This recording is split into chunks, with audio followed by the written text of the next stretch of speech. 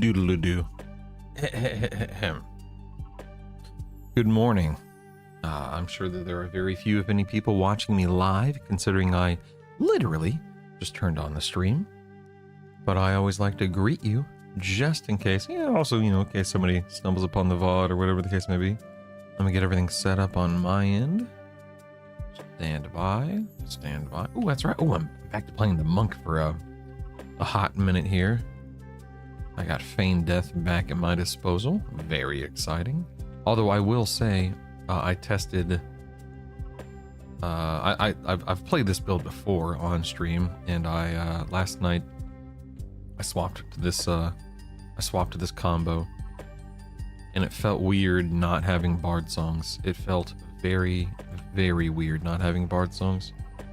So I had half a mind to drop the monk again and pick up a bard, my Pally Berserker, so it'd be like Bard Pally Berserker, but I'm like, no, you know what? It's been a little while. It's been a little while. Let's show a little respect to the monk. You know what I mean? Let's see what the monk's doing. He's had a few days off. Well, no more. He's back, baby. And so am I. But anyway, good morning, Telstar. Exciting news about the spell upgrades. Perhaps the solution to pets not carrying their weight. We'll see, buddy. Telstar, I'm sure you will hear me say 1,000 times today, and this is why we give developers, runway during a beta. Now, that being said, people complaining and letting their voices be heard, that's an important part of the process. Big B. Wario, what's up, man? But this is literally exactly what we were talking about yesterday on the stream. We don't have the big picture. We don't have, this is again, forgive me, you're gonna hear me say this a dozen or a few dozen times today. This is literally textbook. This is literally what we were talking about and discussing yesterday. We don't have the big picture. We did not know that this spell upgrade system was in the works, and we don't know what else is in the works either. All of this stuff comes into play. All of this stuff determines and dictates the strength of our builds, and it all ties together. And that's why testing and tuning and adjustments are crucial, vital, essential parts of game design. And so, yeah, I know they're reverting the changes, and that's great, but we ultimately don't know how it all stacks up and how it's all going to come together, and so on and so forth. And this is why we as a community, we just need to be patient. We need to be a little more rational, in my opinion. But what do I know? What do I know? So, Versilis, are you excited about this game, my man? Are you excited to get back into the old land of Norath? Sink your teeth back into it, partner? Good morning, Orange Heron. Hello, hello, hello. What's up, man? How are you? Don't mind me, just on a murderous rampage again. Back to my being a genocidal maniac here in Lower Guck. Hanging out with my zombie frog friends. No big deal. I'm now using my Earth Shaker that I got. Who did this drop from? Nagy? I can't remember. But I'm now using my Earth Shaker on my Berserker. I'm in my Berserker stance, and I'm swinging away, baby. I'm swinging for the fences, and it feels good. It feels good to finally have a decent two-hander. Sure, the delay is 70, but with Berserker stance, it's less. it's not. Little logged on last night on my old character from way back when. Oh my god, man, that's insane. What server? What level? What class? What was that like? And what do you mean a little? Oh, I'm sorry, a little? Oh, Yale. Oh, okay, thank you. No, hold on, back it up, roll it back. What do you mean a little? You're a little excited to get back into it? A little? I'm having difficulty with your answer, sir. I'm having difficulty with it. Trying to stay calm. How dare you? My entire identity is wrapped up in this game now. How dare you? That was a personal attack. The nerve. Oh, the nerve.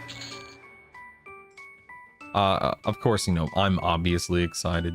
I think anyone who spent any amount of time in Norath is at the very least intrigued about the game and about what it will be providing, offering, and bringing to the table.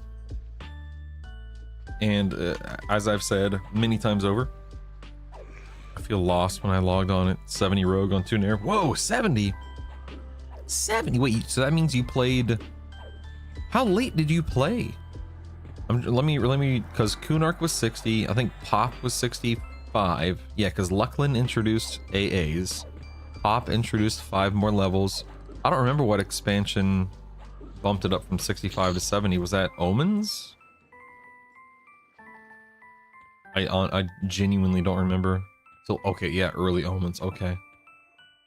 Yeah, listen, I'm gonna say something and it may be controversial, so it is what it is. If you are excited for EQL, sure, log on to your old, you know, account for funsies, but don't play EverQuest. Play EverQuest Legends. don't need EQ. EQ's, you know, lay it to rest. It's run its course. Those who are still playing it on retail are like level 180 or whatever it is. We're talking about EverQuest Legends, Big V, right? EQL. Hey, Classify, what's up, man? Good morning. We're talking about EQL.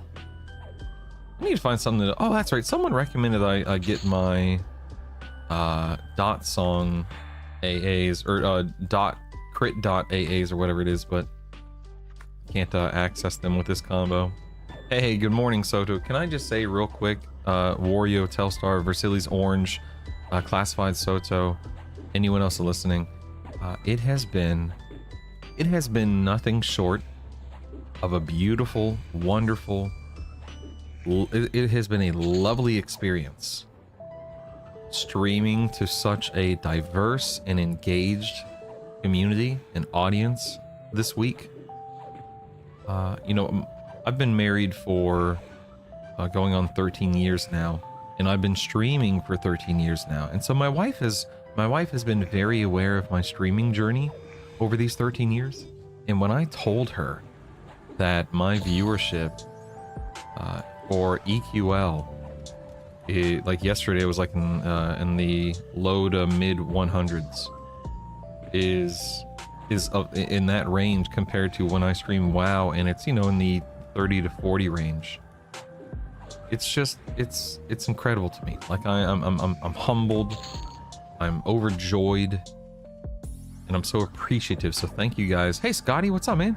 Thank you guys for being here, and thank you for just hanging out and just engaging with me and engaging with the game and engaging with the community. Oh, they're great, Versilis. The kids are home for, you know, summer break, and we haven't driven each other completely crazy yet. They have camp coming up next month. Savannah, believe it or not, Savannah's doing ice skating lessons this summer in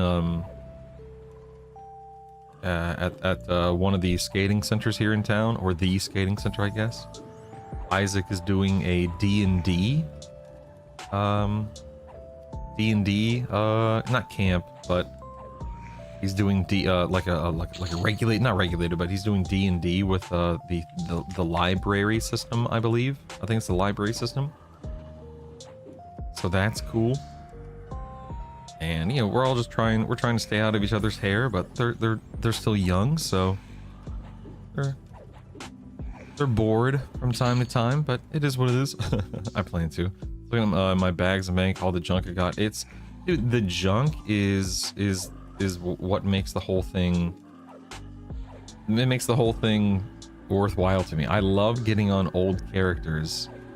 And there's a sense of awe and wonder, but there's also there's a bit of sadness that comes along with it, in my experience, because You know, I'll jump on an old WoW character or even EverQuest. You know, I get on my old monk and bard on Burtox, and I'll see, you know, my bard wielding his epic, and I will reminisce and remember what it was like to get that weapon and how it meant everything to me when I got it. Everything.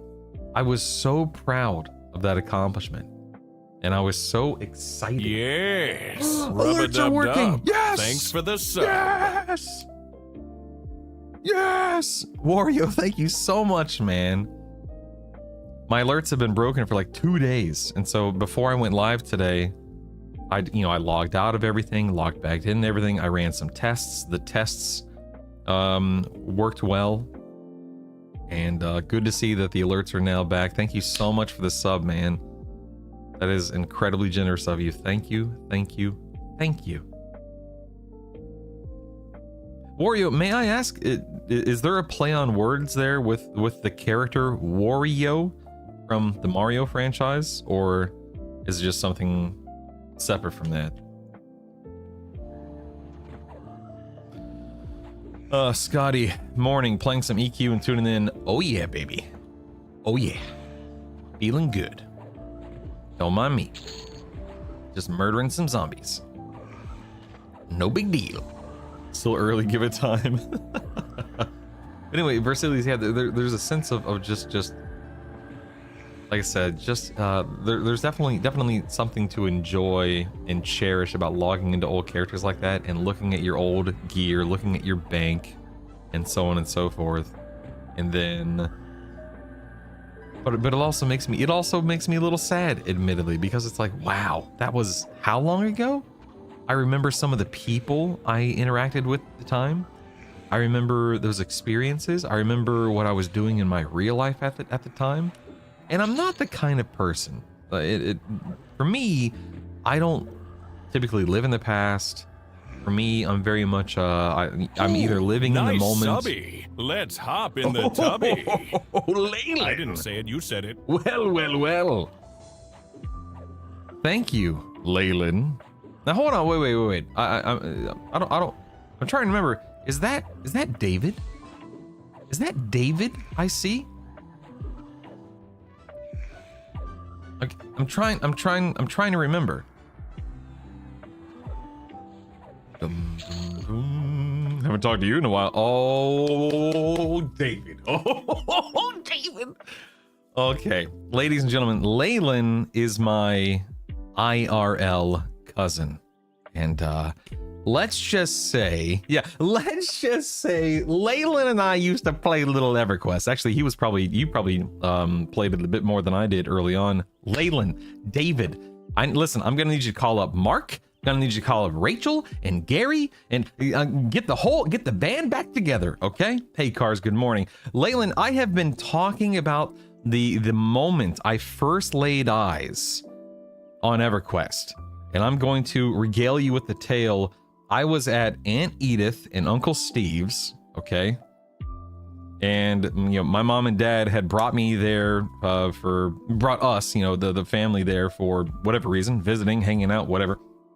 And I walk into their living room, and Mark is sitting in, you know, like an old kitchen, a kitchen chair at the computer desk, and he's on his compact Presario or whatever it was, and he's logged into, I believe it was a dwarf cleric, whatever he was playing, and he was in the Oasis of Mar, in a group, killing crocodiles, yelling at the screen, and I was dumbfounded. I had no idea what I was looking at. I was like, what are you doing? What is this game? This looks incredible. I mean, truly, these are the thoughts. This is the conversation we had. You know, I remember saying, this game looks incredible. Explain to me what you're doing. And I was, 13 at the time, keep in mind. I was young. And he's like, well, this is a game called EverQuest. I'm playing this character. This is me moving around. This is me casting spells. This is me killing these crocodiles. And these other people you see, these are other real people like me and you on their computers in their homes, wherever they are, somewhere else, in the world. And we're grouped up and we're killing these crocodiles so that we can level up, and then we move on to the next zone. And then we kill, whatever it is in the next zone. And then you get these various levels, and you get, as you level, you get spells, and you get better gear. And he explained the very simplistic approach to the game, and I was just blown away. And then in a relative short amount of time, Rachel allowed me to log on to her account, and I installed EQ back at our PC at our house, and I started playing in her account, and I never stopped. I never logged off. And I don't know if you know this, because I just don't know if you were involved, but I was playing so much back in Ocala on RPC on Rachel's account. Aunt Edith had to call my mom and be like, listen, Ryan is using Rachel's account. The way that this works is if he's logged in, she can't log in, so I'm gonna need you to get him off and to keep him off. And so my mom told me, log off, it's not yours. And Rachel changed the password. I lost my character. I was probably like level 18 or whatever it was. I was devastated. And then somehow, I don't know how, but somehow I convinced my mom and dad to buy me not only a copy of the game, but to subscribe. And I think ultimately the reason why I was somehow able to convince them to pay for this game on a monthly basis, of course, between chores and stuff, is the fact that, they probably called Aunt Edith or Uncle Steve, and they're like, listen, what is this game? Why does it cost money per month? And the rest is history. Yeah, that was my first exposure and experience with EverQuest back in the day. And it's one of those moments where it's never left me. Like it's always been something I've giggled about, and it's brought a smile to my face over the years thinking about that. Of course, now as an adult and whatnot. Yeah, defining moment. Yeah. What's it called in that one Disney Pixar movie? What the one with the emotions? You think I'd know this? My kids love it. What's it called?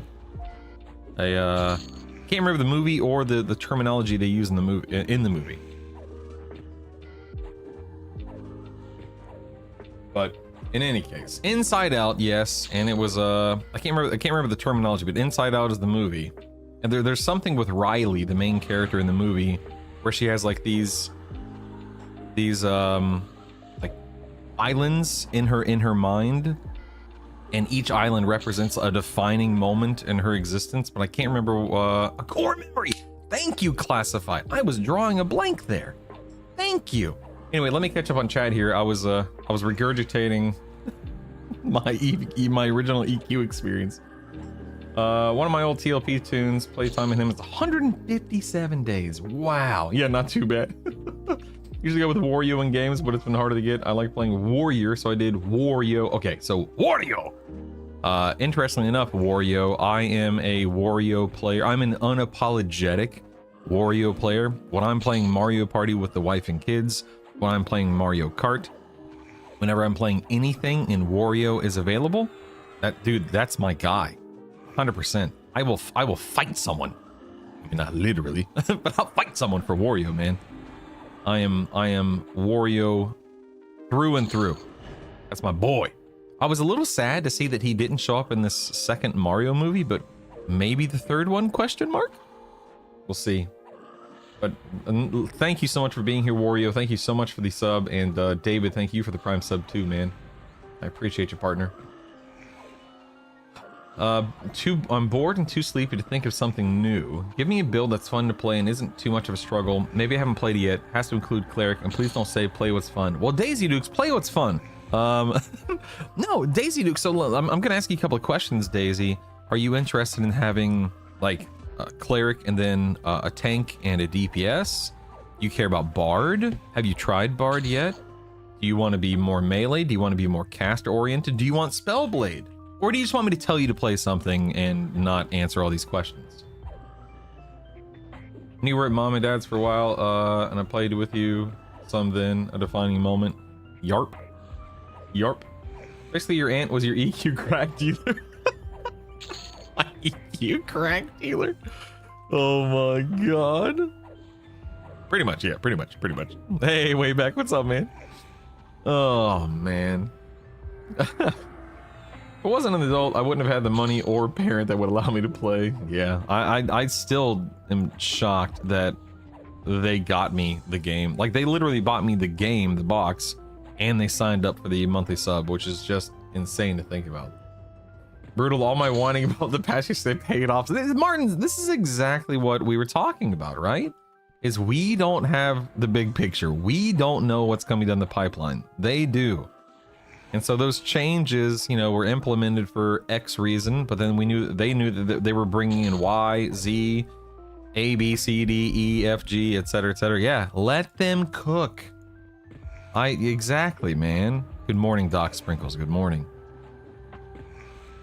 But anyway, yeah, I'm happy to see the melee changes reverted, of course, because I'm a melee player. But we gotta let developers develop. You know, we gotta let them figure things out during beta specifically. Now it sounds like we save our motes for spell upgrades. Yeah, maybe, Spoop. Of course, I and we have no idea what the protocol and approach will be yet. Theory crafting is still a ways out from unlocking that door or whatever, but we'll figure it out. SK Cleric Wizard would be fun, I agree. One of my core memories is when I logged on to a level 33 Necro, fell while exploring. By the time oh my god, Leyland. Yeah, I'm sure we all have horror stories like that, but that's bad. That's bad.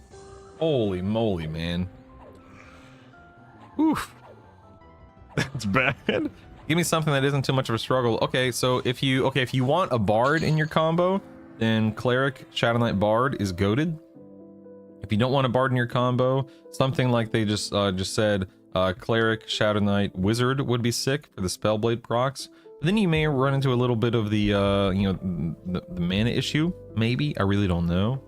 So you could also look at, well, I was gonna say Cleric Shadow Knight Enchanter, but then that might lack a little bit of damage unless you're specifically charming, which of course is always an option with Enchanter.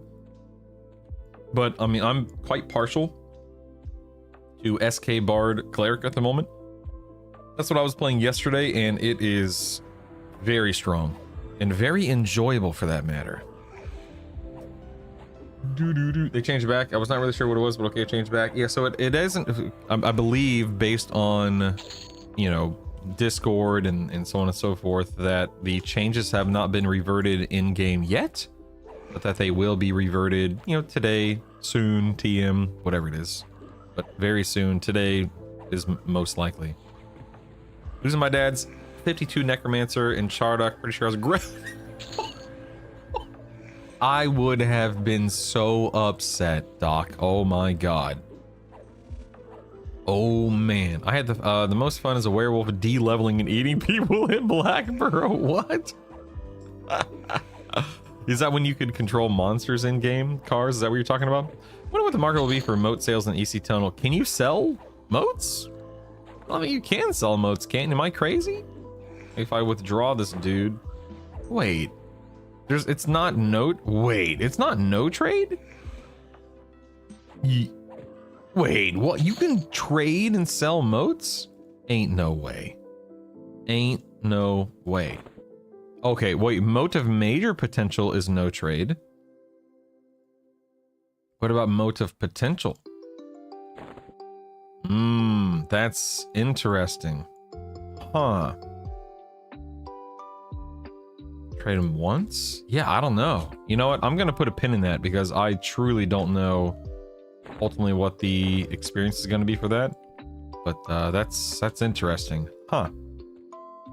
The post, the only avenue to upgrade spells right now is moats. At least with gear you can grind till your eyes bleed different gear and keep upgrading. Yeah, I'm very, very excited and interested to see how this all shapes up. Very excited.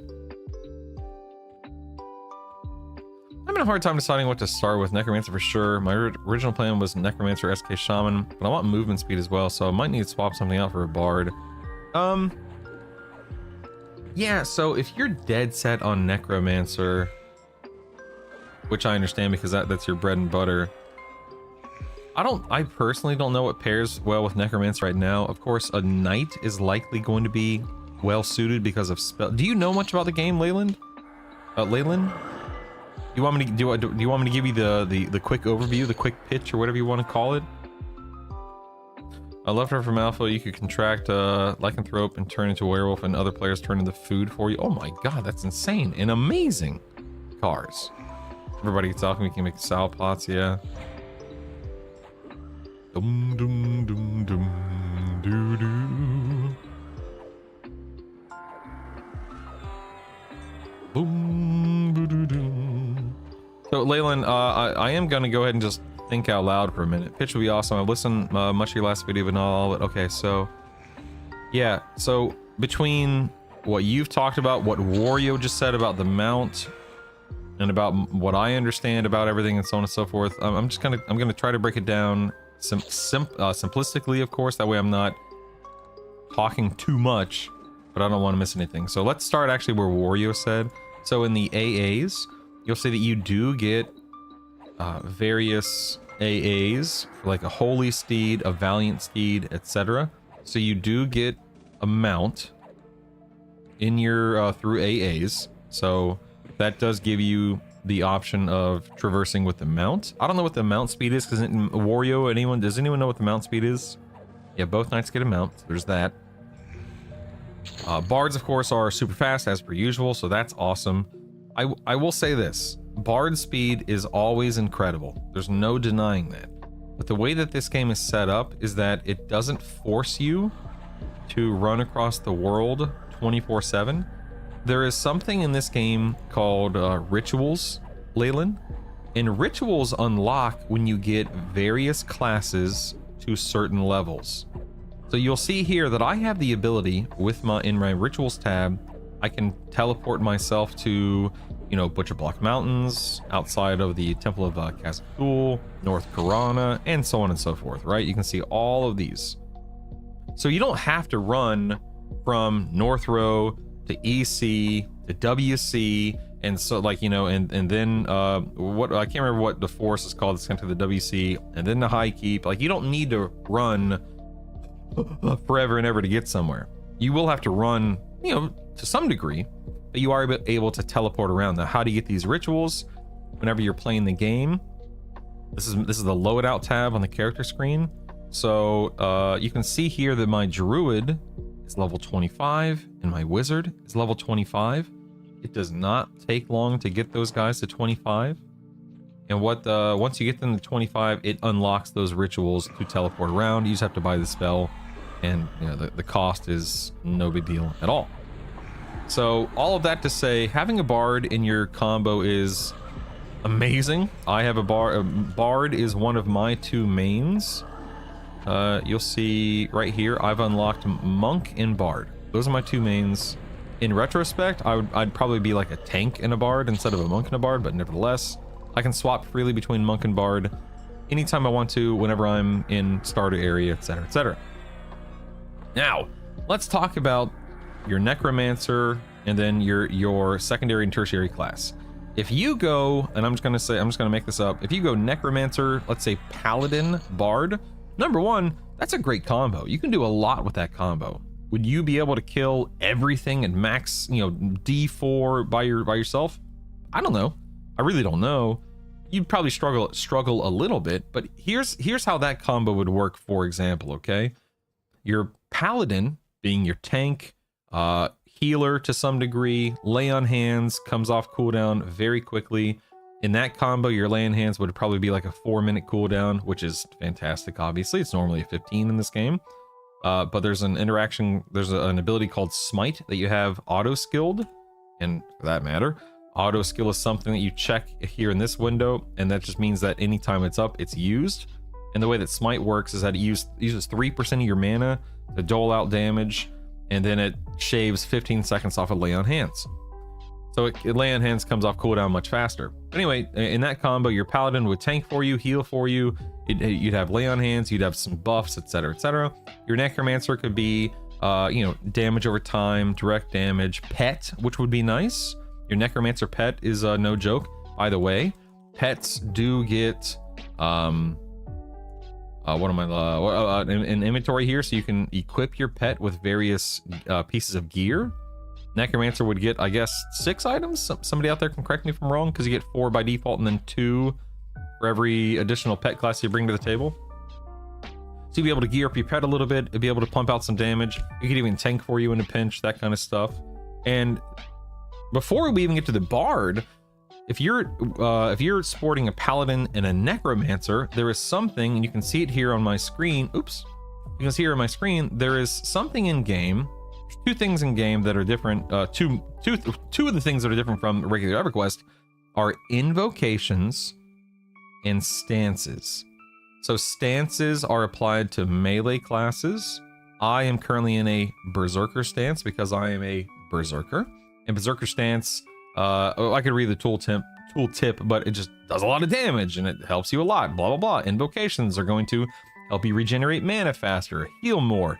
Or in the case of a paladin, you can have something called Spellblade, and I will read this one. So Spellblade treats the first spell gem slot as a proc that consumes both mana and endurance.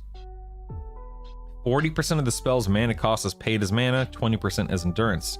So for example, with your Pally Necromancer, be in Spellblade Invocation, which is just something you sit in. You can change them every like 6 seconds. So I could swap from Spellblade to Recovery if I wanted to regenerate some mana more quickly. But as long as you're in your Spellblade Invocation, that first gem slot, and this is mine is Dismiss Undead. As I'm swinging, as I'm in combat, this spell that deals out 200 damage to an undead target, because I'm fighting undead targets, is proccing. So every X amount of swings, I'm just dealing out additional damage. So you could find a Necromancer spell that, you know, a nuke, for example, that you could have that's just casting itself on proc, which is really nice. And then on top of that, Leyland, the Bard comes into play, where, and this is where you have to make a determination. Necromancer being a spellcaster, you're going to want a certain amount of spell gems to be occupied by Necromancer spells. Paladin, certain amount of gems to be occupied with Paladin spells. Bards take up 9 spell gems out of 14 in this game. How do you get 14? That is because of an AA called Mnemonic Retention that unlocks 6. So you typically have 8, then you can add up to 6, totaling 14. So if you have Necro Paladin Bard, you have 5. There's something called Symphonic Aura. It's a Bard AA. I don't have it on this character right now because I'm not a Bard.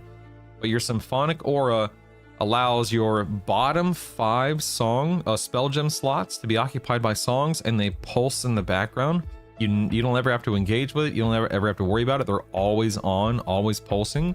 So ones that I typically have pulsing are like, you know, mana, HP, endurance regeneration, haste to make me swing faster, and attack. You know, it also increases my attack, so I'm hitting a little bit harder. Things like AoE slow, AoE dots, that kind of stuff. But on top of Symphonic Aura, you also have something called Melody in game. And you could have a melody going as a bard where you're cycling single target dot songs on your the enemy you're fighting. So anyway, all of that to say, there's a lot that goes into the theory crafting and the building of a character and what you want to prioritize. And of course, you know, we don't have everything figured out right now. No one knows what is absolutely going to be the best build and so on and so forth, but playing what is fun and what you enjoy absolutely comes into play, so something to keep in mind. That's kind of the short and sweet, short and sweet, listen to me, it probably took me 10 minutes to explain that, but the short and sweet version of everything there. So, bards are really strong right now, David, as I'm sure you can imagine.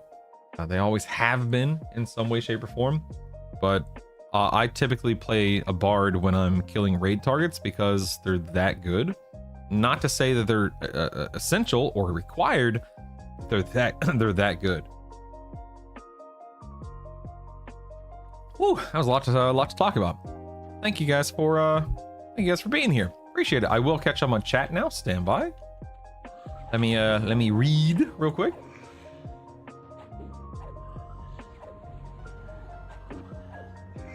The mounts get bard run speed. Ooh, that's nice classified. Thank you. Thank you. Good morning, Jason from Earth. Welcome back. Welcome back. Thinking every build is going to be DPS that can tank, healer, bard with the spell combination. That's what last time is going to mix things up a bit. Yeah,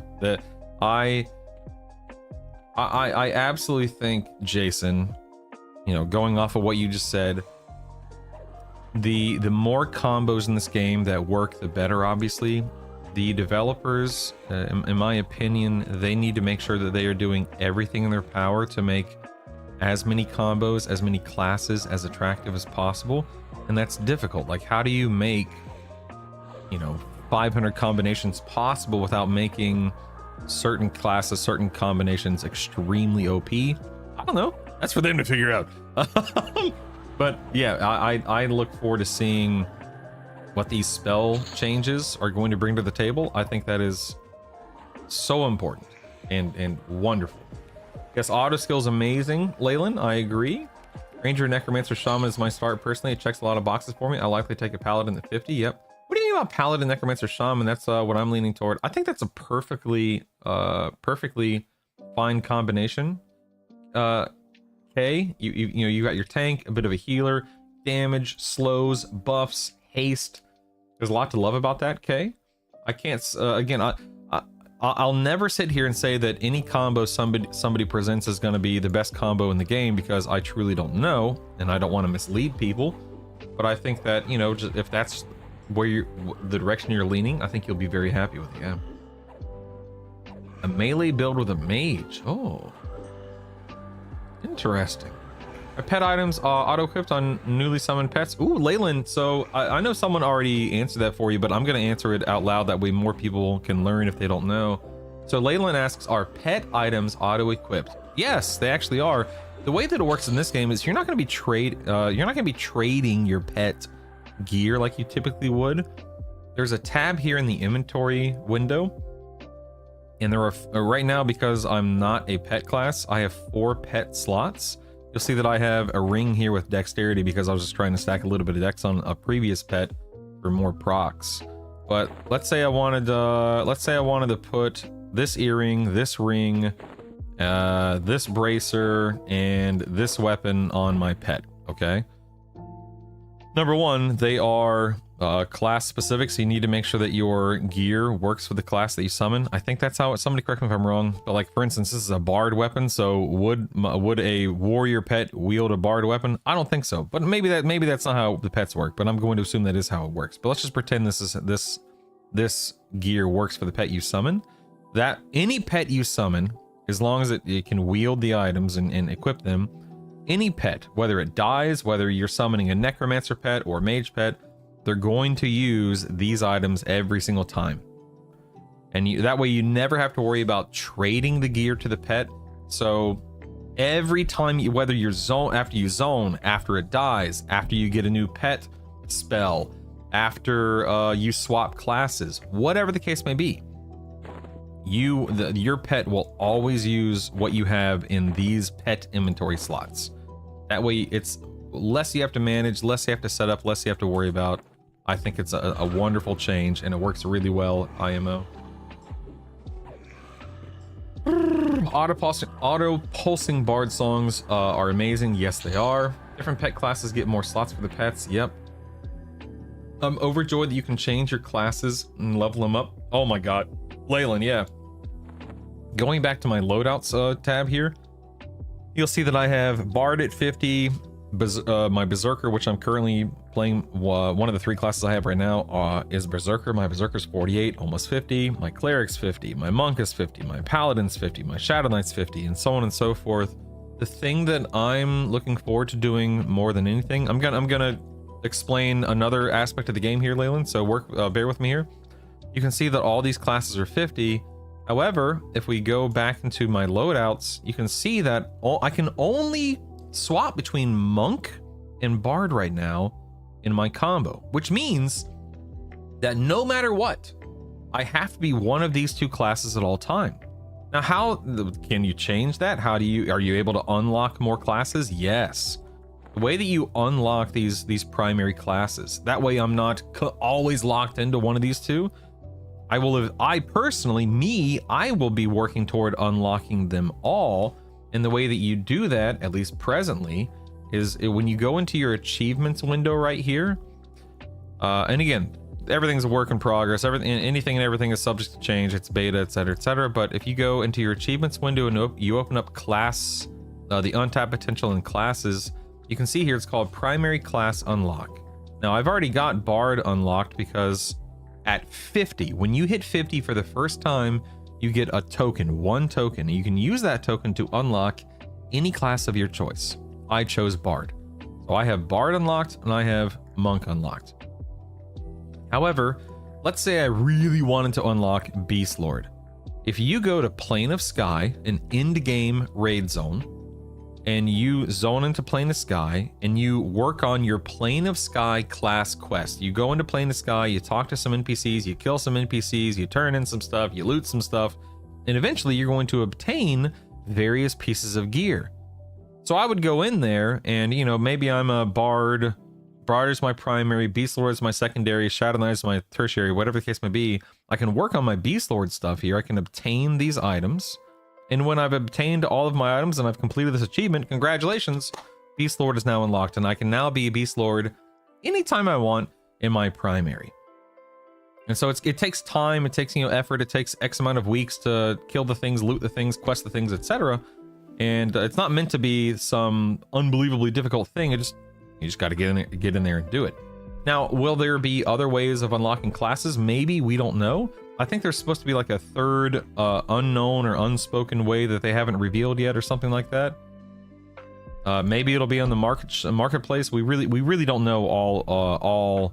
We don't know everything about everything yet. But that's something that I will personally be engaging with. Is I want to make sure that as this game unfolds, yeah, it's money. I want to make sure that as the game unfolds and we get closer and closer and closer to Kunark's release, that I have the ability to play whatever I want. I want to be able to play anything and everything that I want to play, which just will take time, effort, all that fun stuff. So that's just one other thing that I wanted to explain and talk about. Orange Heron asked, is Spellblade specific to Paladin? No, and I know this has already been answered in chat, but I just want to make sure I'm relaying information. The way that Spellblade works is you get it on hybrids and knights. So your paladins, your shadow knights, your rangers, your beast lords. Those 4 classes bring Spellblade to the table. Oh, I guess I could just hover over the tooltip. You can see here, those 4 classes are what Spellblade stems from. And those 4 classes can slot into a lot of combos. I mean, frankly, anything can slot into anything if you really want to, but yeah. A lot of people will have Spellblade at their disposal, and believe me, it is fun. It is enjoyable, it is helpful, it's awesome. Captain Kirk asks, how does leveling work? Do you level the 3 class combos as one group level, or do you level... It's a little bit of both, Captain. That's a great question. So the way that it works in this game, and again, I'm going to go to my loadouts tab here in my inventory. So you'll see, what is it? How many classes do we have? I'm going to count them out loud. 1, 2, 3, 4, 5, 6, 7, 8, 9, 10. 11, 12, 13, 14, 15, 16. So there are 16 classes. Okay. Wait, 18. Wait, 18. I'm counting again. 1, 2, 3, 4, 5, 6, 7, 8, 9, 10, 11, 12, 13, 14, 15. I'm counting 16. So the 16 classes that you see available here, when you... Oh, you're messing with me. Whatever, man. When... 5 points to classified EQ. So... I will answer your question, Captain Kirk, but I'm gonna try to explain a little bit more along the way, so forgive me and bear with me. So what happens is when you're on character selection screen, you're gonna lock in a primary class, and I've already established what those are, of course, but I'll show you again. You're gonna select one primary class, and you're locked into that primary class until you hit 50. When, again, at that point in time, as I explained a minute ago, you can unlock one more for free. So on the way to 50, you are, in my case, I was a monk. 100% could not drop that monk. But your secondary and tertiary classes are completely flexible. So at character screen, you're going to lock in your primary. You're going to lock in a secondary at character selection. And when you load into the game for the first time, you're going to be a level 1, let's just say monk paladin. Okay, and I'm just making up the secondary there. You'll be a monk paladin. And you're going to level from 1 to 10 as a monk paladin. And that monk and that paladin are getting the same amount of experience all the way up. They're both going to level at the same exact rate. And at level 10, your tertiary, your third class opens up. And let's say you fold in Monk, Paladin, Wizard. Congratulations, you're now a Monk, Paladin, Wizard. And as you level up that Monk, Paladin, Wizard, all three are getting 100% experience. Also, by the way, you're also earning 100% AA experience. You cannot change your AA XP. You're always earning maximum experience, AA, class, etc. But let's say at level 15, 20, 25, oh man, you know what, that Wizard, it's just not doing it for me. I'm going to drop the Wizard and I'm going to pick up Bard. You are going to de-level from 25 all the way down to 10. You are always going to be the lowest level of the three classes that you have at your disposal. Your Monk and your Paladin are still 25 on the back end. And when that Bard catches up to your Monk and your Paladin, in the context of this explanation and example, now all three are again leveling at the same rate. So you never lose experience, you never lose the levels, you just lose access to them until your secondary and or tertiary catches up to whatever your primary is or whatever the maximum level is in your combo. So you can mix and match as you see fit. For example, right now, even though I am a Berserker Monk Paladin, and even though my Monk and Pally are 50, and in my spells window I can still see my level 50 plus spells, I don't have access to them. They're still there. I didn't lose them. They're not destroyed. I can't access them until my Berserker gets to the appropriate level to match my Monk and my Paladin. And it's very simple. It's very approachable. It's not very confusing in game once you play the game and get used to it and whatnot. So it works really well. And a lot of people will likely be engaging with the system regularly, like, hey, today I feel like playing X, Y, and Z. The next day I feel like playing X, Y, and C. The next day I feel like playing X, Y, and F, and so on and so forth. And it's very intuitive, very straightforward. Kiting every panther on, can't remember the name of the ice island, and slow dotting them down with my Bard. Yeah, Bard, Leland, Bard. Or memory B, becoming the only source for the Dark Elven racial chain plate in the entire server. I made so much money in game. Leyland, dude, crafting is in this game. Please feed me what I need. I need you to craft for me, okay? I'm gonna set you up. Owning a circlet of shadows pre-nerf? What? Dude, that's legit. That's amazing. So here's the thing, you almost have to have some form of FD if you have any interest in locking more classes in Sky. Yeah, I mean, Wayback Machine, keep in mind, they have not correctly implemented solo Sky yet. So I know there were some big Sky changes in the patch notes a couple of days ago. So I'm not sure ultimately what Sky is going to look like whenever solo mode unlocks, whenever everything is a bit more fleshed out. I'd like to say that we're not going to need a Feign Death class, but it certainly may come into... I mean, I love Feign Death. If I can have Feign Death in a build, I prefer it for obvious reasons. But hopefully it's not a requirement. Hopefully it's not something that that's absolutely critical, that we absolutely need, kind of a thing, you know? Lay on hands. I'm still catching up on chat, so forgive me, guys. I pre-ordered today, can I play the beta today? No. Lamile, that's a great question. If you pre-order today, can you play it today? Negative. The pre-order beta server opens up on July 1st. Another 2 weeks, give or take. If you pre-order today, the only thing you get today is a guarantee of what's to come. I would encourage anyone who is interested in this game, pre-order, definitely pre-order. If you know that you are even remotely interested in this game, pre-order it. That way you can get in on the first, get your hands dirty, sink your teeth into it, whatever phrase you want to use. And you can figure out what a lot of people are going to wind up doing on that 3 week beta. Pre-order beta is 3 weeks long, from July 1st to July 21st. And what a lot of people are going to do is they're going to figure out, oh, okay, you know what? This class combo doesn't feel as good as I thought it would. Let me try something else. And they're going to figure out what they like. And I think that's going to be a very good use of your time. Plus, it helps, the developers collect a lot of data on the back end and stress test the servers and so on and so on.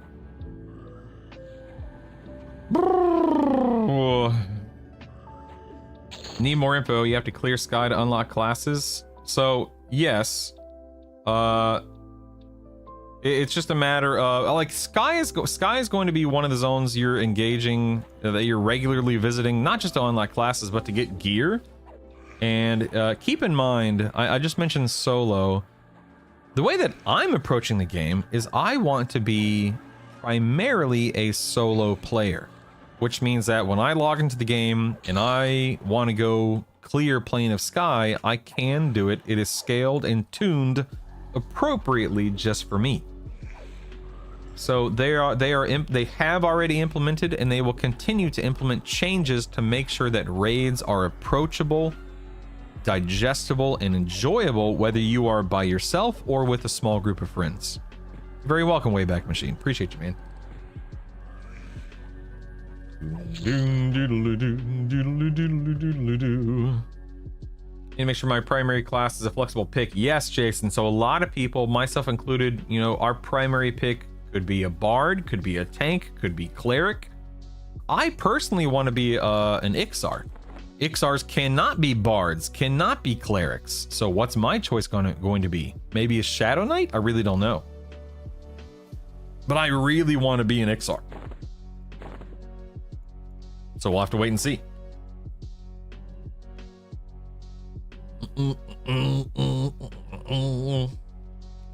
What kind of quests exist to unlock the races? Oh, that's a great question. So races, let me move this over again. Races are similar but different. Races are tied to faction. So if you want to unlock Dark Elf, for example, you got to get to max faction with the Dreadguard Inner, Dreadguard Outer, and Dark Bargainers.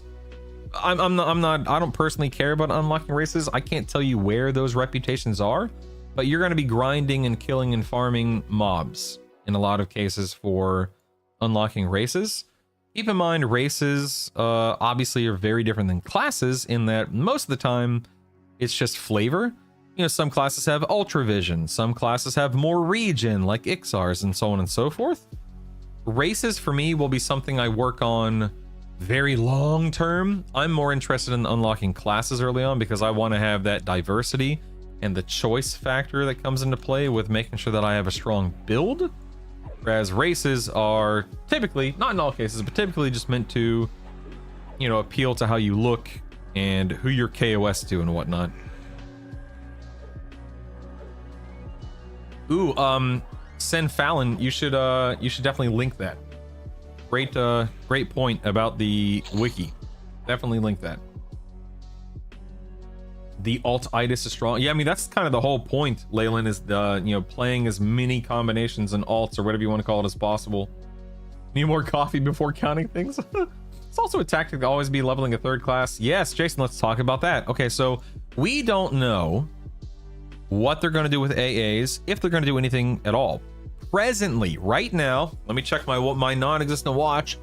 Approximately 6 weeks before the game launches, the way that it works right now is that if you really want, you'll see that I have 300 AAs. If you really want to level AAs, you will be leveling your alts, your other classes, because the closer you get to max level, let alone when you get to max level, AA experience slows down tremendously. So you'll see that I have, let's count together, 1, 2, 3, 4, 5, 6, 7, 8, 9, 10. I have leveled 10 classes in some capacity, in some fashion, past level 10. Some are 50, some are only 25, etc. And among all of this leveling, that has what it has allowed me to collect over 300 AAs. If I had just leveled my first trio and stayed on my first trio, I would probably have approximately one, and I'm making this up, I'm guesstimating, about 100 AAs, maybe a little more, maybe a little less, because AA experience max level is terrible right now. So what you do is you level up a druid to 25, not only to unlock those rituals we talked about for teleporting yourself around, but that'll net you 20, 30, 40 AAs. And then you swap out the druid for the wizard. And then you level the wizard up to not only unlock your rituals, but then you're also unlocking another 20, 30, 40 AAs, whatever it is.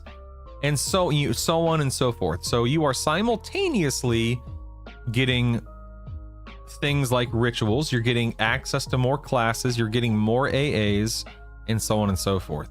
So the alt-itis and whatnot that you're talking about, and how AAs, it all works in tandem. It all works hand in hand, you know? One hand washes the other in that sense.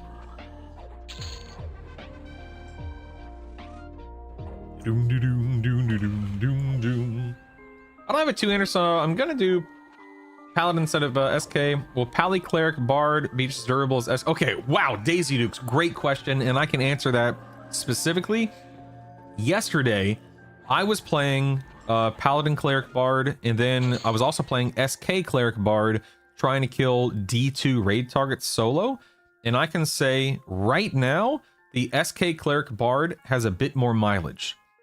I found that the Paladin Cleric Bard fell short compared to the SK Cleric Bard when it came to solo D2 Inaruk and solo D2 Kazakh Thule. And what it boiled down to, and right now I'm not raiding right now, obviously I'm grinding to get my Berserker up. What I found, my experience, Daisy Dukes, is that when I was fighting Kazakh Thule, when I was fighting Inaruk, I approach raid fights as if my mana and endurance collectively are higher than the raid target's health that I'm trying to kill, I'm good. I'm ready. I'm locked in. I'm ahead of the curve. I can kill this guy. But the moment that my mana and endurance starts ticking lower than the raid boss's HP, I know I'm in trouble. And the way that Paladin Smite works, let me scroll down here. So Smite takes 3% of your maximum mana and turns it into magical damage. So what that means is I'm chipping away at my mana much faster as a Paladin than I am as SK, because SK takes 3% of your HP. So sure, you lose a little bit of life every time Reaver procs on an SK. I'm losing mana when Smite procs. And ultimately what was happening, even if I turn Smite off, I'm losing a big chunk of my damage. It's like 14% of my damage or something like that, according to the logs. So not only am I losing the damage, sure, I keep a little bit more mana, I'm losing that damage, but I'm also losing Lay on Hands coming off a cooldown much faster. So all of that to say, SK does more damage right now. SK doesn't eat at your mana as much right now, and you know, SK may not have Lay on Hands, but has Harm Touch, and Harm Touch hits for about 1,000 on the raid targets, if I'm remembering correctly. So anyway, all that to say, Paladin Bard Cleric is fine and does well, but SK Cleric Bard, from my experience, does a little bit better for solo raiding. But again, all of this is subject to change. I'm not saying that everyone, your mileage may vary, right? You may prefer the play style. You may play it better than I do. I've only played it, you know, a whopping 1 day, but just trying to share my experience. One of the big changes I'm still wrapping my head around is how kiting is no longer required. Yeah, you can kite, but you don't need to kite. Good morning, Saja Kane. How are you? How are you? Good to see you. You're wonderful. You're beautiful. Hello. A Tremler. I was thinking of starting as an ogre, since that is currently pretty hard to unlock. In Warrior for Agnostic, Ixar isn't too hard to unlock. I'm starting as Ixar because I want to be an Ixar. Yeah, I haven't looked into how to unlock any of them specifically, or how long it'll take, how tough it'll be, etc., etc. Sin, let me give you, I don't know if anyone else has already linked it, but Sin, I'm going to give you permission to link. I'm sorry that I didn't do that. You should now have permission to send a link for the next 60 seconds, so feel free to send that unlock guide if you still have access to it, buddy. Thank you. Not an if IMO. AAs are a source of player power. Always got to be grinding AAs, assuming. Jason, are you saying what I'm saying? I think I'm understanding what you're saying, Jason. What I'm getting at, implying or whatever, is that we don't know if anything will change in the approach. Not if it's important. AAs, of course, are two. Actually, one shot. I think. Of course, AAs are important. I was just saying, for all we know, they may change the interaction with the experience at max level, with whatever. Right? I'm not saying they will. I don't have any insider information. I was just saying that right now, 6 weeks out, that's how it works, but everything's subject to change. That's all I was saying. Do we keep our open beta characters and release? No. Everything is white. Anything you do on open beta is just for testing, feedback, that kind of stuff. Nothing carries over. From a few posts I heard you get around 75 for the first one to 50. Yeah, I don't know what it is classified. It's you know, a decent amount, but I can't tell you what it is off the top of my head.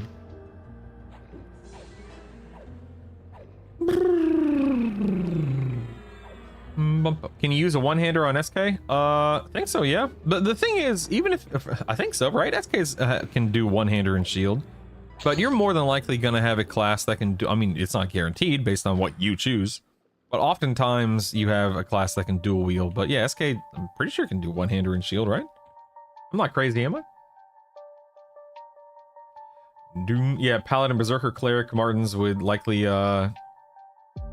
help quite a bit. Brutal, are you done with WoW and full-time EQL streamer for now? I mean, I'll never say that I'll never say that I will never play a game again, WoW or otherwise.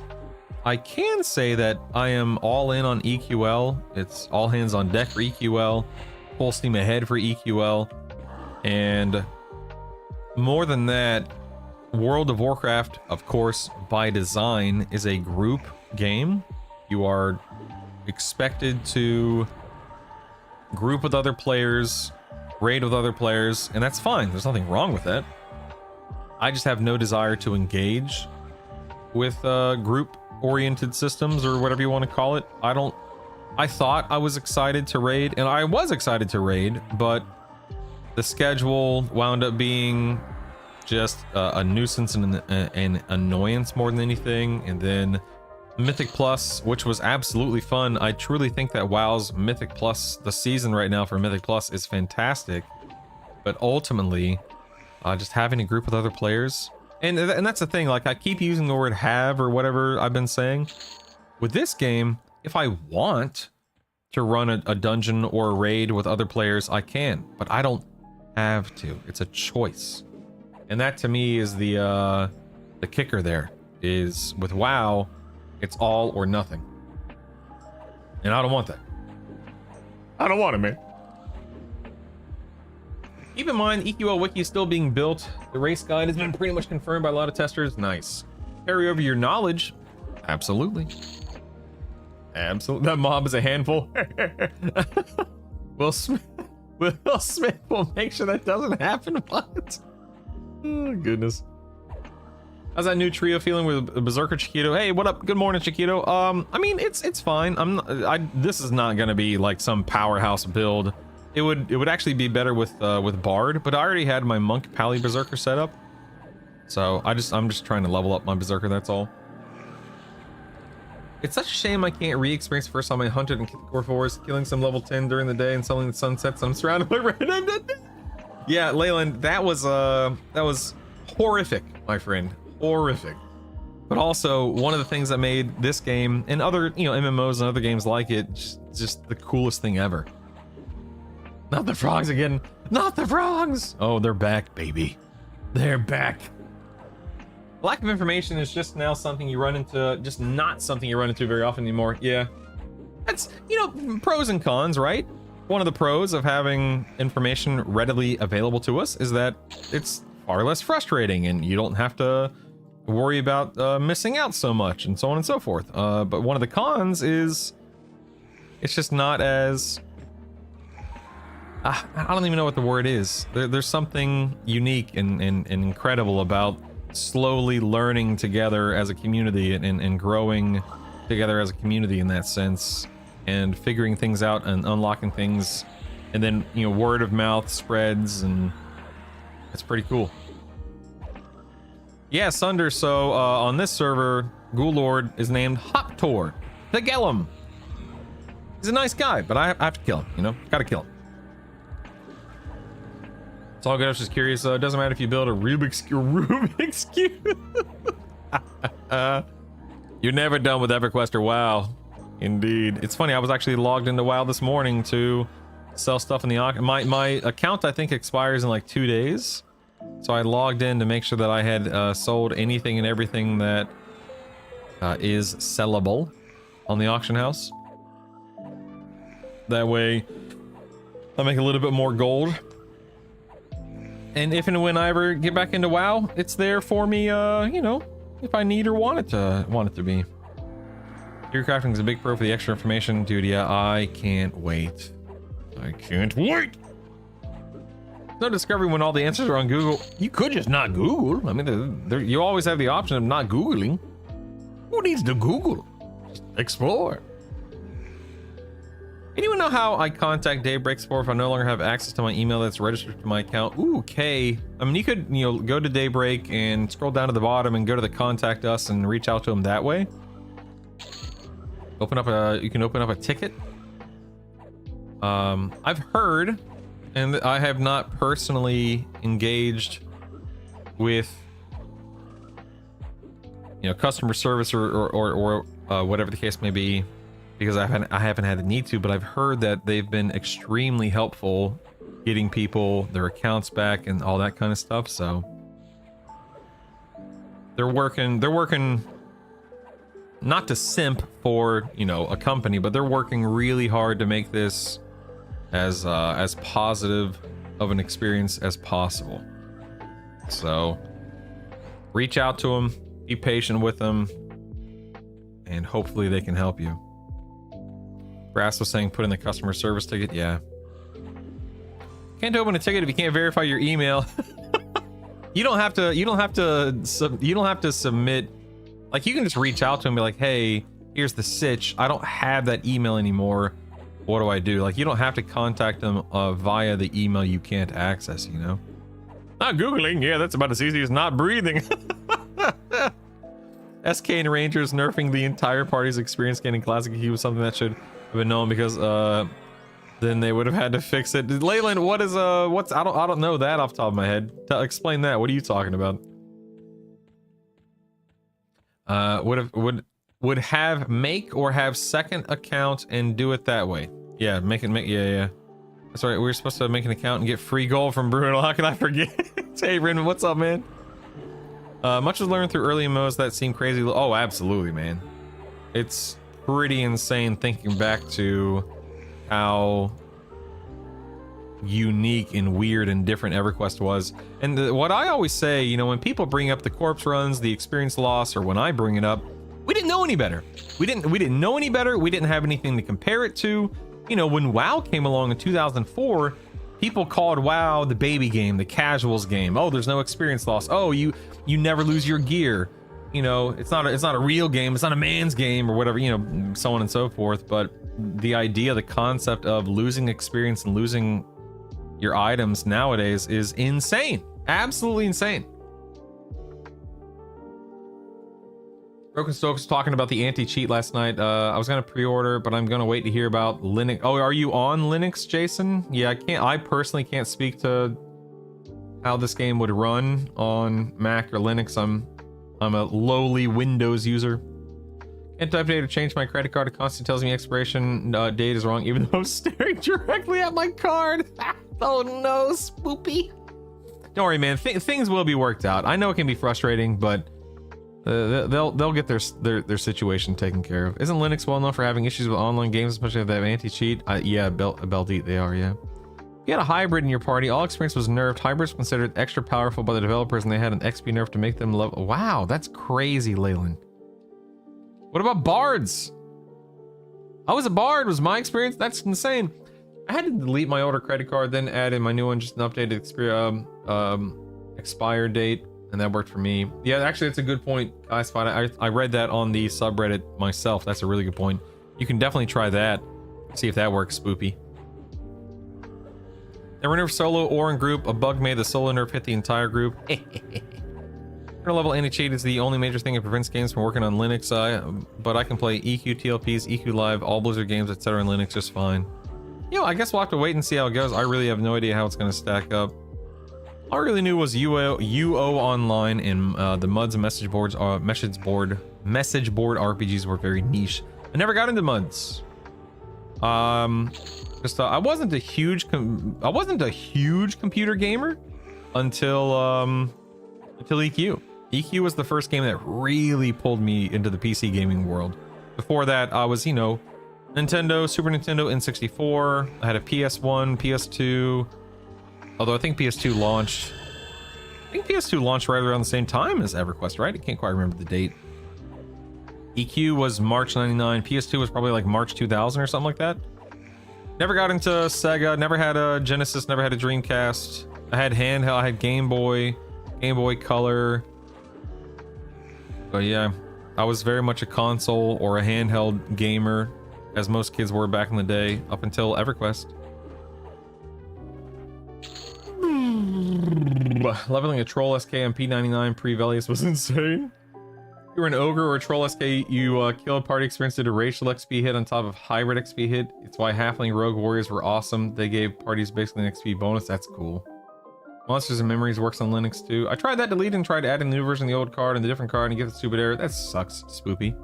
Yeah, Spoopy, again, all I can say is that I personally know that they're working on resolving issues like that.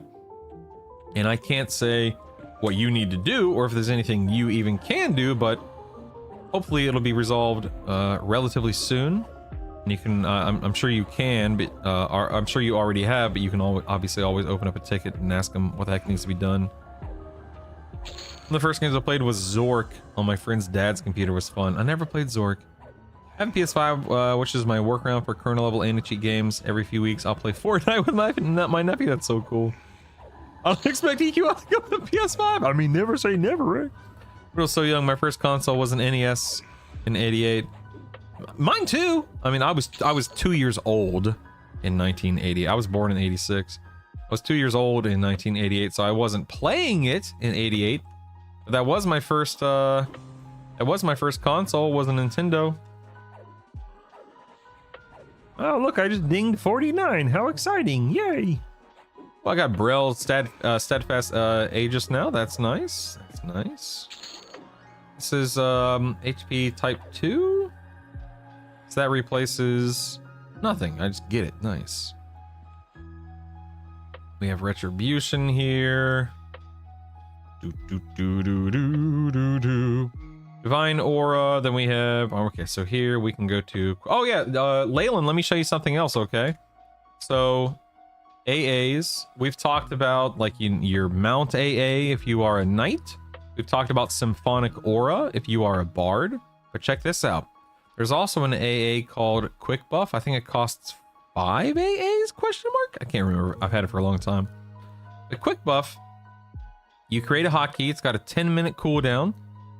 People are asking for there to be like 2 or 3 ranks of this, so that way it gets trimmed down from like 10 to 5 to 2.5 or something. But anyway, you get quick buff, 10-minute cooldown. Any spell, any buff spell that you have mimed at any point in time, when you click this quick buff, it'll cast, boom, every single buff all at once. It's awesome. And whenever you have a class like a cleric, when you've got like a cleric and an SK or a cleric and a shaman or whatever combo you have, when you've got a ton of buffs, it's awesome, man. Just press a one button, boom, automatically completely buffed. Don't have to think about it. It's awesome. My parents were cheap. I had a Nintendo and Super Nintendo, but those were grandparent purchases. When I got my first job as a teen, I still only had Super Nintendo. That's when I got into PC gaming. Maybe they weren't cheap. Maybe they were just doing their best, you know? It brewed up a conversation between Kermit and Kronk. Oh, God. Mr. Kronk. I don't know if I can jump into it because it's what Kermit is kind of like the top front of the throat. And, Kronk. I can't. Yeah, Kronk here. Yeah, Kronk's more. I can't do Kronk right now. It's, to me, no, it sounds too forced right now. But Kronk's kind of more in the back and the bottom of the throat. I can't do it right now. It's weird. But it's weird jumping between the. That's weird because when I stop and feel it, when I actually think about it, like Kermit's really far forward and it's way up here. And then when I try to do Kronk, which I'm not doing a very good job at right now, it's deeper. Weird. That feels weird. That feels really weird, jumping between the two. Sorry, man. My throat's still getting warmed up. Sorry, pal. Can't do a good job right now. I apologize. Playing EverQuest and Chrono, we're going for 7 million. Wow. Good grief. Plan on creating an install guide for Linux. That's awesome. Yeah. Can you use quick buff in conjunction with mass group buff? I don't know. I don't have MGB because I don't group with people. Let's see, MGB. This ability when activated doubles the mana cost of your next spell or ability that can be I can't answer that. I'm not sure. That's a great question. I don't know. One Christmas I saw a box with my name on it. It looked like a PS2. I was so hyped when I opened it. Christmas, it was a CD player. Oh, that's sad. Womp womp. This game's from 99. Didn't realize the company supported services were also from 99. Yeah, man. Listen, I don't envy them. I also I can't even imagine how much work it is probably trying to keep up with everything right now. The way that I look at it is, it's a daggum miracle that EverQuest is still up and running. And we can sit here and we can criticize, we can complain, we can talk about stuff until we're blue in the face about how much Daybreak sucks and how horrible of a company they may be or whatever, however someone feels about it. But the fact that EQ still exists is insane. But it's no secret, they're not, you know, making money hand over fist. They're not rolling in cash. They're not making billions a year in revenue. So their customer service is probably stretched pretty thin right now. And again, I'm not trying to be an apologist or anything like that. I'm just trying to be realistic, I suppose. It's probably not fun right now, you know? Quick buff already hits all your group and pets. I guess MGB just hits non-group members? Oh, that's a good point, Classified, yeah. Yeah, you're right. All valid group and raid targets in range. Yep, you're right. Yep. So yeah, you don't need MGB for that purpose. Good call. Good call, good call. Yo, Pac, what's up, baby?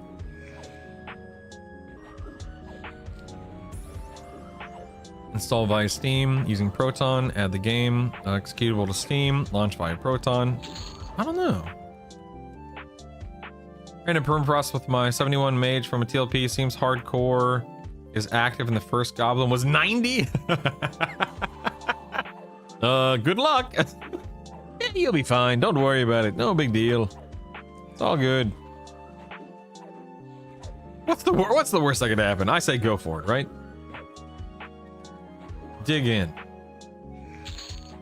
Dude, I'm telling you, when you get swinging as a paladin, it just chews through your mana, man. And not in a good way. To me, it does not feel good. I hate seeing my mana just get chunked away from procs. Drives me nuts. And I'm not talking about Spellblade procs, I'm talking about Smite. Like right now I'm sitting in recovery. I haven't been in Spellblade in I don't know how long. I also have what is it, Valor of Mar? No. One of these. Oh, Divine Purpose. Regens my HP while slowly draining mana. I could take that off. In fact, I will. I'll take that off. Oops. I just dropped out of Berserker stance. Whoopsies. Whoopsies. Let me swap that there. There we go. Dag nabbit, I just dropped back into recovery stance. Dag nabbit. A recovery invocation.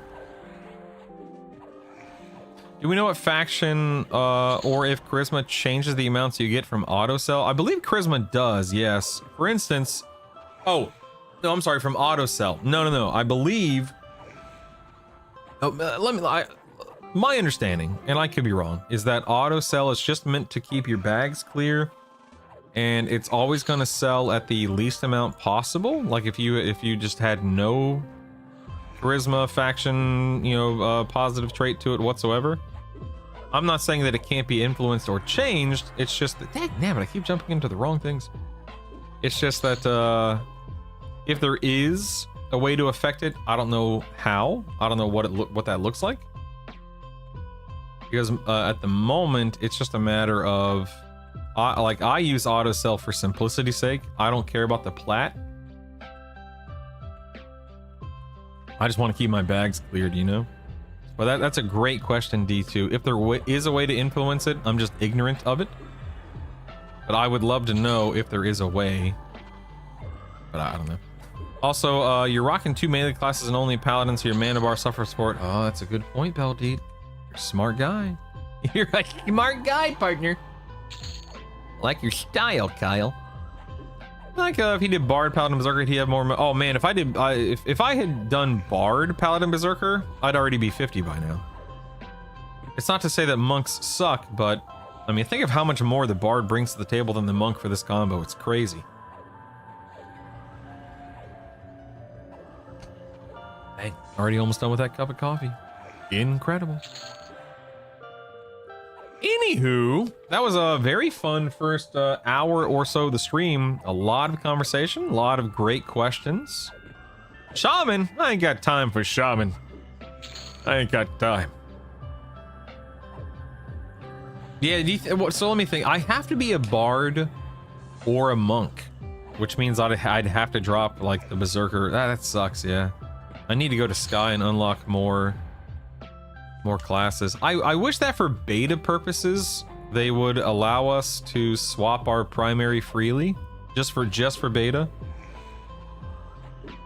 Oh, that's true, Pock. Although I think this one's probably better for Berserker.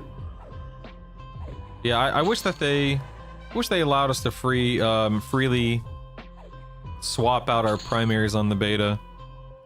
Spoopy, on this character, the only 2 primary classes that I have unlocked for this character are Monk and Bard. That's why I have to be one of those 2 on this guy.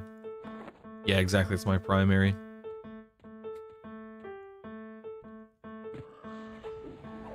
Do do do do do do do do do do do do do do do do do do.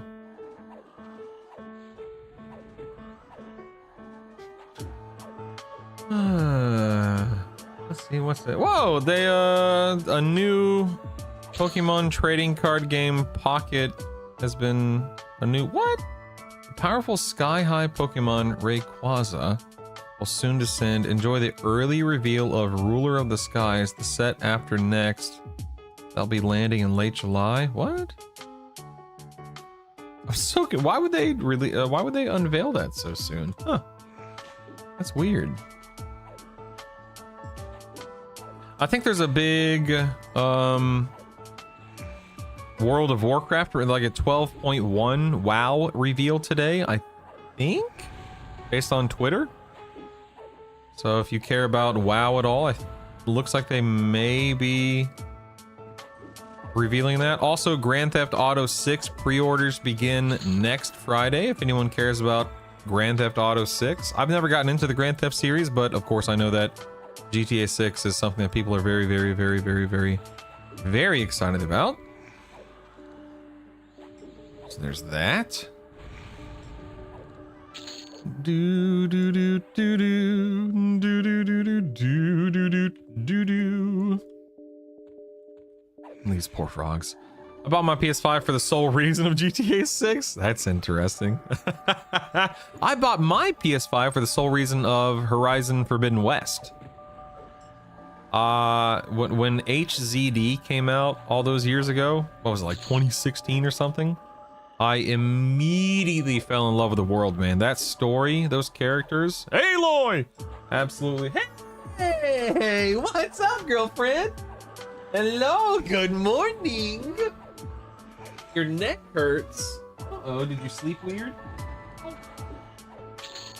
You didn't sleep weird? Aw, you poor thing. Always straight. Oh, you were sleeping straight? You're so cute. Hi, sweetie. You want to say hi to everybody? Hi. What a goober. Oh, love you. Poor Savannah had a tough time falling asleep last night. And tough time going down the stairs. Tough time on the stairs? What stairs? Remember? Oh, when you were getting ready for bed? Yeah, she was dragging herself up the stairs last night. So tough. Yeah, oh yeah, in all seriousness, she's actually dealing with some pretty severe growing pains in her legs right now. So when I'm asleep, my legs feel relaxed, but when I get up, my legs poor little legs. Yeah. Aw. Oh. All right. Go pee pee and change. I don't want to go by myself. Oh, I'm so sorry. I won't. Oh God. To. You want what? I need help. You need help? No, you don't. Yes, I do. What are you, 2? No. All right, how about this? Go pick out your outfit. Go pick out your outfit. Okay. Oh, careful. Don't hurt yourself now. Don't hurt yourself now. Go pick out your outfit, kiddo, okay? That's right. I'm so excited. I'm so excited for you. I needed help going on. Of course. Get started. Of course.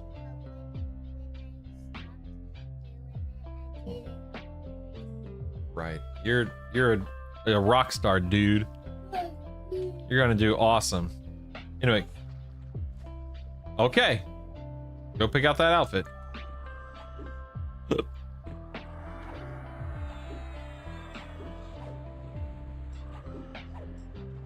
Oh. All right. They announced no more keys until the July 1st phase starts. Looks like I'm playing Project. Oh, okay. Let me go. Hold on, I'll be right back. Damn.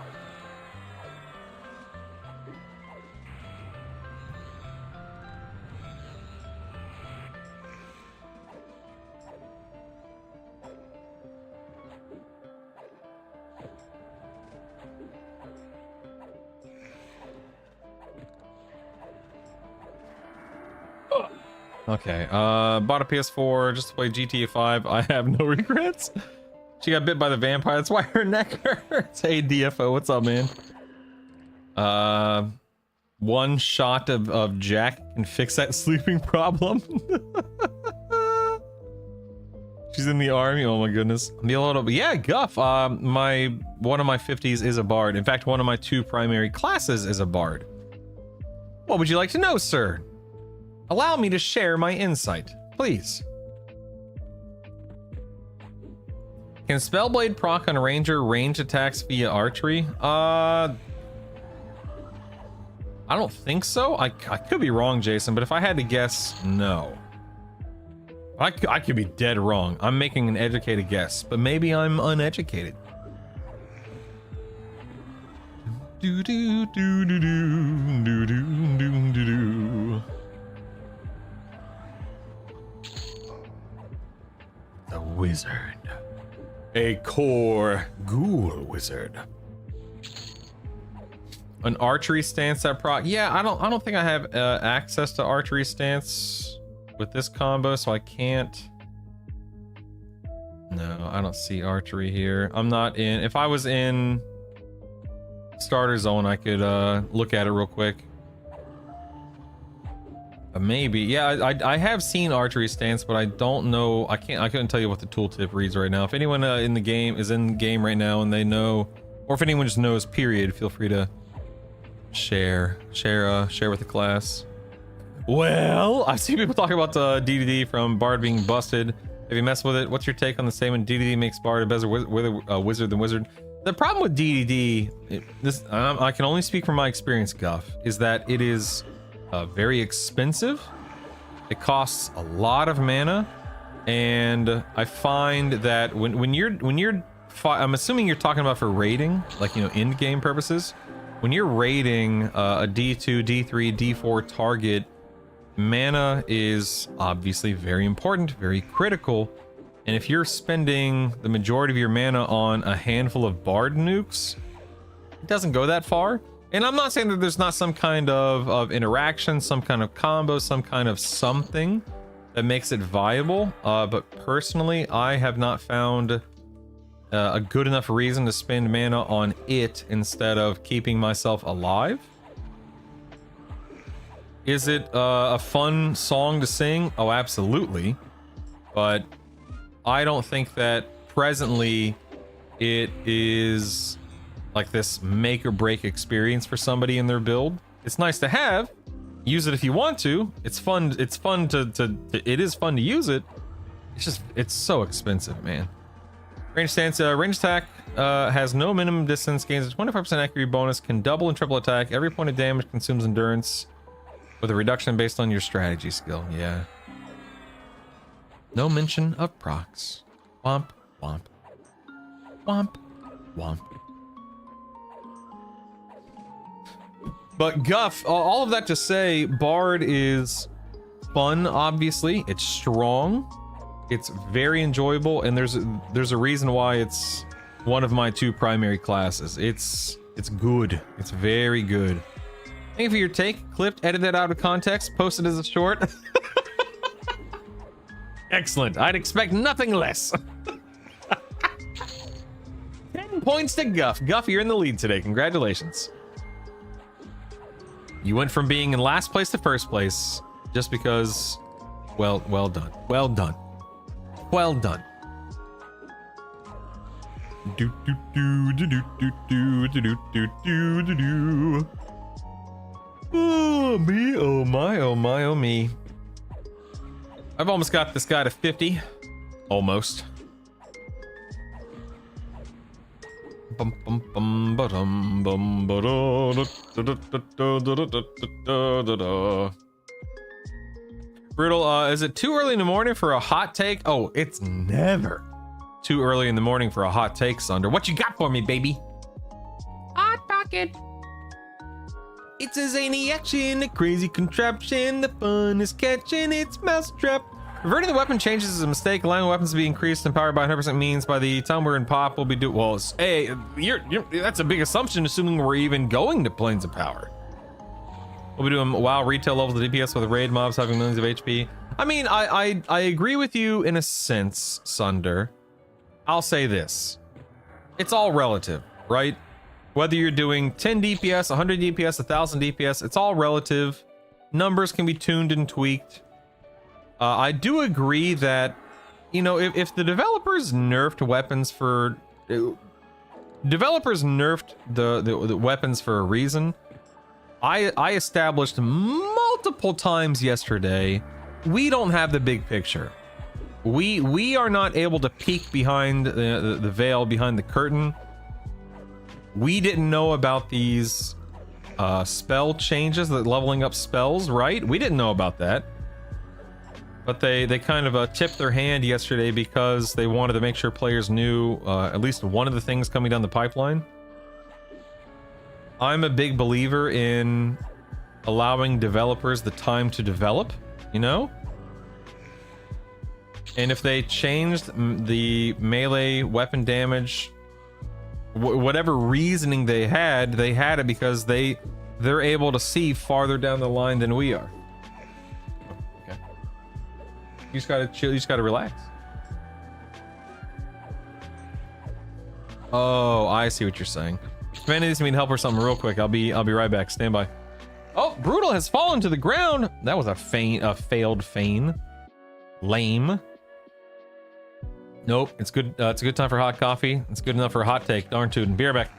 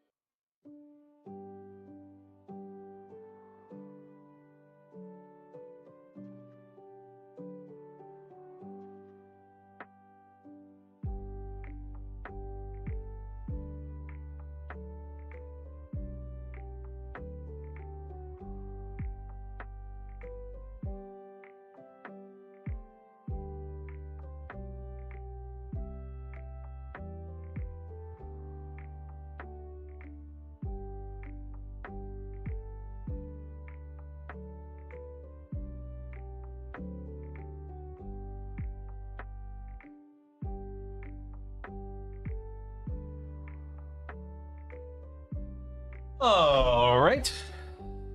Where were we? Where were we? Broken Soak was showing off his 5 boulder yesterday. Rogue and range stance tossing boulders from behind would be crazy. It's funny, when I went and killed Vox and Nagy and everyone this week, My throwing boulder wound up becoming a +8. I don't even know how, man. But yeah, my throwing boulder became a big bad +8, which is ridiculous. I don't have it on me. Yeah, it's in my bank right now. Good times, good times. All right, I want to keep an eye on Discord today just to see what they post about a potential hotfix. They said I think there was supposed to be a hotfix overnight, but that's okay. Do do do do do do do do do do do do do. I think here. Hold on. Give me a second here. I want to see something here. No, that's not it. I'm looking for something specific. Bear with me 1 second.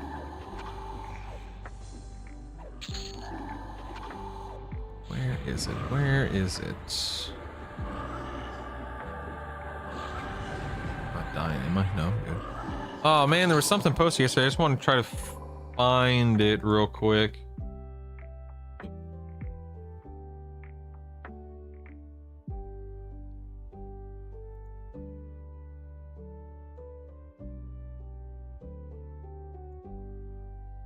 Do do do do do.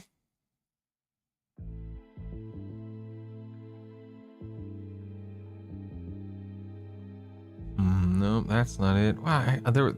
Oh, I bet it was here, wasn't it? No, that's not it. Dag damn it, where is it?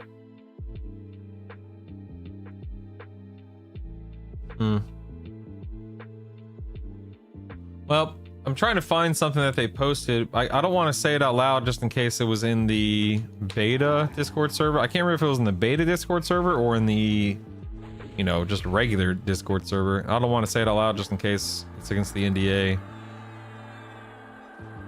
Which I don't say that to be a jerk and to be cryptic, but I just wanted to give context as to what I was looking for. With that restriction, we're able to reprioritize something planned for later to instead be introduced during beta of the spell upgrade system. This will allow investing modes. Yeah, it's gonna be very interesting, Valakar. I'm excited, man. I'm looking forward to it. We'll see how it goes. My issue with the 2 times multiplier is that unless they do something, older content is going to be irrelevant very quickly, far more than more linear scaling. You see from normal linear progression more than the caster melee issue. It's making the older content relevant seems like a bigger issue, yeah. For me, if this version of the game, like, you know, classic EQ, if this era is meant to last us until Kunarchy comes out, whether that's, you know, 4, 5, 6, however many months down the road, much like I believe you and I are on the same page with this, Guff, correct me if I'm wrong, but I want this era to last long enough so that it's not, you know, we're not done with it in, you know, a month or 2 months time or whatever. I want to make sure that I'm able to progress toward things over the course of 3 to 4 months, not 1 to 2 months, you know? Let me earn things and progress and let my power level grow bit by bit, week over week. I don't want to be so strong 4 to 5 to 6 weeks down the road that I'm able to just cruise through the content. I want to work toward and through stuff. Screamers will be done in 2 months. Us normals will be 4 months. Us normies. Being so cryptic over there, brutal people just want to be in the know. I know, man. I know. I just want to buy all the illusions and run around having fun. Absolutely, Daisy. Yes. Only update was posted in the news and updates on the normal Discord for a spell update system. Yeah, there was. I know I saw something. I just can't find it now.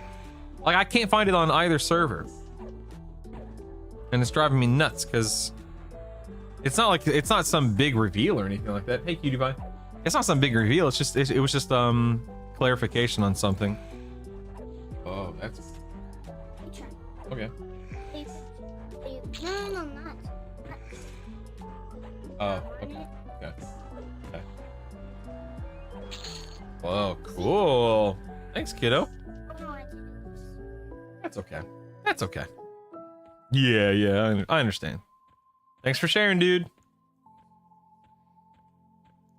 Oops, did I go and kill those guys down here? No, I Got didn't. tool. A tool? Yeah, the tool to do your hair. Oh, that's cool. Can you do my hair? With your beard. Oh, you could? Thanks, kiddo. So kind. Wow, thanks for doing my beard. Oh, now I get the double side tree. Oh, wow, I'm getting the other side now too. Hey, look who it is. Today?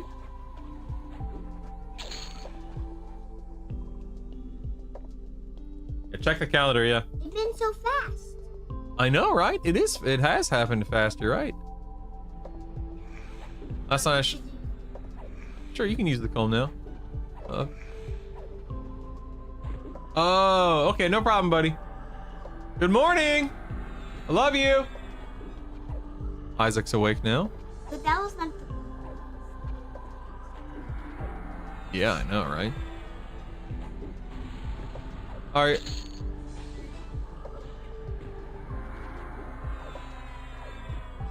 No, Sunder, that's not what I'm talking. Again, what I'm referring to, it isn't anything super secret, or it's not a big reveal or anything. It's not. It has nothing to do with like a thing or a system.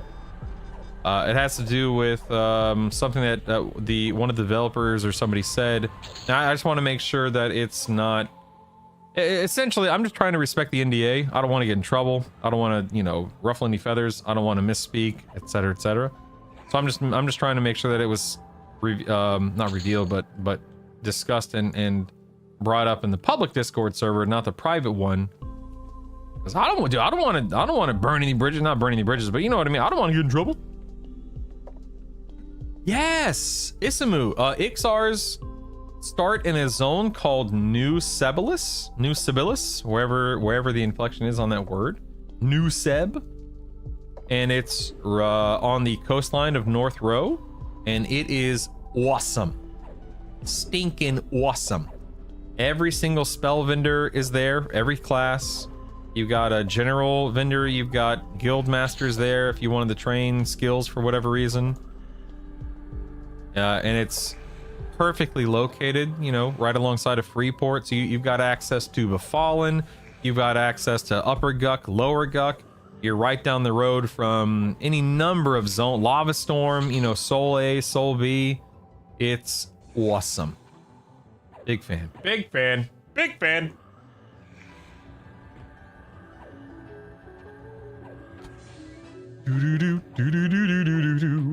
Yeah, that's I'm like, for me, I am very much all but guaranteed that I will be starting as Nixar. Pronouncing fantasy locations names out loud is always a great way to start fist fights at LAN parties. Agreed. Yes, agreed. Of course. You're hungry, we'll go eat. Okay. And it says, Daddy, I'm hungry. Go eat. Okay. Goober. Okay. Thanks for letting me know, kid. Great job.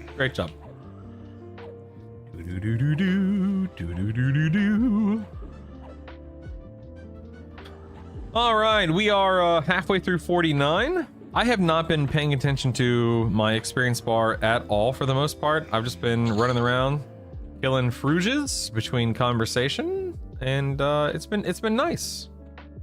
Don't really have a timeline in mind here. Just wanted to log on today and smack some frogs. Now, let me ask you guys a question here, okay? I am currently locked, right, to all Nagy, all Vox, all Yale, a bunch of fear, a bunch of hate. Can I zone back in to any of those raid zones on the difficulties I've already cleared and redo it for a chance at that one piece of gear or something like that? Or is everything still dead if I zoned in? My replay timer is available for almost everything. I don't know. I really don't know. I personally don't know how it works in this game. Either gonna be Ixar or Dark Elf, can't decide. Also love the helmets of the half elves, yeah. I will, Big Grill. Once I actually finish leveling, I was gonna go test it, but I was just curious if somebody knew. Sounds like a test to me. Yeah, I'll go to Nagy or Box or something and check it out. When you set up the zone, did you set up respawns? It doesn't work that way on the raid voidlings. When you talk to a raid voidling and that window pops up, it lets you determine the difficulty 0 through 4 and whether it's solo or multiplayer. And then filters? I don't know what the filters button does. I haven't checked. I'll go check it out here in a minute when I'm 50. Because if I can kill them again, even just for a chance at one piece of loot, I'm okay with that. I would very much like that. Normally, you having a loot lockout would just stop you from getting a drop, not the mob from being spawned. Not sure if the new changes. Ooh, a Kisva. Okay, well, sounds like a time to try it out and test it out, baby. Sounds good to me. Ow.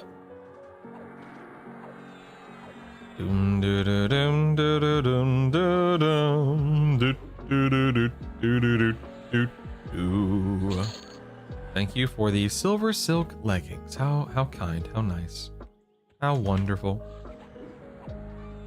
All right, looks like I am once again. Dag nabbit. Stinking paladins. Listen, I love paladin, I really do, but dag nabbit if they don't eat through mana, man. Drives me nuts. 50 Berserker to 50, then we can go do like Bard, Cleric, Berserker. I mean, the problem with Bard, Cleric, Berserker is where's the defense, you know? You can absolutely kill things as a Bard, Cleric, Berserker, but I can't imagine I'll be face tanking D4 mobs with that combo. I'm not to say you can't, but I just don't know how it stacks up.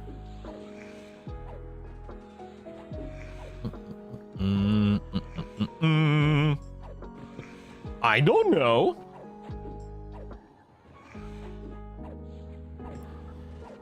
Feinin, Feinin? Yeah, Feinin. I remember that conversation. I thought it was brought up specifically about playing with a friend after you already burned your lockout, so curious to see if you can do anything, or maybe it has to do with joining someone else's instance that created the extra loot drop. Yeah, that's a good point. You're right. Does that work for solo?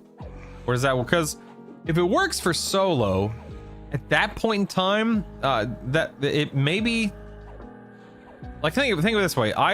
If it works for solo, I would feel compelled, for better or for worse, to kill Yale, Nagafin, Vox, Inaruk, Kazakthul, Sky every single day. And this is not THJ where you can waltz in and clear and kill up to and including those raid targets in 5 to 10 minutes. Like that would take some time. And this may be one of those cases where, you know, the developers are trying to, you know, well, what's the phrase, like prevent players from you know, inflicting self-harm. There's a phrase or something, but you know, players don't know when to say no, don't know when to stop. It's a test server. How would you know your survivability if you didn't try? Very true. Reduce FOMO. Yeah. I mean, personally, I definitely would rather have everything reset every 3 to 4 days. Like if we could have even a 4-day lockout period, I would prefer that over the 6.5 day period. But that's because I have the time to do, oh crap. I have the time to do a 4-day lockout. Some people, you know, a lot of people may not, I don't know. That's an excellent question. Brutal should use the super secret connections to get me a beta key so we can test that. Oh goodness. Yeah, super secret connections. Yeah, you know me.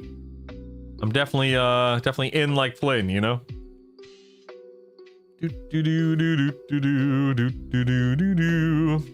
Sounds like we're the Pokemon Haunted Tower. This song is Lavender Town. You are correct, Pock. Well. Who's Flynn? You got a key? Where's that key, dangnabbit? I want that key. Alright, let's murder these jokers. 3-day lockout sounds great now that I wouldn't have to coordinate rotating raid days with Warcraft players to not miss lockouts. Are you saying... Oh, excuse me. Are you saying you just quit WoW raiding, Fanon? Is that what you're saying? Is it sad that I picked that out from what little... No, that's not sad. That's awesome, man. Oh, wow. I almost died. I was not looking at my HP bar at all. No, that's not sad. That's incredible, dude. Like ZA, if it was every 3 days, you couldn't have static raid days without missing a raid. Yeah. Shorter lockouts wouldn't hurt the player. It would allow players to blow through content in no time, though. That's a fair point, D2. Yeah, I'm trying to look at things. I'm trying to think about things as, you know, a developer, as a designer, versus instead of just as a player. It's no secret. Oh, I'm dying. It's no secret that, you know, classic EQ does not have a tremendous amount of content. It obviously has I'm dead. This is nuts. I'm getting nuked by this by Hoptor. Anyway, it's no secret that classic EQ does not have some tremendous, you know, tremendous level of content. There are only so many raid targets. I mean, because back in the day, you know, I don't remember what was available in game from day one of Classic. I was not a day one Classic player. I did not hit 50 until closer to Kunark, that kind of thing. But I know that I know I'm about to die is what I know. Good grief. Oh, I have lay on hands. Where'd you come from? Look at that. Anyway, I know that back in the day, if you wanted to kill Nagy and Vox and Finny and Yale and Clear Sky and Clear Hate and Clear Fear, it took a long time. You had to gear up a lot of people, and so it was one of those things. I didn't see that I had land hands available. Forgive me. I wasn't really paying attention. Clearly, I'm over here thinking and monologuing instead. But I used it. Don't worry. But it's one of those things to where when it comes to this game being not only a solo version of itself, but an accelerated version of itself. Clearing targets doesn't take nearly as long. It's not nearly as hard. You don't have to gear up nearly as much, etc., etc. So yeah, if you reduce the raid lockouts from 6.5 days to 3 or even 4 days, how much faster, how much more quickly will people burn through the content? Much faster. I don't have a specific number, but the answer is much faster. Do do do do do do do do do do do. Reminds me, I need to cancel my WoW sub. I have like 37 hours left on my WoW sub. Whap, whap. Coordinating was awful. Yep. I'd love a system where the weekly/long lockout would stack up to 2 or 3. Then you could go on vacation, come back and do 2. Oh my God, Guff, you have no idea how awesome, how badly I want that system, man. Of course, you know how awesome it is. But holy moly, man, I would kill for that system. Yes. Yes. Oh, man. There's obviously no way to know if future expansions will be closer together time-wise, but my thoughts are hopefully launch to Kunark will be the longest gap since it's about getting foundational systems ready. Extra time will be for doing all the class deity unlocks achievements, hopefully faster turnarounds between expansions later. Yeah, you know, Fanon, much like you just said, no one knows what the future is going to hold for this game. I believe they stated, the producer, Sisyphus, is that his name? That's his character name. I believe he said that they have 5 expansions planned out. Like, not like fully fleshed out, but like, hey, they're planning for 5 right now. Let's see how this goes. Frankly, I would love to see this game last for as long as humanly possible, and to make as much content and to be as successful as possible. I've never personally played beyond Dragons of Norath, and I would love to see the game not just, you know, come out with later and later and later and later and later expansions, but to have as much custom content as possible. And if, you know, whether that mean they're making entire things from scratch or reusing assets. I don't know. I don't care. I just want it to be fun. It also makes me think, you know, will this game have some kind of seasonal component to it one day, you know, X amount of years down the road?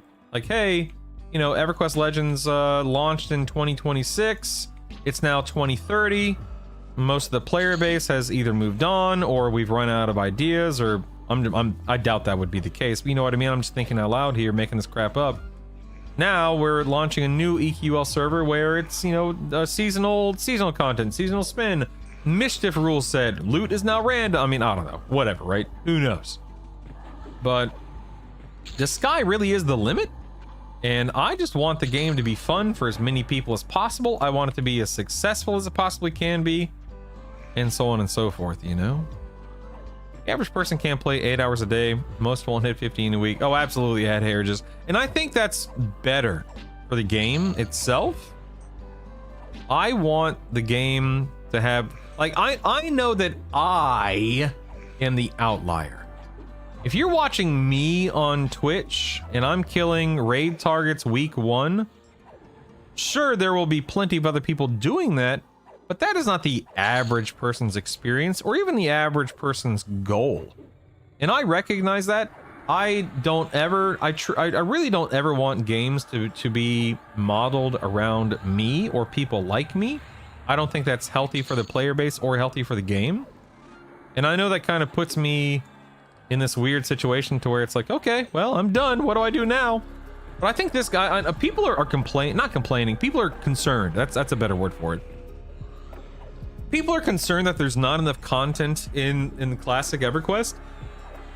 But I would argue, excuse me, I would argue that, you know, if you really wanted to, you could spend the months leading up to Kunark not just killing raid targets and leveling up your gear, which is absolutely a huge component to the experience, but you can unlock every class.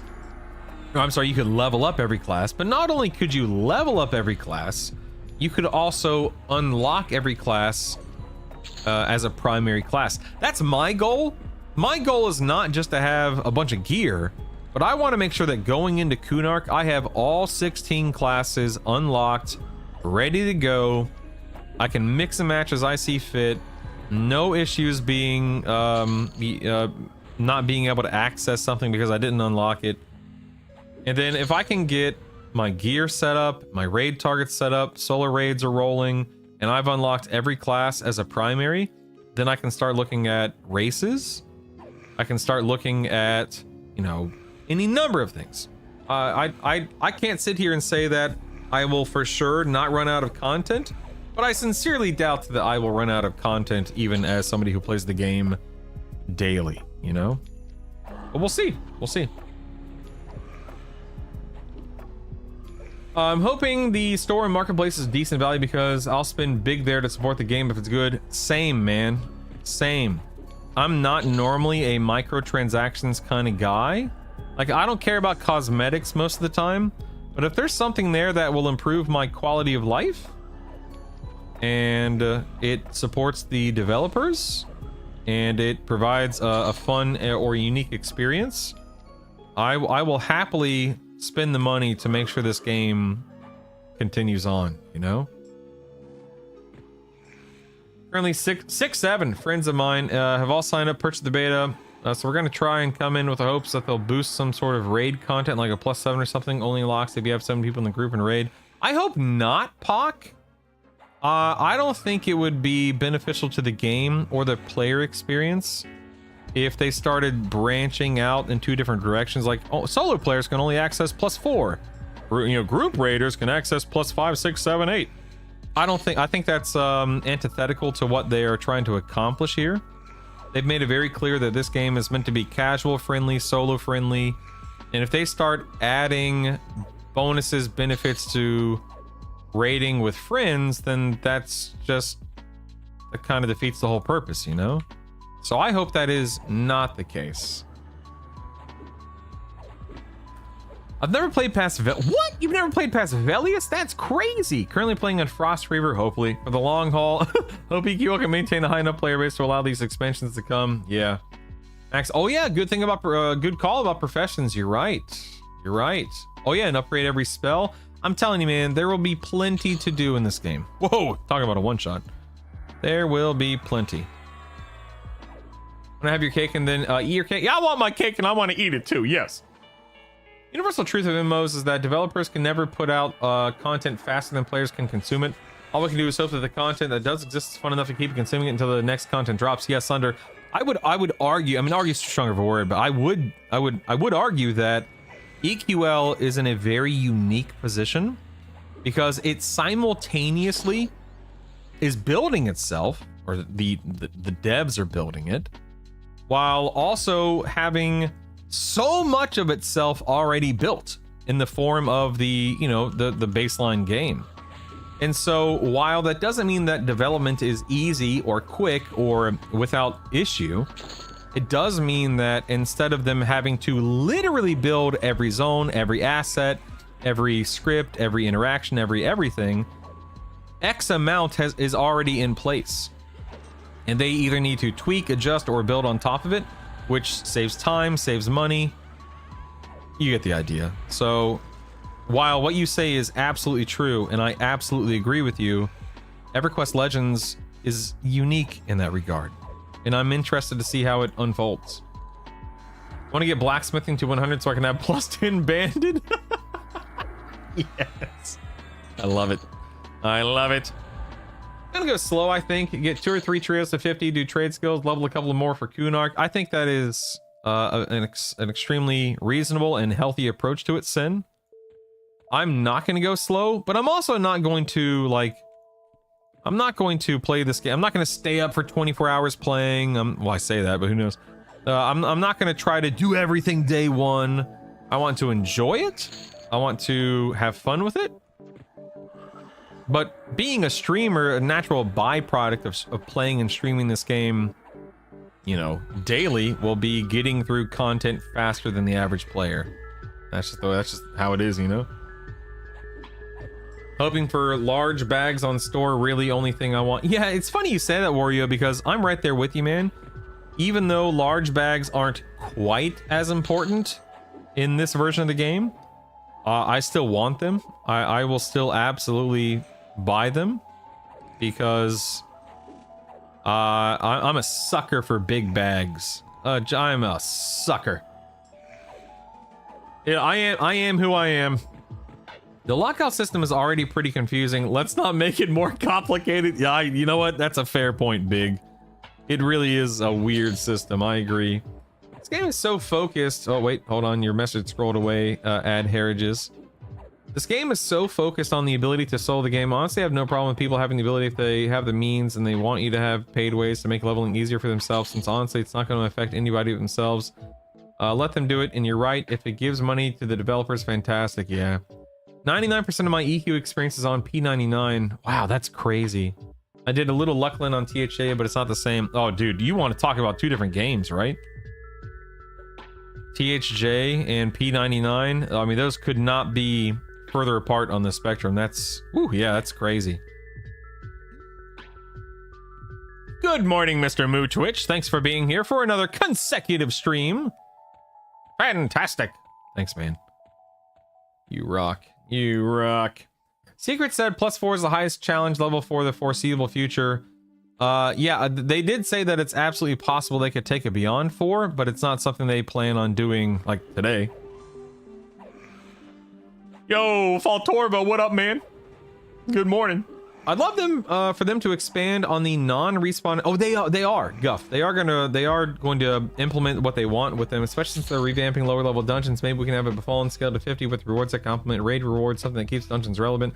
I would personally love to see something like that. I don't want to make like raids irrelevant, and I don't want to make dungeons so important that you feel the need to do them, to do like 18 dungeons alongside your 6 raids or whatever it is. But maybe like a weekly cycle or a bi-weekly cycle.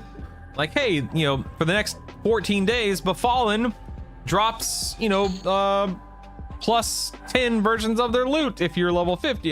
That's probably horrible, but you know what I mean? Like something fun like that would be awesome. But keep in mind, the way that the non-respawning versions of the dungeons will work is that when you go in, if you clear most of the dungeon or all the dungeon, you'll get a bonus at the end.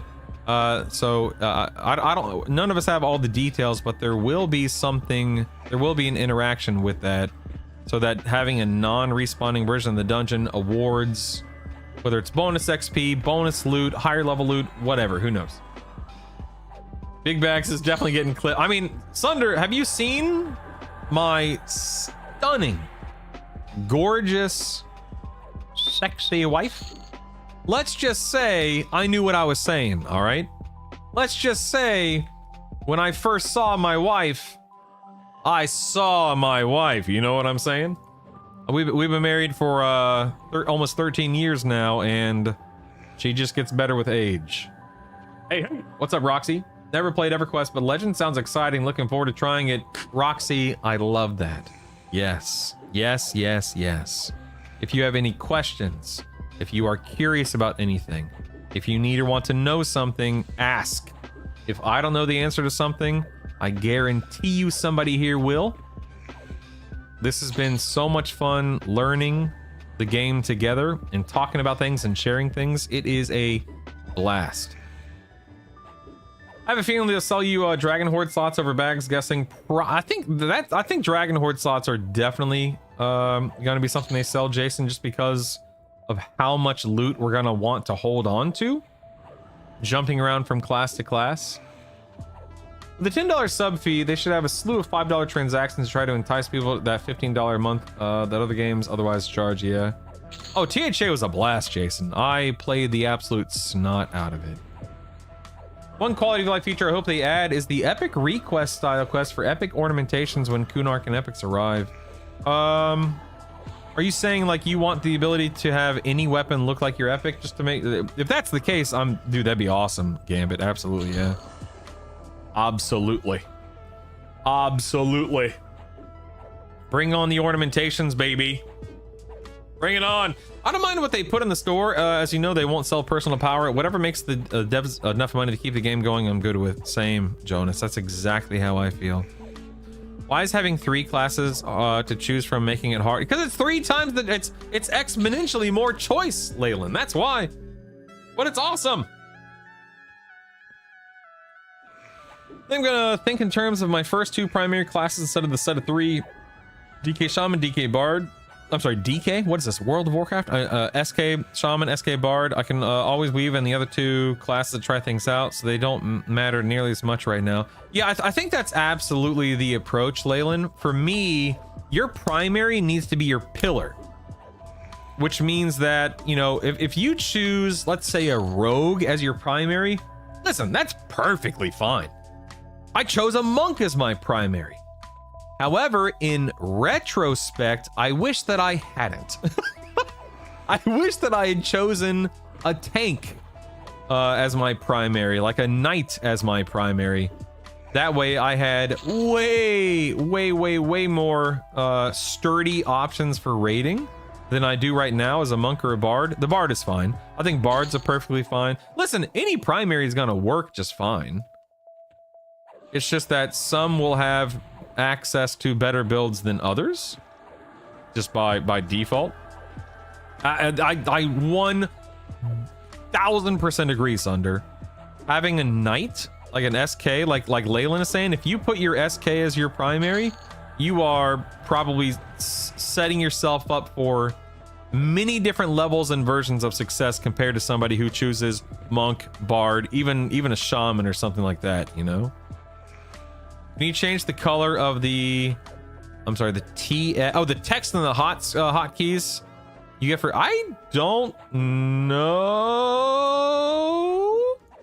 I go to my macro. I can change it if it's you can change it if it's a macro, but I don't think you can change it if it's like an actual hotkey from something. Don't quote me on that, but I think only if it's a macro. Faltorvo.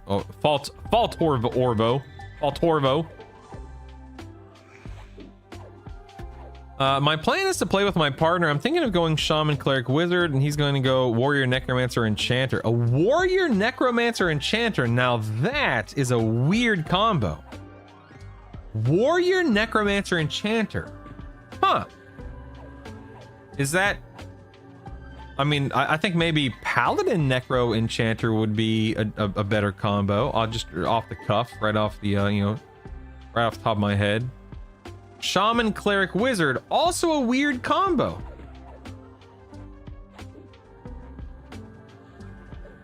Huh. Let's talk about that.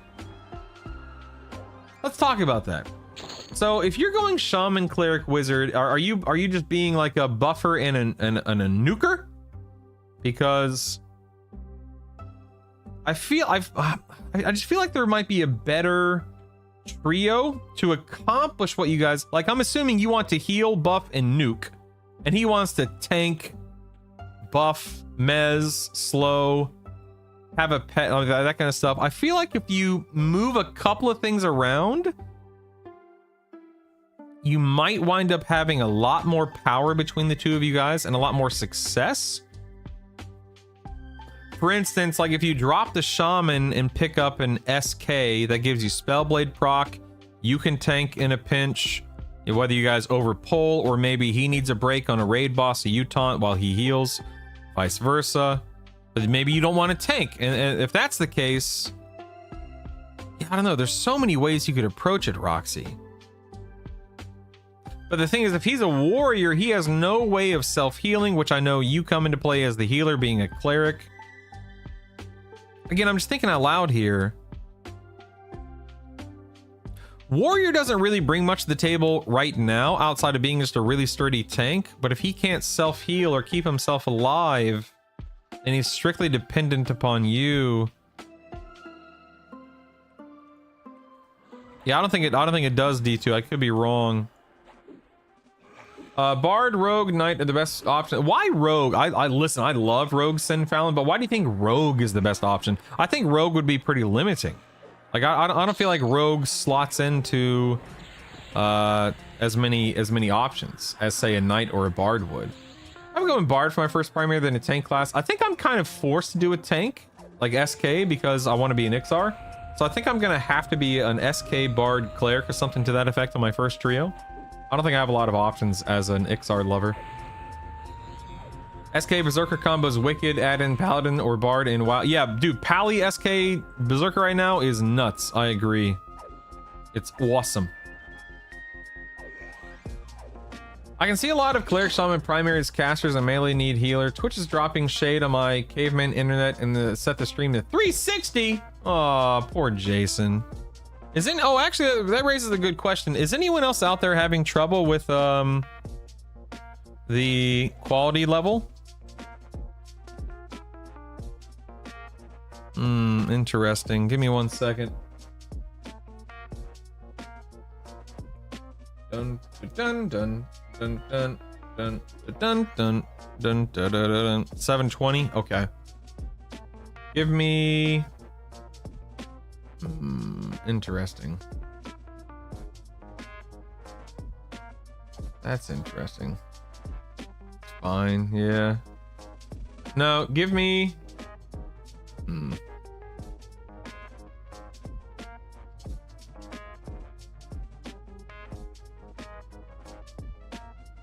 Weird. Give me 1 second. Hold on, I need to research something. Give me 1 second.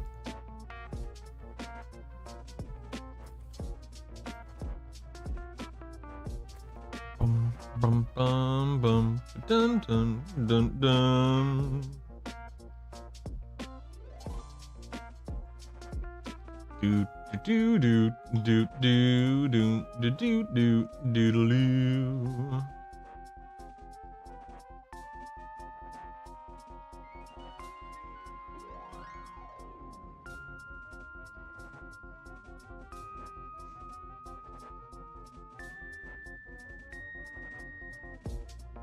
Yeah, you know what? Give thanks me for the sub. Let's give Brutal's Yo, head Big a V, rub. my man. Brutal train, brutal caboose, brutal CHO. You're a caboose, mister. Do me a favor, guys. I'm actually gonna. I hate to do this midstream for obvious reasons, but I'm actually going to adjust something on the back end. I have to turn off the stream and then turn it back on, which means that Yeah. Anyway, so give me 1 second. I'm gonna shut the stream down for like literally 15 seconds. I'll be right back. Don't go anywhere. Don't go. Don't you dare. I'll be right back. Give me 1 second. I'll be back in a literal second. All right. I'm live on my end. Let's see how long it takes for you guys to catch up here. Hopefully that fixes the situation with 720 being the cap. Boo ba doo doo. 1080. Huzzah! Hooray! Yeah, so I had to fix something on my end. Actually, interestingly enough, the reason why you ran into a quality issue there is because yesterday Twitch unlocked, they released 2K streaming to partners and affiliates. And being a Twitch partner, I set up 2K streaming on my end, but for some reason it's not working properly. So it looks like I was capped at 720 instead of 1080. And so it kind of alienated me a little bit there. So forgive me, I apologize. Do you think Ranger will be able to tank well enough? I think Ranger certainly got a buff in the tanking department a couple of days ago. But in terms of will they be as good as Knights? Probably not. Will they be good enough for some content? Probably. But I would be shocked if Rangers wind up being like the meta tank or the meta tank, whatever you want to call it. Are they workable, usable? Yes. Are they going to be your best option? Presumably no. If that helps you whatsoever. Dum dum dum dum dum. I'll have to go back to the drawing board with the 1440p, the 2K streaming.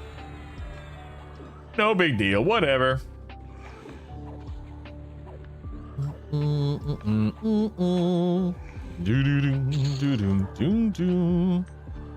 I said Rogue as it fits into a lot of great combos. Good thing the 50 ding will be at 1080p now. Would have been a shame.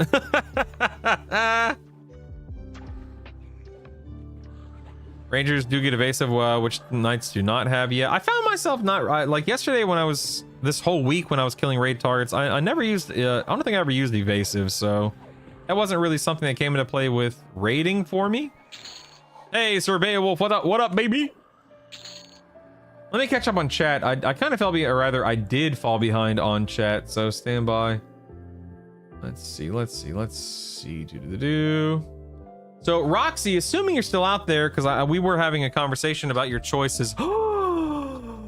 Alec, I texted you and you never texted me back, you bum. You never texted me back. I was gonna tell you something like really, really cool. Man, in fact, I'm gonna text you right now. I was asleep and forgot. I'm gonna text you right now. Hold on 1 second. Hold on. I'm literally texting you. 1 second.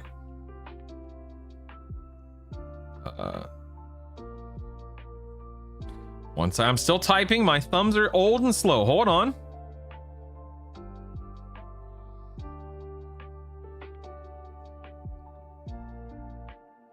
Hold on.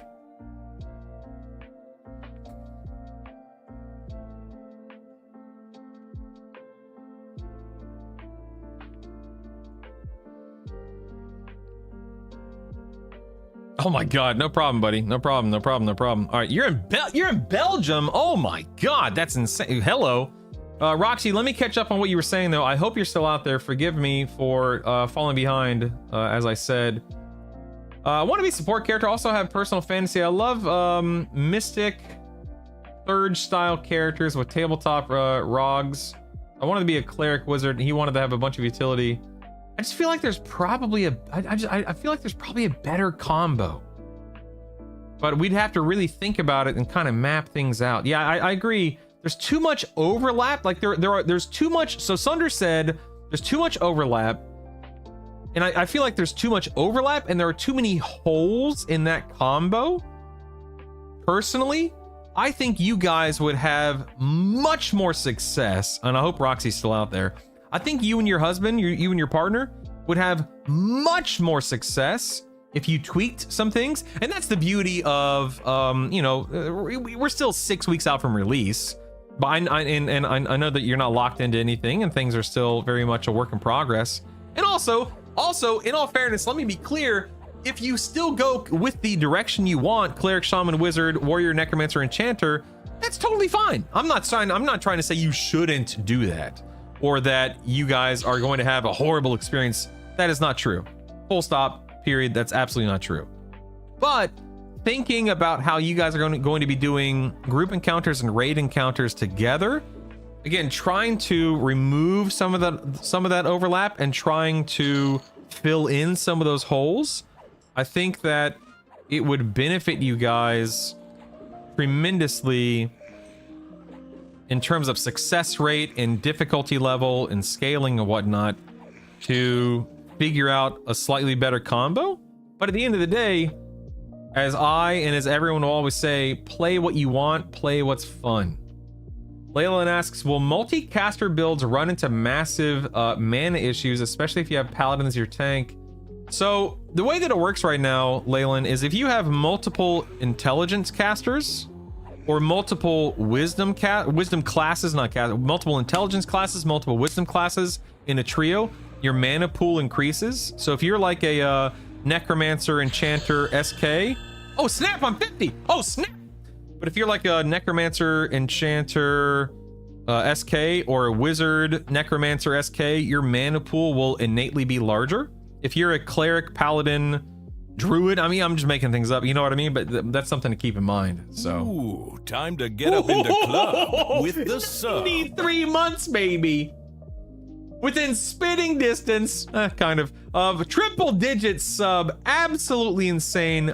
Give it up for Alekin, folks. That's also a tier 3 sub. My man. Just so you guys know, Alekin and I are buddies. We have broken bread together. We have shared meals together. We have bared our soul to one another over the years. That's my best friend, folks. He's my boy. I love you, Alekin. Thank you, Versilis and Alekin, for the resubs. You guys are awesome. Anyway, let me actually get back to your question here, Leyland. You did ask the question. Oh, actually, you know what? I need to origin out. You asked the question. If I can find it, hold on one second. Will multi-caster builds run into massive mana issues, especially if you have a paladin as your tank? I mean, paladin definitely chews through mana in my experience, but I don't think you're gonna have any issues as long as you have some kind of region in there. Bard, enchanter, question mark? I'm not saying bard, enchanter combo. I'm saying if you have a bard, or if you have an enchanter, or if you have another way to manage your mana. But it's definitely something to think about, yeah. All right, let me scroll down here, scroll down. I wish this was releasing soon. I don't want to play beta. I just want to start the perma grind. Gambit, say it louder for the people in the back. Oh my God, yes. As much as I'm as appreciative as I am of playing the beta, as much as I love playing the beta, I want to play the game. You know what I mean? Wait until July 1st and the end beta new off in the current metal we've made. They'll be strong due to EQ min-max horde of players showing up. Yeah, absolutely, Dalazar. You were absolutely correct. Can confirm clarity does not mix with necromancer lich line, but the equipment they have mana +1, +2, +3 ticks all stack with lich line. Okay, cool.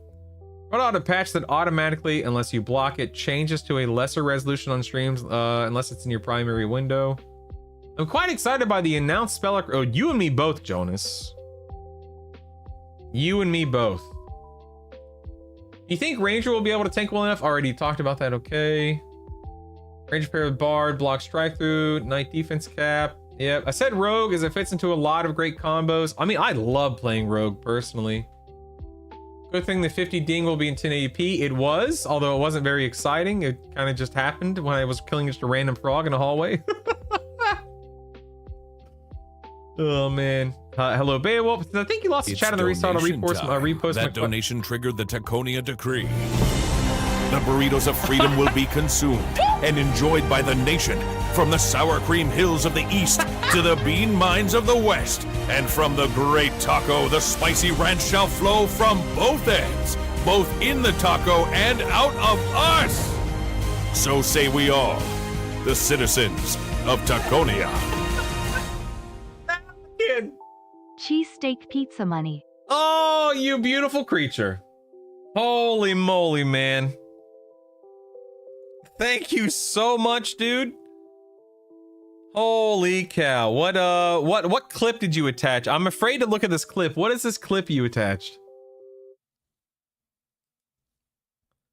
Sir, are you listen, I don't care if you don't deliver tacos. All right? If I pay you enough, you will make me the tacos and you will deliver them. It's simple business sense. Listen, I got to go. I got some weird redheaded guy that needs to talk to me. All right, I love you too, bye. Sorry, moms. But I really I love I don't even know where to that begin. at Taco Bell. I don't even know where to begin. You definitely addressed Hello. your mother as a sir. I used to be pretty funny, man. I used to be pretty funny. What can I say? So, Alec, correct me if I'm wrong. That is literally your first interaction with me. That was the first time you ever saw me online, right? Is that what you've said? Alec, you are truly one of a kind. You are truly an incredible human being, and I am unbelievably appreciative and thankful that you're here. It's good to see you. I hope, Alekin, that by watching me play this beautiful, wonderful, incredible game, you feel compelled to join us in the land of Norath. I will carry you. I will educate you. I will guide you. Yes, that sub makes me want to Shadow rub my Wolf? belly and eat some jelly. Heck yeah, man.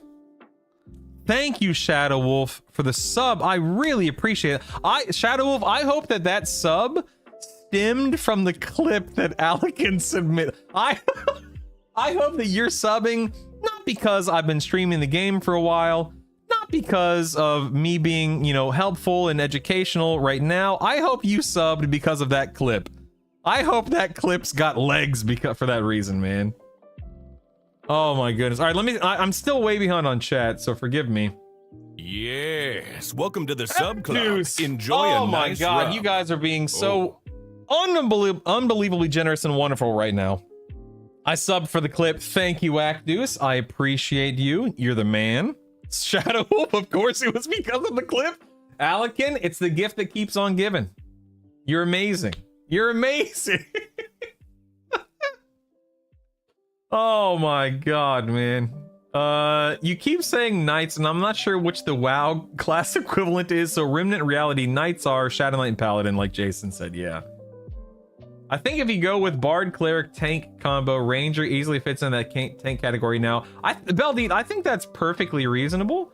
My only concern is, raiding. Like, how efficient will that be from a raid standpoint? I don't know. That's something that I can't answer, but yeah. Guff Speak says, Ooh, nice Roxy. subby. Let's hop in the Roxy. tubby. I didn't say it, you said it. I don't feel like I deserve that at all. I feel like I haven't even really addressed your not concern, but your thank you so much. Yes, welcome to the sub club. Enjoy a nice rub. Oh. Thank you so much. Sincerely. I'm still catching up on chat and trying to catch up and address your questions and whatnot. Ooh, So nice subby. Let's hop in thank the you. tubby. You're fun. You seem nice. I It's didn't all an say it, act. you said it. It's all an act. Don't believe it. Don't buy into it. Thank you so much, Roxy. Guff says, are you expecting the only duo? Do you want to do hard raid content, or do you expect to level up the characters, or do you just want to have a single trio? Yeah, those are all really, really, really important questions that Guff asked. I agree. Not sure if I'll play live or test service once game is live, just so the time I put in the tune isn't lost, since I'm taking it slow and casual. No, dude, you gotta go live, Beldy. You gotta go live. Bards are the GOAT, Actus. I agree. Picks of the pizza order didn't happen. Roxy says, I don't know yet. I'm not 100% sure what content is like in this game. I know we've got dungeons and raids. They don't function the way you'd expect, like they do in 14. Personally, really likes challenging content though, so definitely going in that direction. We're probably gonna play with a third friend sometimes as well. Yeah. WoW got stale. D2 is older than me at this point in time, Alligan. Yeah, so Roxy, if you guys want challenging content then I would argue that the D2, D3, D4 level of raiding with 2 to 3 people will certainly provide that. You're dealing with fears, dispels, damage output from the bosses, AoE nukes.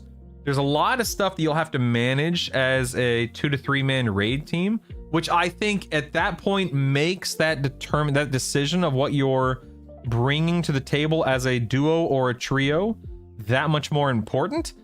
The one thing that of course we need to keep in mind, obviously, is that let's say you guys get up to max level as your cleric, wizard, shaman, and warrior necro enchanter combo, and you're like, holy crap, we can't do this at D1, D2, D3, D4. This is too hard. This combo that that we're bringing to the table just is not working. No big deal. Just swap things around. Taco cat spelled backwards is taco cat. Thanks for the donation spelled backwards is... Holy moly! I really don't know, but thank you nonetheless. Throwback for old time's sake. Throwback. Look at this Thanks for the train right cheer. here. Let those biddies A rain cheer? down from the sky. Ooh, okay. How can you tell if a halfling rogue is scaling down the castle wall? They give you a little condescending.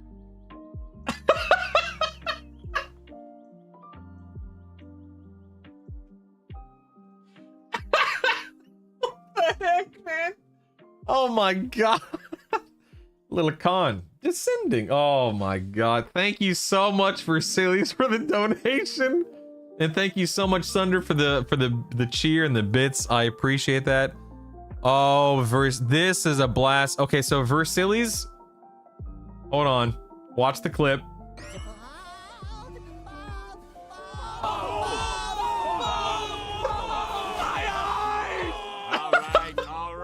All right.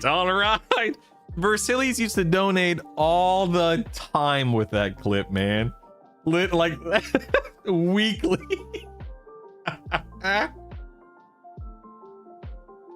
Oh my god.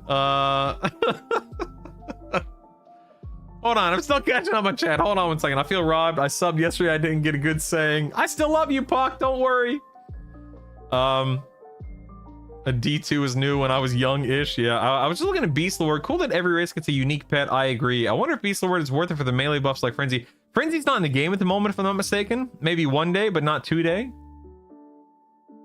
In the past stream, his kid was here, and I think he might be the real Brutal. Still learning who's the real streamer. I'm just the puppet. He's the puppeteer. I want to play. I just don't want to solo all the time. I already do that in WoW. It's funny because I only play WoW to group with people. I want a game like EQL where I can solo all the time. I can do a halfling risk killing them. A little condescending. Stop for the clip just because it's even funnier to someone who actually knows you and your mom. Oh my god, Layla, that's so true. My mom's a sweetheart. She is the best, man. She's so kind and generous. I thought I needed pizza money because they're bringing back the in-game pizza. I hope they do. I would at the very least like to make sure that my character is strong so my partner and another friend can just not worry about it as hard as I do, and I can carry. I really don't want to play Bard. I don't like the idea of constantly juggling buffs. So Roxy, I'm not sure if you're familiar with how bards work on this server. In fact, I just swapped to a bard. So look at my spell gems real quick. These 5 spell gems, the lowest 5, slots 10, 11, 12, 13, 14. These are being sung. They're pulsing in the background, being handled by the game, not me, due to an AA called Symphonic Aura right here. So Symphonic Aura will pulse group and AoE songs on its own. You'll never have to manage it. You can change them. Like, hey, for this fight at this level, I can change those out. There's no twisting, there's no singing, there's no tracking. They just handle themselves. And then I have a melody macro for slots 6, 7, 8, 9. And anytime I press my one key on my keyboard, the game automatically sings those songs for me, and I can stop singing with the press of another button, 2, 3, 4, whatever it is, to heal, deal damage, charm, whatever's going on. So compared to how bards used to work in original EQ, bards in this version of EverQuest, bards are very laid back, not completely hands off, but there's very little you actually have to manage, which is nice. And let me tell you, Roxy, bards are, as you would expect, extremely strong in this version of the game. Bards bring a lot to the table, and I highly recommend them. Oh, it's, dude, AAs at early levels, Scoot, are very, very, very easy to get. If I were a fresh character, I would, in no particular order, because I haven't really stopped to map it out yet, I would be beelining it for Symphonic Aura.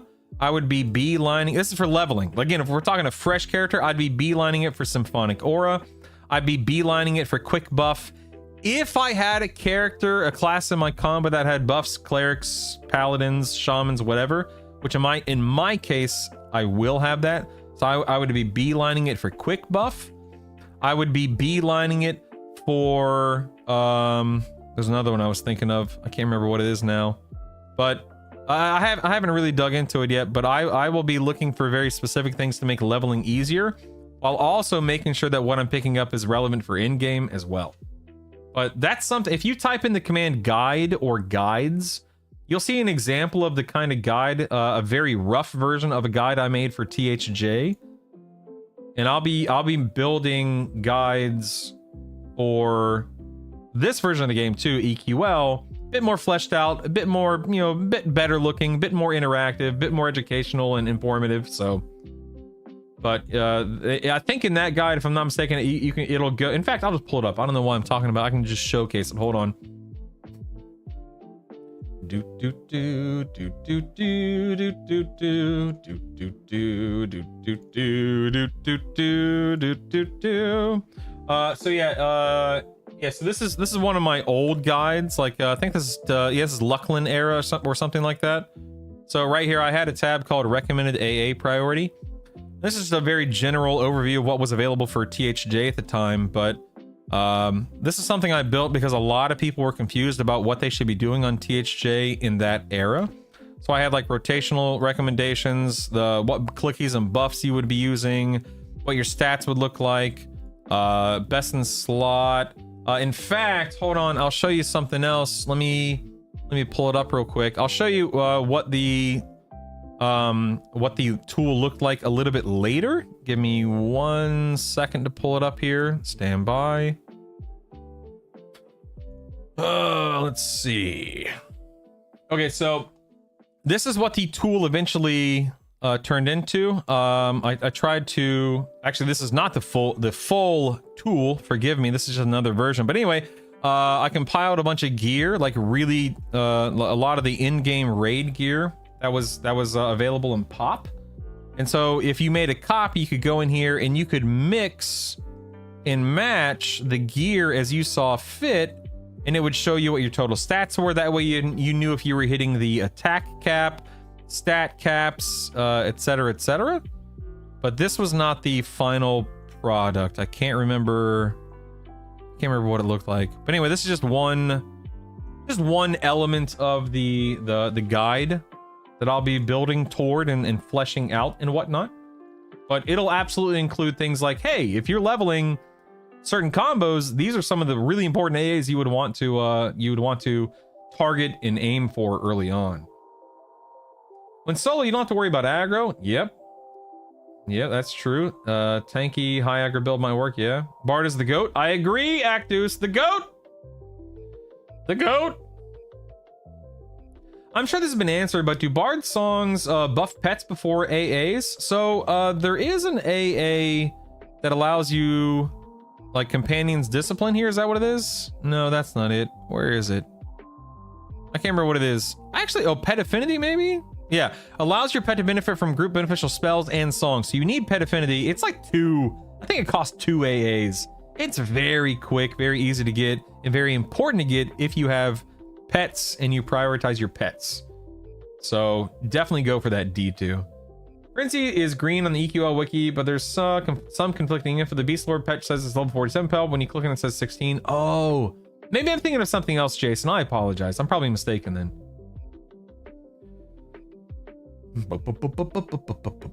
SK Shaman Bard. Now King Everything. That sounds like a fun combo. However, King Everything right now, presently, a better combo, in my opinion, SK Cleric Bard. And I'm talking for raiding, solo raiding specifically. But if you wanted to be an SK Shaman Bard, that's a great combo too. Absolutely. Absolutely. Which combo would be the absolute worst? I want you carrying.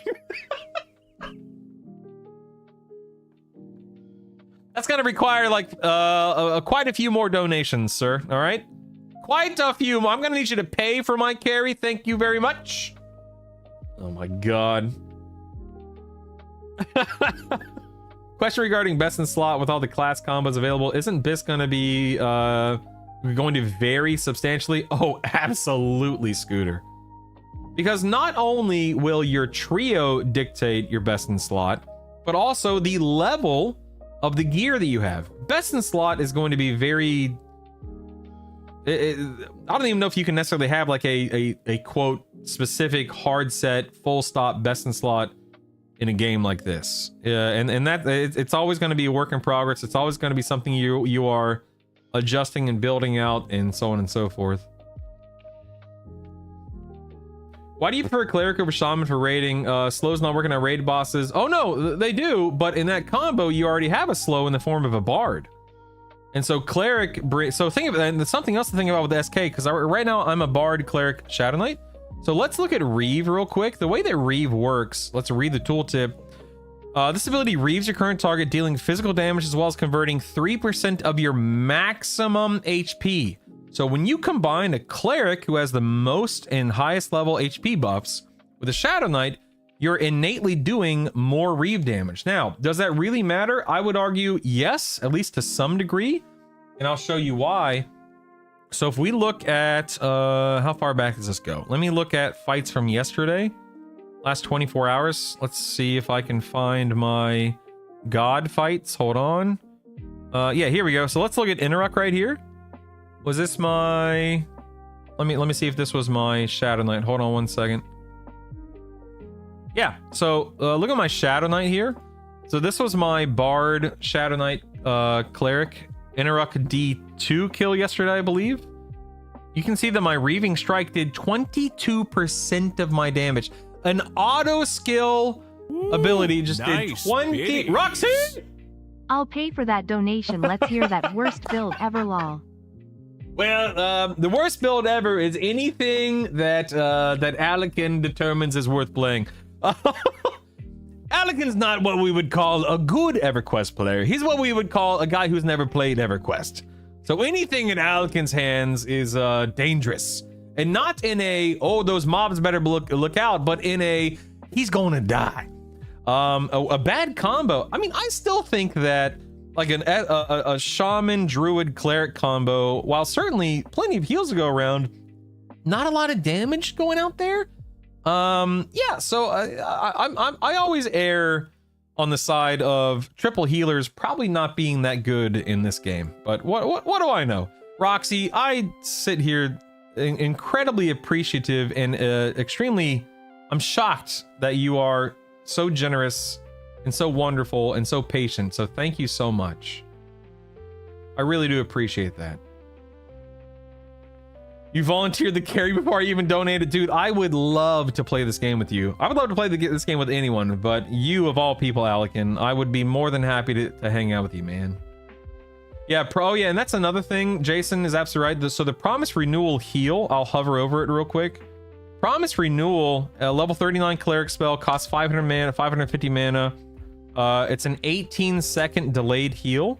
You cast it, and then 18 seconds later, it heals you for 6,000 HP, which for us at this gear level is basically a complete heal. It's a full heal, which is awesome.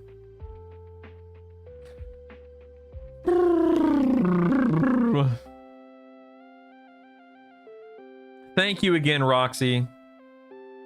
Thank you again. SK Berserker Warrior, it's not bad at all, but Reeve and Berserker both have skills that take HP, so you constantly yell for heals and blame him if you die. It's a win-win. I love that. Berserker, Rogue, Wizard is the worst I can think of. Lots of damage, but 0 sustain. Good point, yeah. What is the Wizard Familiar? Doesn't a Wizard Familiar bring heals to the table, though? I feel like that's, I feel like that means it's a little too OP. Gotta get rid of those heals, Hank. Would Bard, Cleric, Berserker be a better choice for my character? Okay, so Bard, Cleric, Berserker would give you fantastic group buffs, HP, haste, regen, all of that stuff. That's a nasty, in a good way, a nasty combo, Roxy. You've got Promise, Renewal, Heal. You've got basically have a full heal for you or and anyone in your group. Berserker brings damage as well. The only problem I see with that combo, right off the, just off the top of my head without really digging into it, is because you don't have a hard set tank in that combo. You'll never be like main tank capable compared to someone that was, say, Bard, Cleric, SK. But if you don't want to be the person that's face tanking most of the time, I think that's a great place to start. You can sit in Berserker stance. I don't have Berserker stance anymore because I swapped off my Berserker, but you can do nasty damage as a Berserker in Berserker stance. You can alternate. Now, you don't have Spell Blade, but that's probably not a big deal because, you're not worried about that component, that aspect. But I would say that combo is measurably better than what you initially had earlier that you had brought to the table. Frogs can start as the evil class in EQL. I don't know. I actually don't know what deity they have available to them, so that's a good question. Does anyone know if they can start as evil? Warrior, Cleric, Enchanter be a real paladin. Can Spellblade, proc higher level undead nukes, flash smile, charm mobs. I'm surprised the wizards get it familiar. Yeah, Berserker Paladin, Enchanter, Berserker Paladin, Necromancer for me. Nice. Roxy, you are more than welcome. And I mean that sincerely. I hope that you find not just my stream, but any stream you come across, I hope that you find not just the streamer, but the community to be educational, helpful, enjoyable, and so on and so forth. I really appreciate you being here today, and I hope that you have found this conversation to be worthwhile and to be helpful in that regard. Has there been any mention of adding something for the other hybrids like Smite and Reeve? Mention, to my knowledge, no. Does that mean that is how it's going to ultimately be? No, we for all we know, there might be 10 things coming down the pipeline. Okay, I want to go see if I can spin up another solo. Let's go do Nagafin, for example. Let's go see if I can spin up a Nagafin solo instance, even though I've already killed him on solo mode. Do do do do do do do do do do.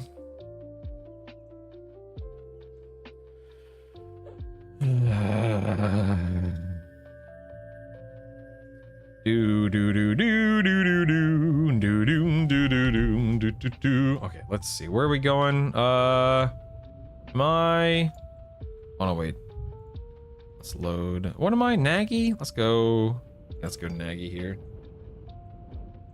Bum bum bum bum ba-dum, ba-dum, ba. Do I have to be a weird look? If you want a group with me, yes. You better be a beautiful, amazing reptilian person. Absolutely, yes. Good morning, Neapolitan. How are you? Dude, you better be a daggum Ixar, mister.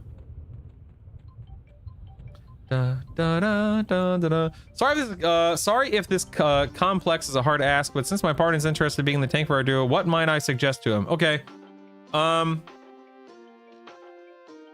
If you guys are absolutely set on being a duo, it's less important for him to be a self-sustaining tank. So, for example, if he went, and I'm just gonna throw out an SK Paladin Berserker. He has self-sustain. He has damage. He's gonna be just destroying mobs with his two-handers. So that is an option. If he went, let's say, SK. Oh wait. Let's say he did like SK Rogue Bard, and again, he's not warrior or Paladin Rogue Bard. That'd be a lot of damage. Backstab. He'd have Bard songs, but if you're already a Bard, then that's not as important to filter to pull the Bard in there. He could be like a an SK Monk Bard, and that would allow for a lot of damage output and good tanking because you get Monk block. He has Feign Death available. You know, if you wanted to get to a mob and or kill you and Feign Death and train something on you. Paladin, Rogue, Monk would be a fun combo. A little bit more sustain there, a little bit more self-healing, lay on hands. He could have some, but if he's doing Knight, like, you know, SK or Paladin, then it's probably worth it to fold in a caster. He could be an Enchanter. He could be like an SK Enchanter, Rogue. That way you guys have Clarity line. You guys have a nuke of some kind. He could be a wizard. That way he has harder nukes and bigger nukes. I mean, God, the possibilities truly are endless. I'm just, my head is spinning because for me, I think of the game mostly as a solo player because that's what I will be doing, is soloing. But when you factor in one or more people, you know, or two or more people, I guess I should say, at that point in time, there's so much you could do. It's crazy in the best sense, you know? Like if he's going to be a knight, which I would probably recommend right now, at that point in time, then, I mean, yeah, having something that Spellblade works off of is extremely helpful. But if he goes, like, you know, if he goes warrior, then he's even, you know, that much tankier. And again, it's crazy. All right, let's see if I can do this real quick. I'll just do level 2 just to see if I can even create it. You're currently assigned to, let me quit that. Thank you. Ah, dang it. I'm spinning it up. I'm spinning it up. It is beautiful, Alkin. It absolutely is beautiful. Is there a good list of what each class can do? Yes, EQLwiki.com, like Jason said. Yep. What up, beautiful? Oh, yeah. Mm-hmm.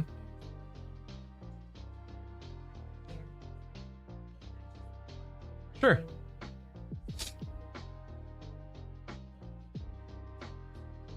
Mm-hmm. Mm-hmm.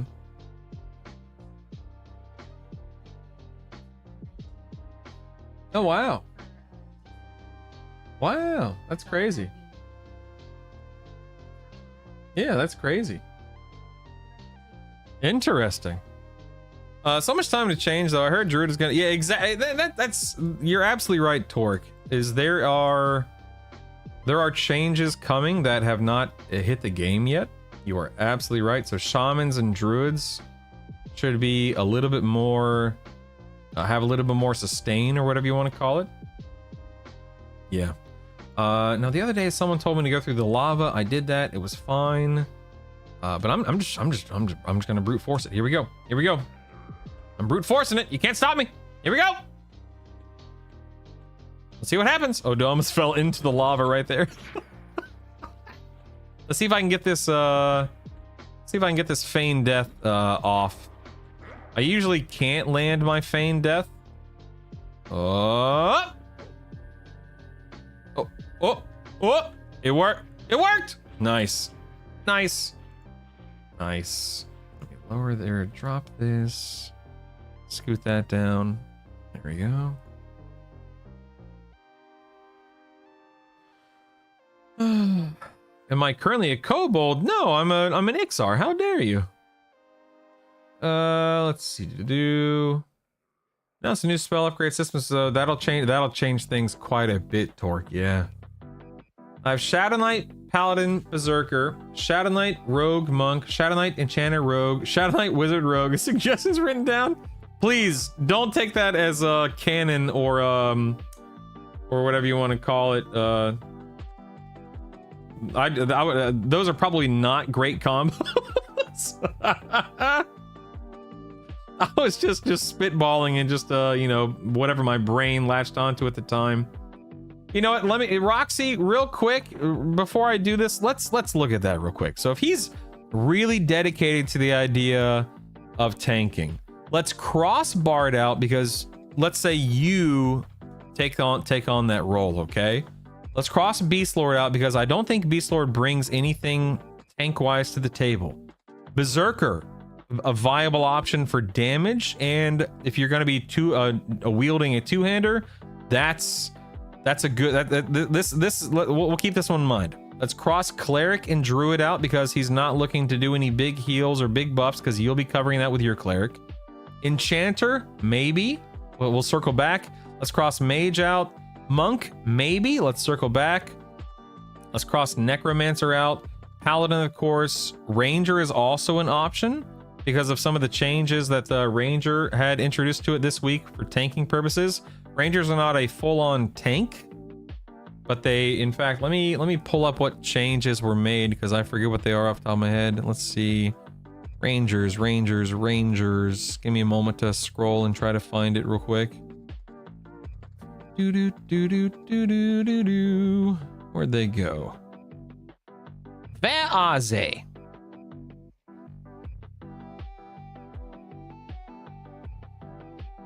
I'm reading through the Discord, forgive me.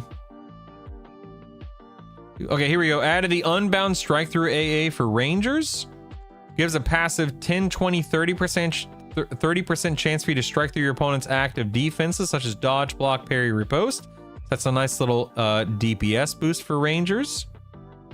What else are we looking at here? That's not what I was talking about. I was talking about tanking.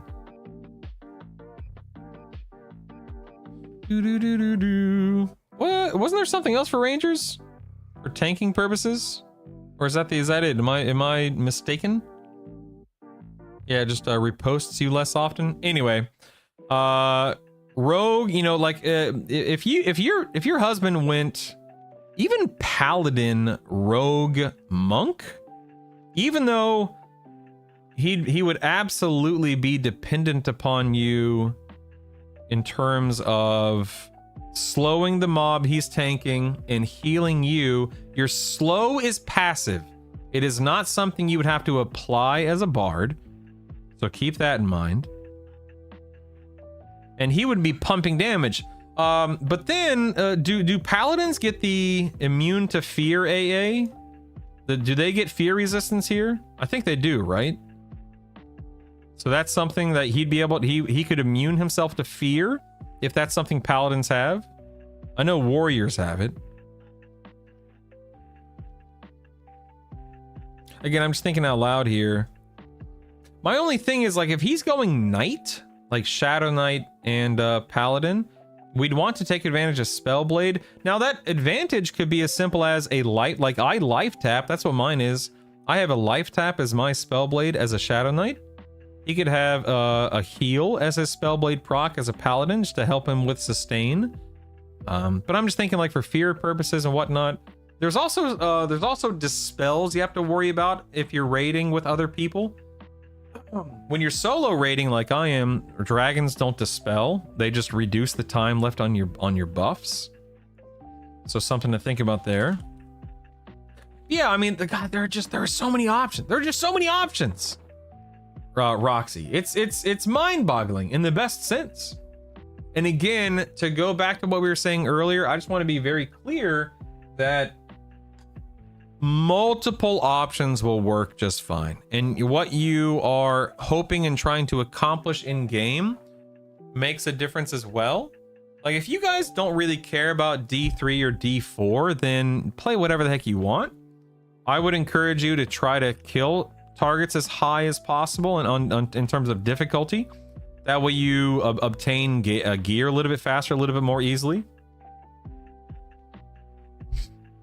Why are you just dead? Is this EQL rating? I was feigned death. How dare you? How dare you? Why do Rangers not have feigned death? Because fall that far would kill them. That's all. I love that. I've been watching lots of streams for this, but I started when leveling. I had already been mostly done, so I missed early leveling. I know Black Burrow got an overhaul, as well as Befallen, not Guck, but Befallen. What other newbie zones are ready? So Befallen and Black Burrow, presently Neapolitan, are the only two zones that have been overhauled to the degree that you're referring to. But there are more coming down the pipeline. Beast Lord, Rogue, Wizard, yeah, get on that, Remnant, yeah. With my plan to make my first primary class a Shadow Knight, my second primary class a Bard, are there any issues with leveling both at the same time? Nope. You are out. You have to level both at the same time, Leyland.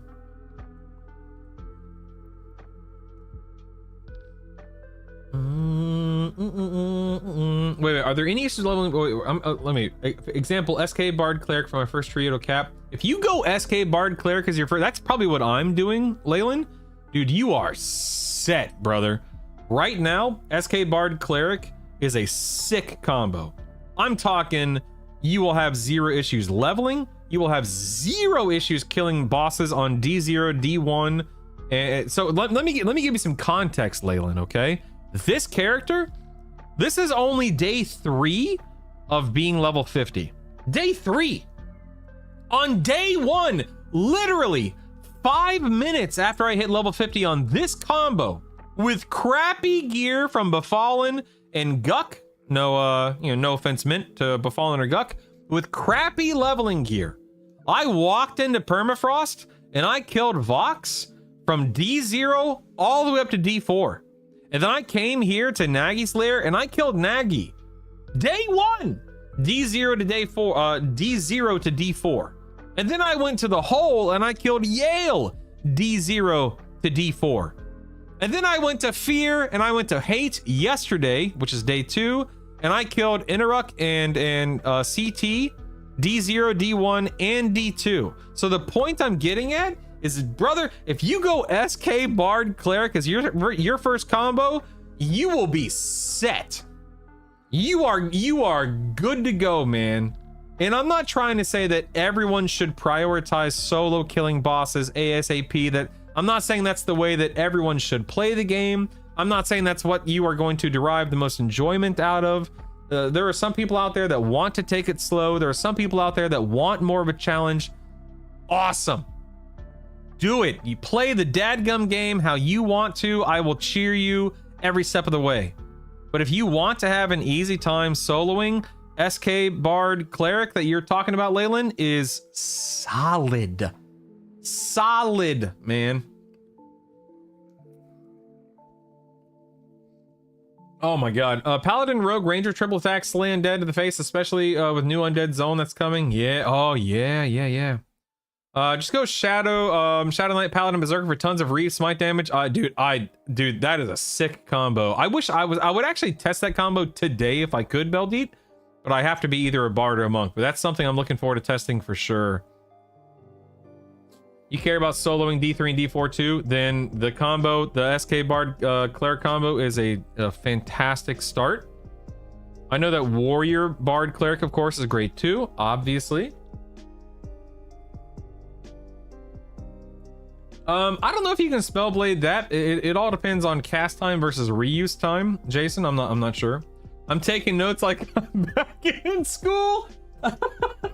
Why are the classes all called primary? Great question. So in this version of EverQuest, you have various loadouts, so various combinations of classes. So right now, this one right here, I am a Bard Cleric Shadow Knight.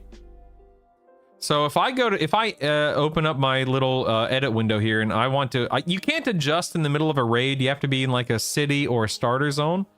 But the only race that I have access to right now is the one that I chose at character creation. You can eventually unlock them all by doing factions and stuff like that, or working on factions. The primary Alekin comes from the choice of the class that you choose at character creation. I chose Monk as my primary class on this character when I made it like 3 weeks ago.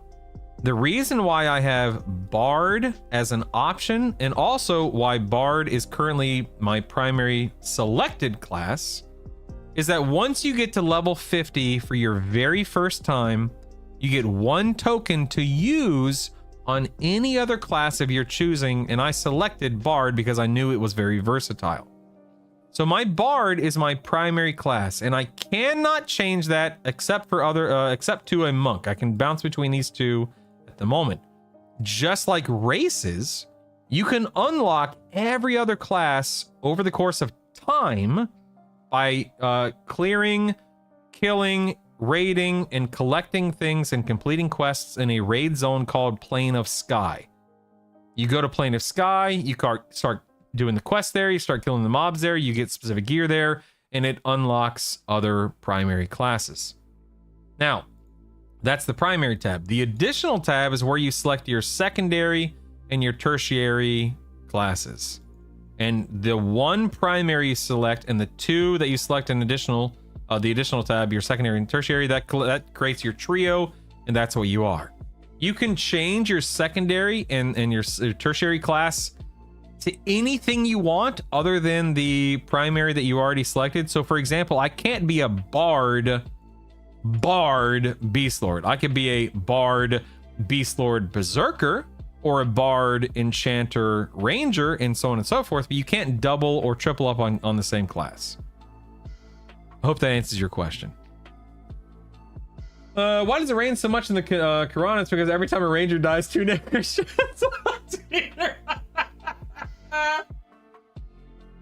I enjoy grinding while listening to an audiobook, but also want to solo hard content. I didn't even think about it being the same combo you're running. Yeah, dude, it's a fantastic combo, Leyland. Fantastic. You can swap unlocked races for Roxy, that's the whole point, is when you unlock something, race or a primary class, you can change it as you see fit. So even though I am, this is also something to keep in mind. See how I'm an Ixar? I'm an Ixar bard. Ixars cannot be bards from the get-go, but because I unlocked bard as a primary, I can now be an Ixar bard. That's how it works. And similarly, let's say I unlocked barbarian. Barbarians can't be bards, but I could jump back and forth between Ixar and barbarian depending upon my mood or, you know, whatever. And I could be a barbarian bard or an Ixar bard anytime I wanted to once they're unlocked. So monk. Ooh, thanks for the cheer. Let those Thunder! biddies rain down from the sky. What is the most mana-efficient way of healing a ranger? Res them.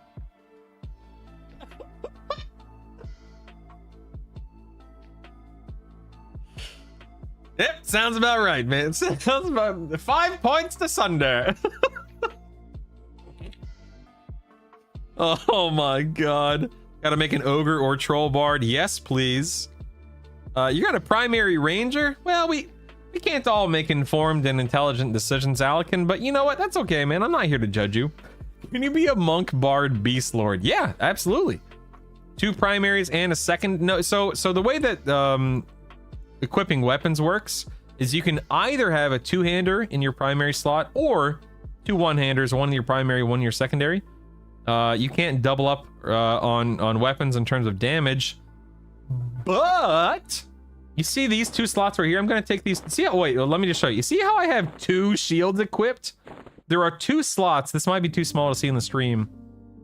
There are 2 slots here called any slots, and you can put basically anything you want in them for, you know, your modifiers, your exaltations, your stats, etc., etc.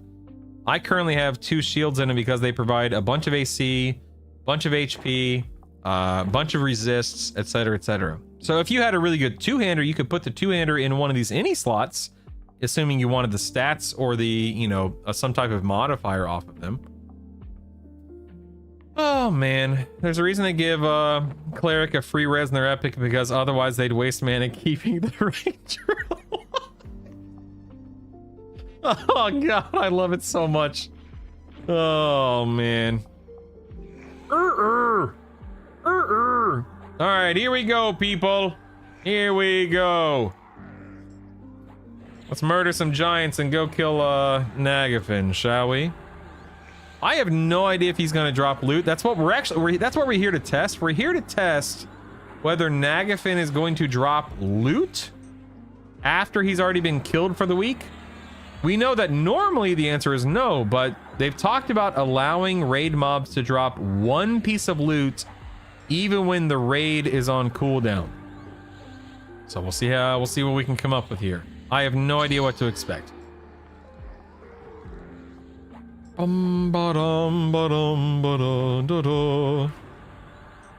Oh, this is actually a really good example, Roxy, assuming you're still there. You see, so right now, my hands are off my keyboard. right? I'm not pressing anything, but you can see that my songs are still being twisted. That's the power of melody. So right now I'm auto attacking. I've got 5 songs pulsing in the background from Symphonic Aura, and I'm twisting 4 songs through melody. Boulder! So that's the name of the game. Now, right now, my charm broke, so I swapped back to the low-level fire giant there. I had to target him. I had to sing my charm song, and now I'm back to melody and Symphonic Aura just taking care of themselves. Okay, now here's something else. You see how I'm at 59% health right now? Not super low, but I'm missing 40% of my HP. I have songs being sung right now, Roxy. I am going to press my hotkey for my promise renewal. It's like a 0.25 cast. And I'm now, I'll hover over it. See right here, it's at 6, 5, 4, 3, 2, 1, full heal basically. So it's a delayed heal that you can apply to somebody or even a pet in your group. And I had to manually cast that, of course. And that interrupted my melody. But as soon as I finished that cast, which again, it's a literal like 0.25 second cast, I then just pressed my number 1 key back on my keyboard to start singing that melody again, and it takes care of itself. So it's very straightforward. It's not very complicated or, you know, worrisome, and it's obviously extremely powerful and helpful. Ranger jokes are a bit like Chuck Norris jokes. Funny at first, but they get old when you hear the same ones ad nauseum. But I haven't heard them in a long time, Beldeet. Ooh, thanks for the cheer. Let those Sunday! biddies rain down from the sky. How did Chuck Norris pass away? Did he just die in changed real his life? primary class to Ranger. Oh, poor Rangers. Fun fact, Ranger was the very first class I ever played in this game. A Wood Elf Ranger. Thank you, Sunder. Keep them coming, baby. I think that's what I'm doing too, Actus. I'm gonna have to go SK at first because I'm an Ixar, but I think I'm gonna do SK Bard Cleric. I think I have to. If it wasn't for the aggro drop, having Ranger accept res when low HP, they might actually be a good tank. I heard that Mage Pet is now technically Ranger, and that when you summon it, it just dies. What's the experience rate? Oh, it doesn't take that much effort or time, Jason. I'd say that if you were just being kind of, you know, casual in your approach, it could be 20, 30, 40 hours, depending upon where you go, what your priority is, etc. It's not gonna take you that long to get to max level. A couple years ago, I made a Bard on P99. I stopped and remembered how terrible playing a Bard is without melody. Yeah, Hank, I played Bard before melody ever existed, and it's one of the reasons why I became such a fast typer. Is I was also a raid leader, so I would have to type out raid instructions between singing songs. It was insane, man. One of my first goals, because that was before voice over IP, that was before Vent and Mumble, and of course now, you know, Discord, obviously. I had to type. One of my first goals is going to be leveling all classes to 50 so I can play any combo I want. The negative I see is leveling SK Bard Clerics. My first trio is then my second trip to 50 will only level 2 more classes at the cap instead of 3. Okay, so Leyland, this is something to keep in mind, okay? And we talked about this earlier, but I just want to make sure I'm explaining it correctly. Presently, oh crap, I lost my extended target. Oh, there it is. Okay, that was weird. Presently, and again, I want to emphasize presently, at this moment, the most efficient way to level AAs is to, let's say you get your first trio to 50 and you've got, I don't know, 100 AAs. You would drop 1 of your classes and you would D-level down to 10 and you would level the next character up until you got bored of it or you got to max level or whatever. And then you would drop that, you would drop another class. That way you D-level back down to 10 and you start leveling that one up until you get bored of it, or you got your rituals or you hit max level, whatever. because every time you drop down to 10 and start leveling back up again, you're getting the most AA experience possible. The lower you are, or again, that's how it works right now. The lower you are, the more AA experience, the more the farther it goes. You're earning 100% no matter what, but right now at 50, I'm earning practically 0 experience per kill. So my AA acclimation is very slow. Whereas at level 10, I'm earning 6, 8, 10, 12% experience per kill. So it's very fast by comparison. Soon, Actus. Very soon, actually. Hello, Gary. Oh, Gary, welcome back, baby. Welcome back. So anyway, all of that to say, Leyland, getting every class to 50 is also one of my goals. More than that, unlocking every class as a primary is also one of my goals. Not everyone's going to want that goal, but it's something that I personally care about. So, yeah, you will not need to level everything to 50 to get like your critical or even your semi-important AAs. If you get to if you get to like 200, let alone 300 AAs, you're pretty much good to go. Like you're set, you're locked in, you're fine. And anything beyond that is absolutely icing on the cake. So what a lot of people are going to do, Leyland, what I'm going to do is I'm going to get my trio to 50, and then I'm going to drop one of them. Let's say I drop the Bard, and I'm going to level, if I'm SK Bard Cleric to 50, I'm going to drop, let's say, the Cleric, okay? And pick up Druid. And I'm going to level SK Bard Druid to 25. That unlocks my rituals, and I will buy my Druid self-port spells from the vendor. That way I can port anywhere I want to as a Druid. And then I'm gonna drop that Druid, and let's say I also drop the Bard, and then I level up as an SK Cleric Wizard. I'm Spellblade procking as a Wizard. I'm healing and buffing as a Cleric. I'm reaving and meleeing as an SK, etc., etc. And I'm gonna level my SK Cleric Wizard up to 25. Now remember, the SK and Cleric are already 50. We're de-leveling down to 10 for the Wizard. And then I'm going to level that SK Cleric Wizard to 25 to unlock all of the Wizard self-ports. So you have leveled SK Cleric Bard to 50, and you've gotten all AA experience from that trio, that first trio. Then you've dropped down to 10, and you've leveled a Druid up to 25, and you've gotten, 20 AAs or whatever it is. And then you drop then you drop the Druid, and you pick up the Wizard, and you level the Wizard up to 25. That's another 20 or so AAs. And at that point in time, you're looking at, 150, give or take, AAs. And you've got your raiding trio locked in. You've got your self-ports locked in. You've got your critical AAs locked in. And at that point in time, then you just start cycling in whatever you want whenever you have the desire to level it. Maybe you want to experiment with a Berserker. Highly recommend, by the way.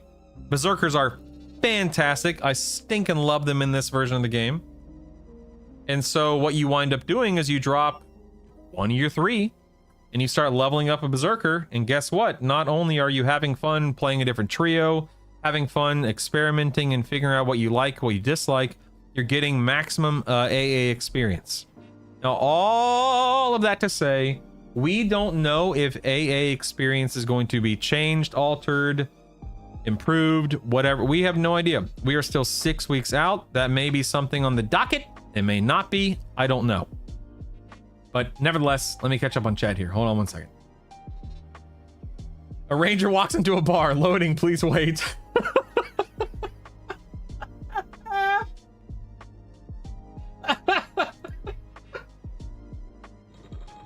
Oh my god. Yo, what up, Nagafin? What up, baby? Look at that guy. Look at that guy. Look at that guy. I'm gonna kill you in a minute. Hold on. I'm catching up on Twitch chat.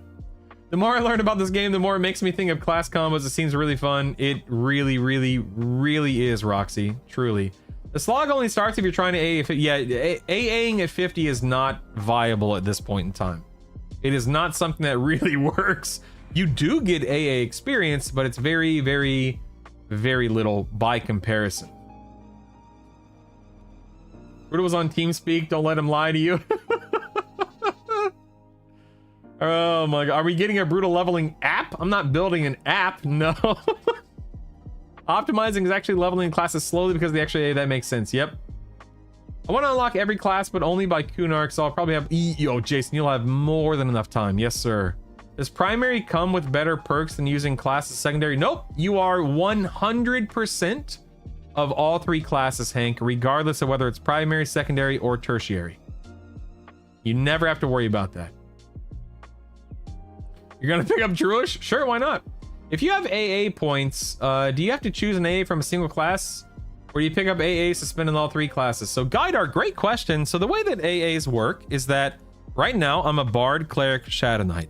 And I've invested points into my Symphonic Aura. That is a Bard unique and a Bard specific AA.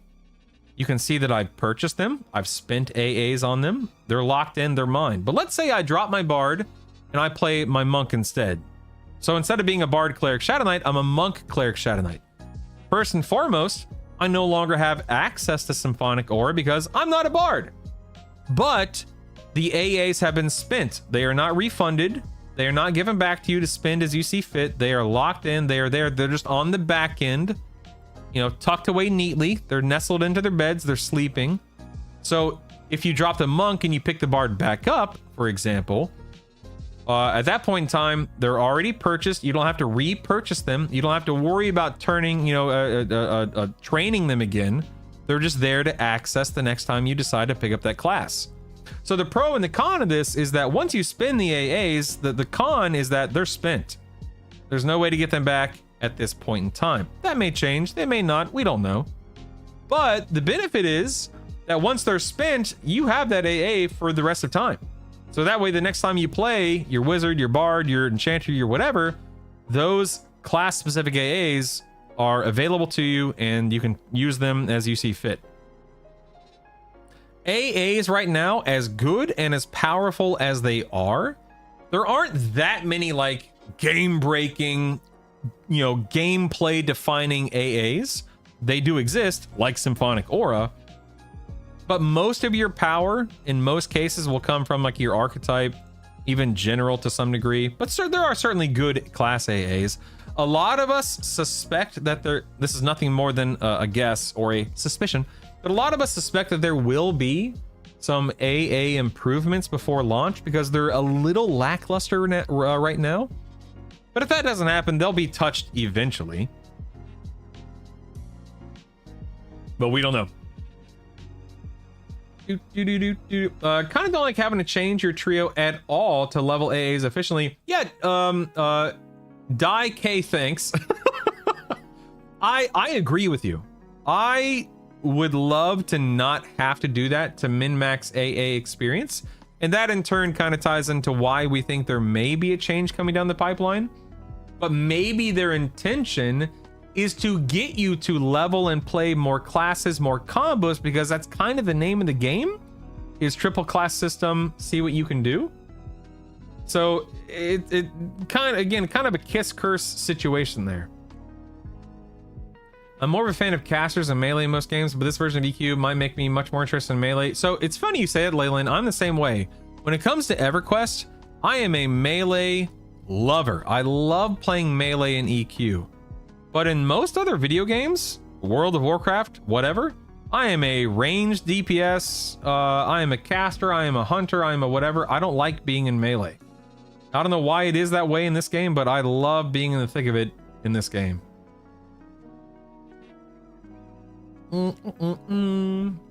Yeah, I think you'll quickly find that kiting is pretty pointless in this game, Leyland. There's an AoE cap, and you're so strong, like by default, by design, that kiting isn't really necessary. You can do it, you don't have to do it, and maybe you shouldn't even do it. Might be more of a waste of time. Makes sense to focus on archetype in general since those apply to all. Yeah, exactly. Gaidar, there are absolutely some class AAs you want to get. Again, not to beat a dead horse, forgive me. But like, you are going to want Symphonic Aura as a bard. Full stop, period, end of discussion. I will not be taking questions. But for instance, do you really need reaching notes or scribble notes? Probably not, right? I mean, reaching notes if you're playing with other players, but scribble notes? Who the heck cares about that? Who the heck cares about that? And some are auto granted, like harm touch is auto granted. So there are some that don't cost AA points at all, and you just get them while you level. It's all very complicated if you're trying to optimize and figure out exactly what's the most efficient way to do things. Remember how I used to time leveling speed with a stopwatch, grinding away alts? It's a metagame I enjoy that most people hate. You can also just pick your 3 favorite classes and solo the level cap and solo D0. Dude, Leyland, preach, brother, preach. Leyland telling it like it is. Yeah, man. Yeah, for me, I derive enjoyment from min-maxing. So I want to... Oh, crap. I like how I'm just standing here. I haven't buffed myself at all. My enjoyment comes from min-maxing. I want to solo raids at D3, D4, high end. I want to have good gear. I want to be knowledgeable. I want to be able to educate people. I want to be able to showcase what I'm capable of. That to me is what makes a game like this fun. Oh, wait, no, wait. Don't worry, everyone. Don't worry. I forgot to summon my pet. That's all. Everything's fine. Everything's fine. I simply forgot to summon my pet. I wanted him to get buffed. Hold on. Don't mind me. I'm just fizzling. Still fizzling. There he is. All right, let's summon. Let's see what my pet's named this time around. A world 30-second tank? Yeah, something like that. Gibbainer. Gibbainer here. Hello, Gibbainer. Hello. Let's get the Gibbainer over here. Let's go ahead. Oh, I'm so silly. Quick buff did go off. I thought I interrupted it in time. I did not. Oh, well. It doesn't matter. Who cares? Let's go ahead and load my stuff here. Gibbainer sounds strong. We'll see. Oh no, do I have... Oh no! I'm missing his gear. It's probably in my key ring. Let's see here. One is Earthshaker. What else did I... Oh, FBSS, and then... Okay, Dark Milk. Okay, got it. Woo! Okay, he's equipped. We're good. Let me give him at least haste. I need to make sure Gibbainer here can provide me 3 to 4% of my DPS. You know what I mean? Gotta take care of my buddy here. Gotta take care of him. All right. Do I care about anything else? Let's see. Good. Yes. All right. We're good. All right. Let's do this. All right, let's go kill a dragon. Let's see what we can do here. Dun. All right, so I'm gonna walk you guys through this. Where's my pet? I'm gonna turn the dragon so my pet doesn't get riposte and whatnot. All right, so let me. This is just D2. This is not super high end. This is not super difficult, okay? I also have a bunch of AAs. My gear is decent, etc., etc. But essentially, what we're doing here is we pull. I'm a Bard Cleric Shadow Knight. I'm pulling Nagafin. Looks like he's a Warrior Berserker. Also looks like my pet is getting rocked over there. I'm just gonna let him die. I don't care. So, let me harm touch. I gotta get that on cooldown. Anyway, it looks like this guy's a Warrior Berserker this time around, which means that he doesn't have mana. He's not gonna be, healing himself. I don't really have to worry about buffs on him, but he's going to do a decent amount of melee damage. So I hit 60% HP. I'm just going to go ahead and throw on a Promise Renewal. Promise Renewal is a cleric spell. It has an 18-second heal delay. Oh, goodbye, pet. Thank you for your services. You'll see I just got full healed there, because I know that I just need to cast it before I reach that that point of no return. But the way that I approach raid targets is, you can see that Nagi is currently 75% HP, and that my mana and my endurance are around 85 to 90%. And what I have found is that if I can keep my mana and endurance above the boss's HP, then there are 0 issues and 0 complications that can arise. Because my HP doesn't matter, right? Who cares what my hit points are, because I can heal my hit points. Does Nagy have a? I guess yeah, I guess he does have a tail whip. Yeah, I don't remember if Nagy has a tail whip. I remember plenty of dragons in World of Warcraft do, but I don't know if he does in EQ. Maybe he does. Yeah, I think it's just an AOE, right? Just a fire, a nuke, a fire AOE. I'm gonna go ahead and give myself another promise renewal heal. But you can see that my my dot songs are actually landing today, which is nice. This normally does not happen. Normally, I am struggling to land my dot songs, so that's kind of cool. But right now, this is pretty smooth sailing, simply because I pretty much outgear this. I know what to expect. I know what to do. My gear is well suited for this. I'm here to kill Nagafin, just to see if he drops a piece of loot. I don't know if he's going to. I've already killed him this week, but we're experimenting to see if he drops one piece of bonus loot on a daily basis. We'll find out. We about to find out. Can you pet multi-class? As in like Necromancer, Beast Lord, Mage? Yes, but you can only have one pet out at a time, sadly. PR, aka the reason you play Cleric. Fact! I was wrong about Gabaner. Yep. Oh, go old Gabaner. Couldn't handle it, man. Couldn't handle it. But you'll see that with Bard, Cleric, Shadow Knight, it's very passive playstyle. My hands are off my keyboards, or hand is off my mouse and my keyboard. I'm keeping an eye on things just in case. Harm touch is back up again. Let's go ahead and harm touch. We'll get back to twisting our songs here. I also got lucky with this combo that Nagy is. Being a warrior berserker is very easy to handle in a lot of cases. Not to say that I would struggle with any combo at a D2, but in any case. I'll let Mark know, and he's going to reach out to you, Brutal. It was really hard not to type your... my name is Ryan. I don't care. It's fine. You can call me whatever you want. Still love this combo for comfortability. Oh, Rubaz. Absolutely yes. Absolutely. Berserker my hair for Interruck? Maybe. Maybe not. Who knows? All right. I am really curious to see if he drops a piece of loot here. If he does, I don't know what to make. If he drops a piece of loot, I don't know what to make of that, because it'll make it to where I will feel the need to kill him daily. So I actually kind of hope he doesn't. We shared a name. Ryan, indeed. All right, here we go. 1%. Okay, no loot. That's actually what I wanted. You are locked out from this corpse. No loot.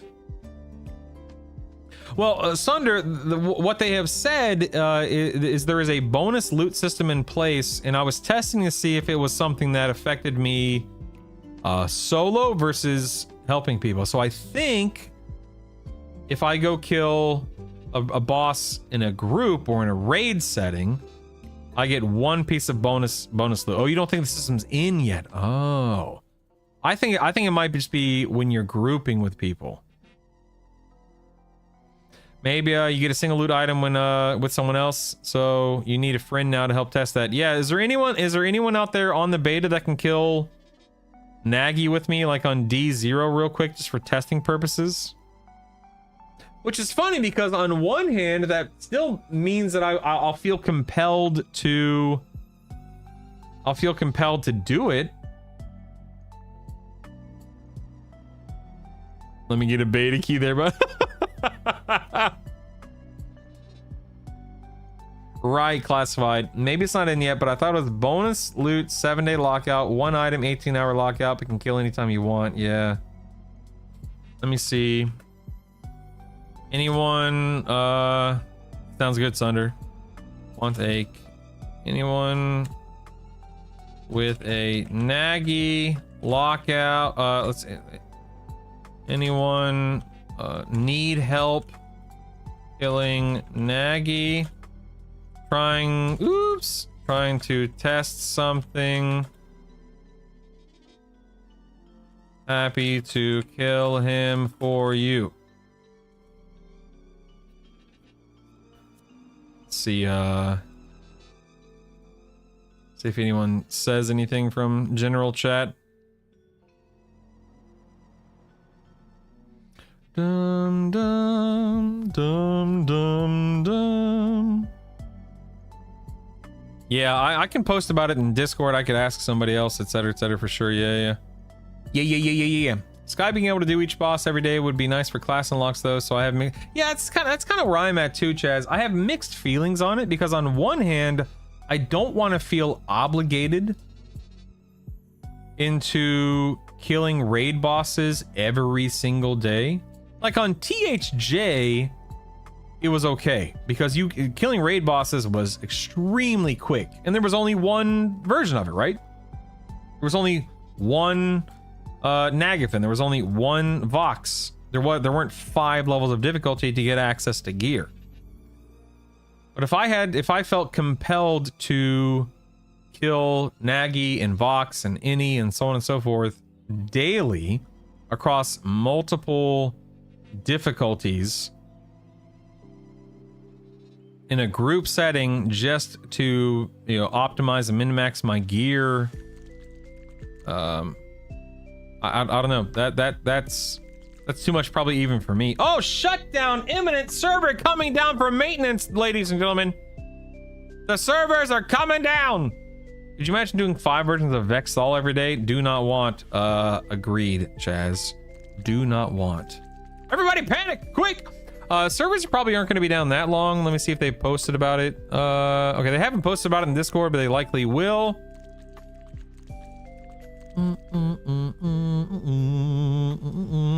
I don't know Giggle's in-game name. What's her in-game name? I'll whisper her real quick.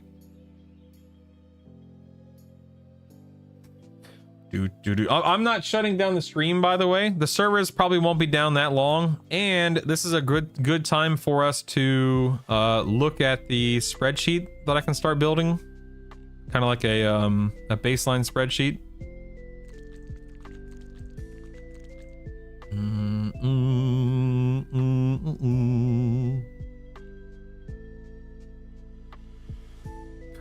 I still don't see.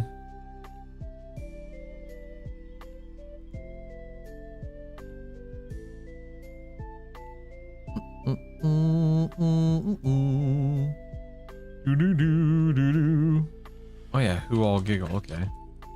All right, let's see. Giggle Maj. Do you know if the bonus raid loot is in yet? E.g., if I kill Nagi, Nagi solo, and I help someone kill him the next day, do I get 1 piece of bonus loot? That's weird. It didn't. That's weird. My whisper didn't go through.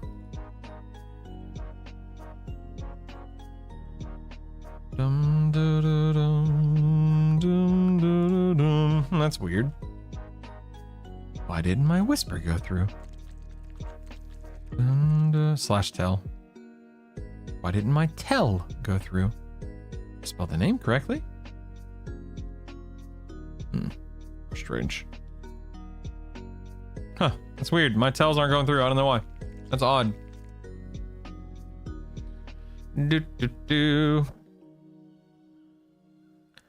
I can't remember on what you said the other day, but have you gone to Sky yet? No, so actually, interestingly enough, this hotfix might fix that. Sky Solo is not currently available, but the hotfix that's, okay, server's coming down in 55 minutes, okay. So I've got 55 minutes to game. And then we'll do some stuff. Yo, what up, Azrael? What up, baby? Get it, man. Get it. Get it. Let's go ahead and origin out of here. How many ranges does it take to change the light bulb? 3. 1 to change the bulb and 2 to dry his corpse from the socket.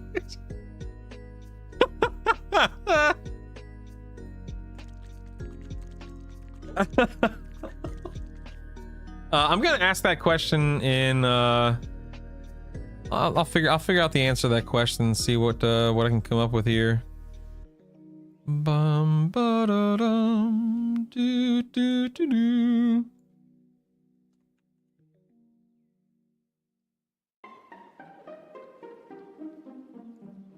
Let's see.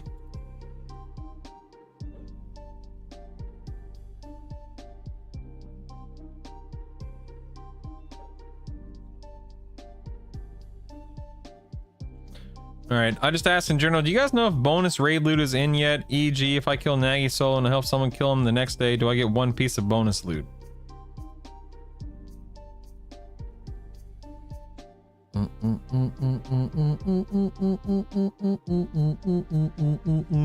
We'll see what general chat says. We'll see. Okay, so I've got about 55 minutes until the server comes down. You know what I want to do is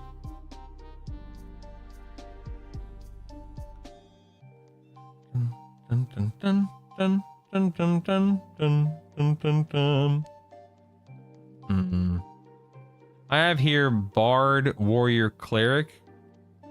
But it'd probably be better if I went like Bard, Warrior, Paladin, not Cleric.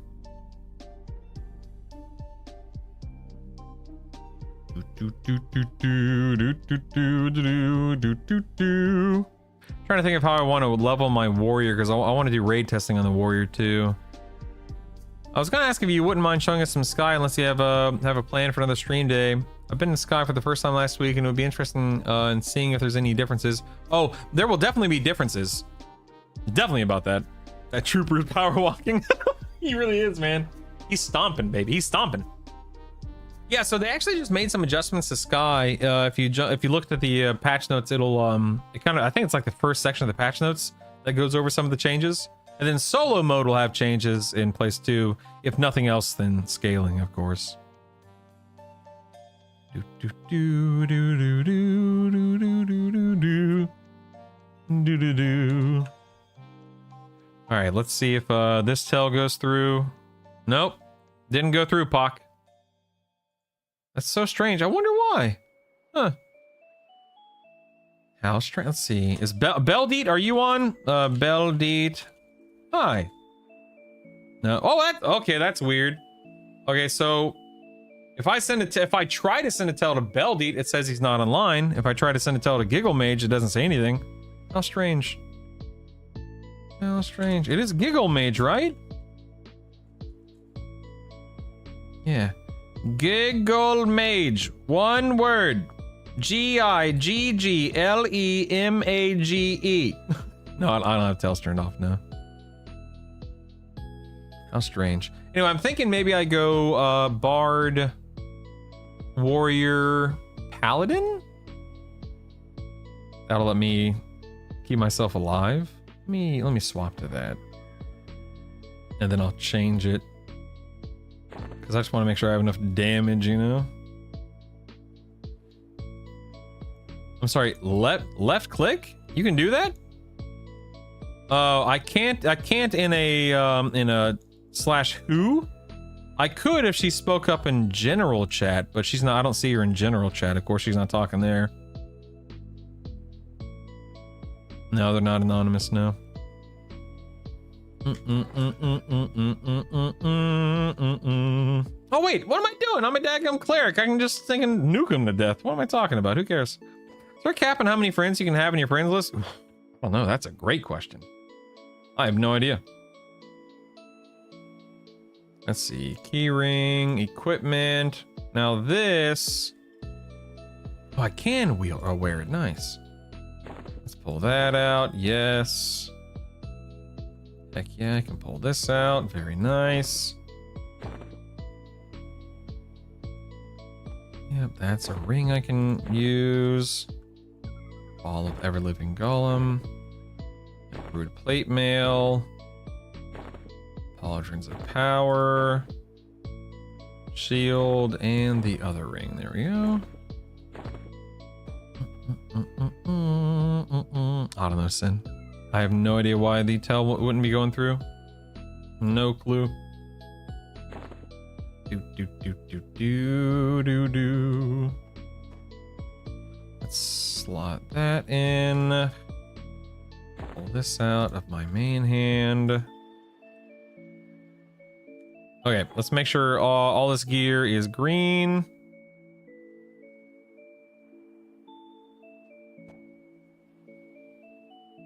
Yeah, everything looks good. Okay, good. Leveling speed is good. I guess I don't know how else to describe it. You know, leveling gear is it's good. It's good. It's good. It's good. It's good. It's good. 46. Is that when I get my other dot? Is that right? Yeah, I can get rid of this. Put my cold dot there. Doom, doom, doom, doo, doo. Binding, get these bad boys. Wait, yeah, I don't have to worry about Spellblade here. Offensive and inversion. All right, cool. Let's see how this feels. Let's go ahead and oops. Let's gate.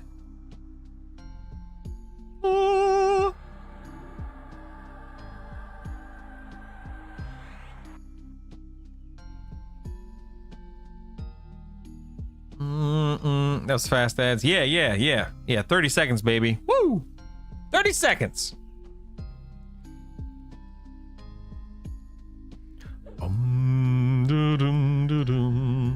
There's a chance that the hotfix today resets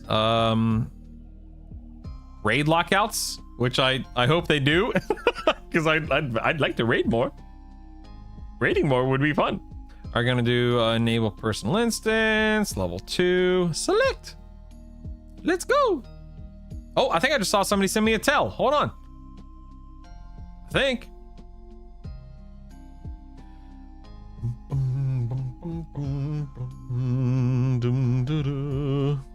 Thank you guys for being here today. I obviously, maybe it's not obvious. I do appreciate it. Thank you. You're amazing. Thank you, Pock. Thank you. Let's see. Save. DPS. Yes. Wait, did I get something fresh at? No, okay. And let's do load buffs. Here we are. Let's see. Who sent me a tell? Giggle. There we go. It works. Okay. Now I'm going to resend it. Oh, no. My message isn't... No, I gotta retype my message. Lame. Do you know if I kill Nagy solo? Do you know if I kill Nagy the next day... how do I type that? Dagnabbit. You know if bonus raid loot is in? E.g. kill Nagy solo today. Tomorrow I can help someone else kill him, and I get 1 piece of bonus loot. It's not sending the tell. It's not sending. Oh my god. Do you know if bonus loot is in? There we go. If I kill Nagy today, and I help I help someone kill him tomorrow, I get 1 piece of bonus loot. That's weird. Maybe my message was too long, I guess, but why would it let me type it if it was too long? I have no idea. It's so strange. Yeah, maybe it is a too long thing, Sunder. It's weird. You can do shift up, but I guess when I either loaded my personal instance or something, it deleted my chat history, my chat log, whatever it is. Hey, Relix, what's up, man? Please that server restarts reset lockouts. Yeah, for real, Sunder. Please, please, please, please, please, please, please. All right, what am I doing here? What am I doing here? Do I feign death? I don't. All right, let's make this happen, Captain. Oh wait, I didn't do a quick. Oh my God, I hate when I just sit around and I don't do quick buff. What a goober. What a goober. Is it echoing to a window you have hidden? No, I'm not. It's not going to a hidden window or anything. Let's do. Actually, wait. Let's go this way.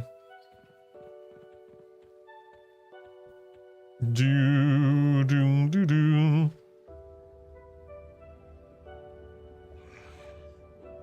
Let's kill these guys real quick.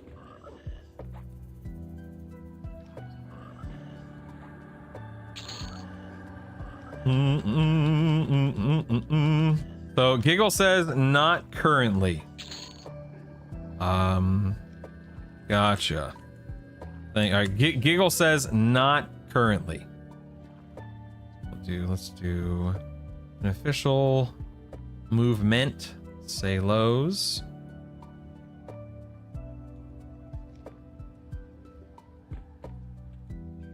Can't sing my Salos. Is it like an outdoor thing? What is this? Oh, symphonic aura. That's right. Derp. I was about to say that doesn't make any sense. I think outdoor spells work indoors in this version of the game, right? And Salos isn't an outdoor spell to begin with, so it's just a symphonic aura thing. Womp womp. All right, let's get back to work, people. We got a warrior that needs to get leveled. Here we go. Here we go. I do want to get my warrior to 50 just that way I can test him versus my SK and my paladin. I don't see how. Like, I personally don't see how a warrior. There's people talking about how strong bard warrior cleric is.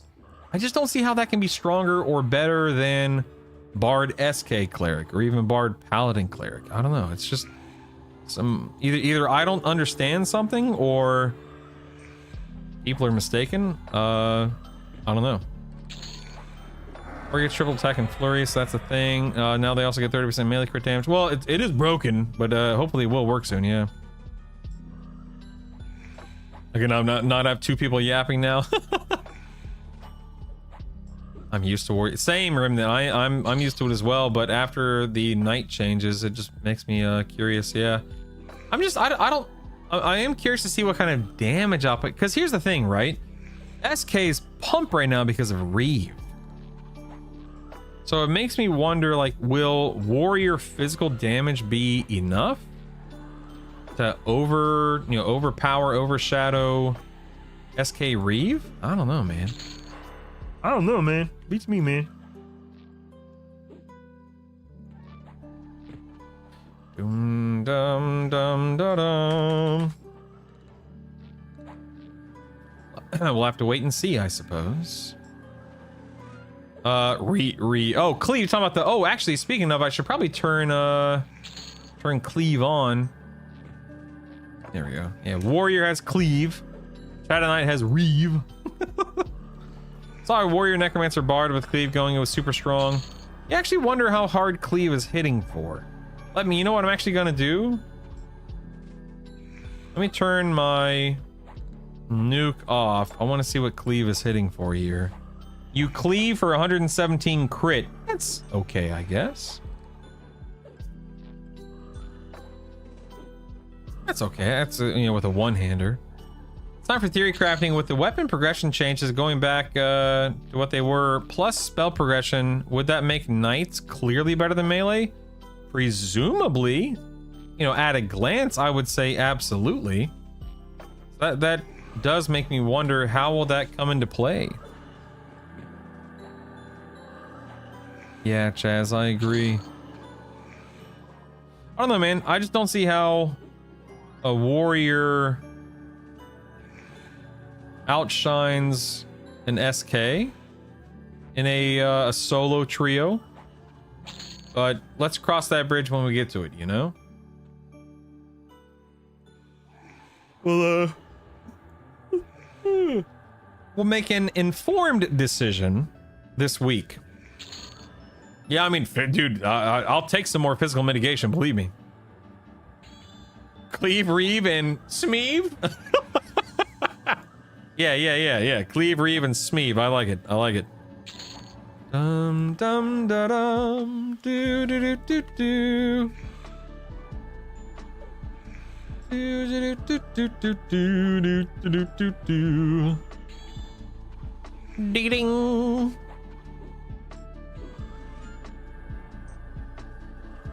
All right, we have I don't know what 45 minutes until the servers come down. That should be enough time for me to ding 47, which is nice. And then it's just a matter of getting from 47 to 50 over, you know, today, tomorrow, whenever I get around to it. And yeah, well, let's have some fun.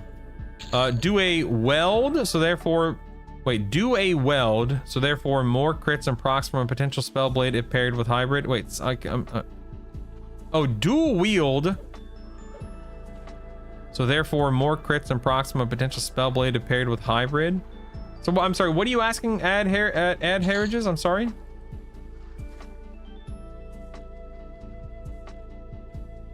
Can you be better served leveling after 46 and hate for gear drops? So there is absolutely an argument for that, D2. I have found, having leveled multiple times at this point in time, that because I typically have a cleric or a paladin in my combo, and at least a couple of days ago before I started getting raid loot, killing, that's a good point, D2. I wonder if hate is better for me now. The reason why I continue to come back to Guck is because undead targets, so I either always have slay undead if I'm a paladin, you know, my undead deity, which I'm spamming right now as a cleric. Mobs die quickly, mobs are not very dangerous, so it's more experience per hour. It's certainly more experience per kill in hate, but killing yellow targets in hate before this is like a few days ago, before I got my raid kills in and thus better loot, it took me longer to kill those targets, even though I could kill them, and so my experience per hour was lower. But now that I have raid loot, that raises a good question. I wonder if hate is better per hour now. I don't have the answer to that, so we'd have to test. Okay, Secret says restarting shortly for the hotfix. Estimated downtime is 30 minutes. So cool, man. We'll just hang out for 30 minutes and look at the spreadsheet. Yeah, here's my thought on that, Chaz. Okay, the gear you're talking about, it's good. Happy it exists. All that fun stuff. But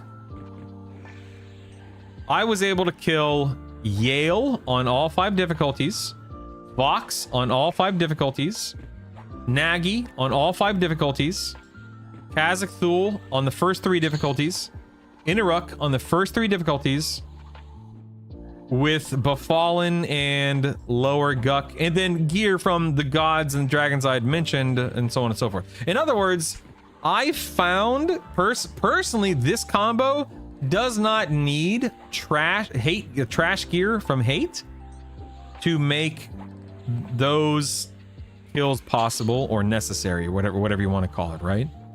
So it's certainly good, and having it is great, but it's also not necessary. And for me, if my experience per and here's the thing, right now experience per hour might be better in hate, question mark, because I've gotten gear. I can guarantee that on launch, when I'm leveling Bard, Shadow Knight, Cleric in 0, +1, +2, +3, +4 Befallen gear and lower Guck gear and whatnot, I can guarantee that Guck is going to be, even though they're light blue mobs, it's going to be faster because I won't have 300 AAs to prop me up. I won't have other players to prop me up. I won't have, you know, higher +6, +7 gear to prop me up. So on live, I guarantee you this is going to be faster for me.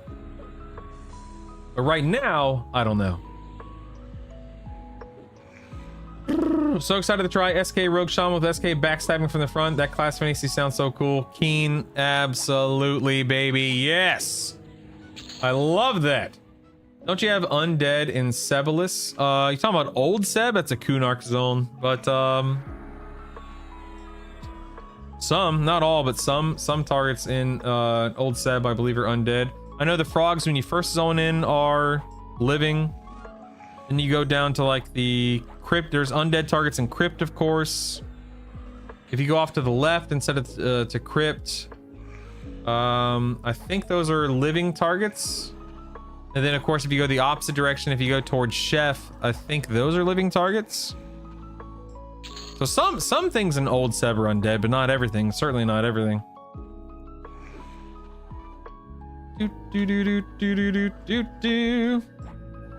Hey, Seduce, what's up, man?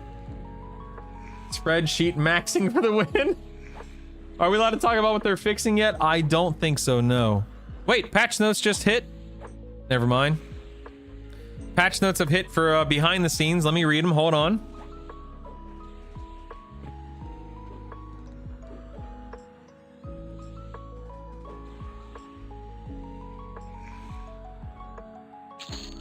Okay. Nothing too like monumental about the hotfix today. Like they're not mentioning anything huge about the hotfix.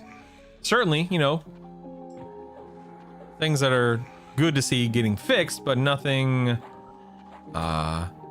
game defining.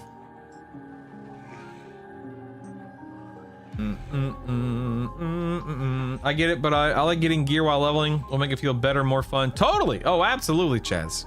Totally, man. That's how I feel about lower Guck gear. I love getting FBSS and short sword of the Akesha and stuff like that.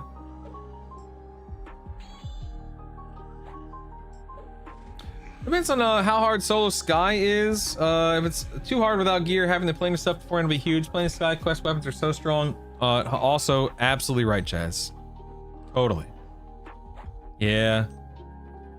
Some things in Seb are dead, yes. I was down there last night farming and my monk in the TLP. Yeah. God, I love old Seb. Goated. Does upgrading the FPS just minimally increase the haste? That is correct, Rubez. That's exactly, excuse me, that's exactly what it does. Yep. Oh, the kids are getting yelled at. Kids are getting yelled at. Uh-oh.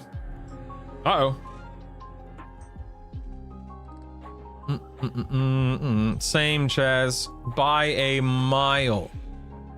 Same. Spell system announcement and weapon damage change revert has gotten me thinking of a bunch of different trios now. Yeah, Seduce, that's the beauty of it, man. Like, what feels good and what is good right now certainly will probably still be good at launch and post-launch. But holy moly, man. The sky's the limit, baby. Tower Frozen Shadow. Beast Within. I mean, you can't go wrong with little tower, little trip through the tower, you know what I mean? I mean, I'm partial to Kern's Tower, you know, right off of a Field of Bone. I love Kern's Tower because that's where I've leveled Mini and Ixar over the years.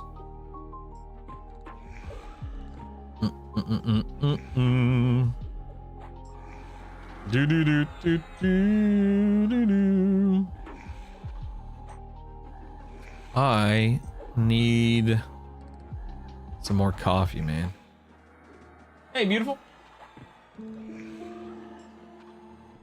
I do, yeah. Yeah, there's no like half. Yeah, there's nothing that's half right now. But use what you need. Seeing them make new dungeons and add ones from EQ2 gives me immense hope that EQL will be a long-term game project. Same, Keen. Same. I saw we were farming Nagy today. This is a Nagy. I just killed Nagy. Where the heck were you, Actus? Where the heck were you, old man? Server come down in 30 minutes. I repeat, 30 minutes. 30 minutes in a work meeting. Noob. What a joke. Work meeting. Listen, I'm in a work meeting right now too, with all of you. Here on Twitch. I'm right here, baby. Some of us have to punch the clock to sub. Well, some of us gotta punch mobs in the face to make sure you can sub. All right? You think about it? You ever thought about that? I'm working hard over here, Actus. Dude, my throat actually... So I have had so much engagement with the stream this week. I've had so... I've conversed so much. My throat is raw.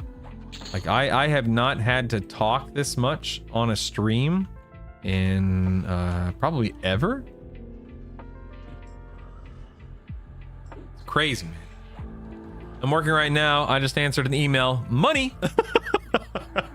This work meeting, does that mean it's could have just been an email? Yeah, probably. I subbed for the sexy Naggy kills. Don't worry. Just go back and look at the just watch the VOD. It's there. Just watch the VOD, old man. Side question for you. With all of your experience with EQ and WoW and other games, do you think EQL is on the track for their projected dates with patches and hotfixes?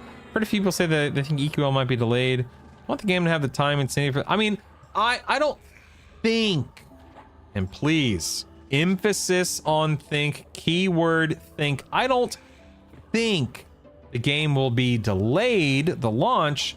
I think it is absolutely possible that oops, that's not what I wanted. I think it's absolutely possible that Kunark will be delayed. I think that it's certainly possible, reasonable, whatever you want to call it, that Kunark winds up being like a January, probably more like a February release instead of a December release. But that's nothing more than what you're saying. Just you know, looking at it, the experience you know, that I have, the thoughts that I have about it, that kind of stuff. Yeah, I don't bring facts to the table with this kind of stuff, although I typically only like working with facts in play.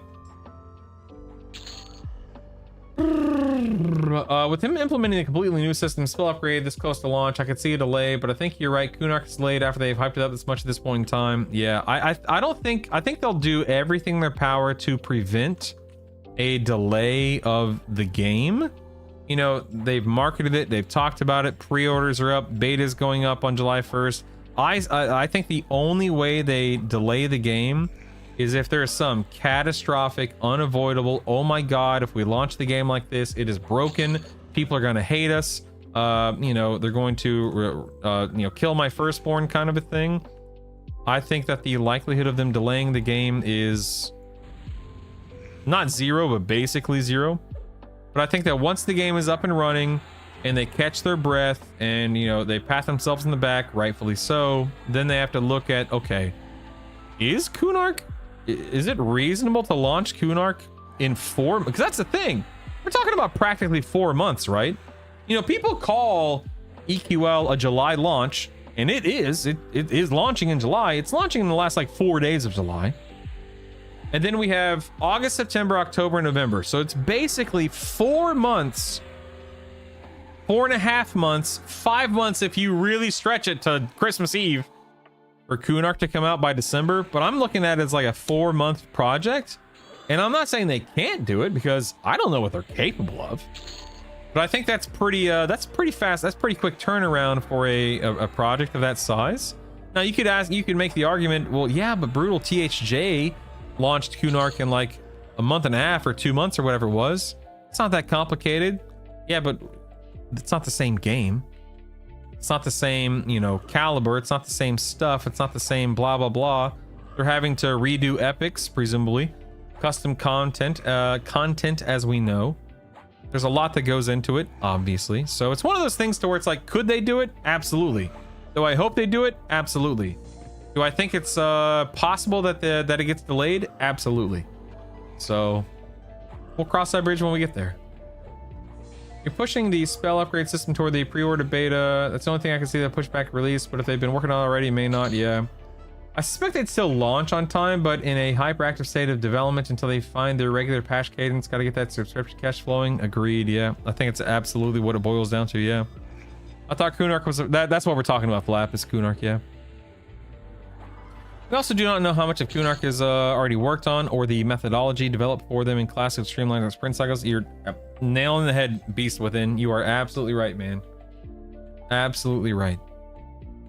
Well said. Well spoken.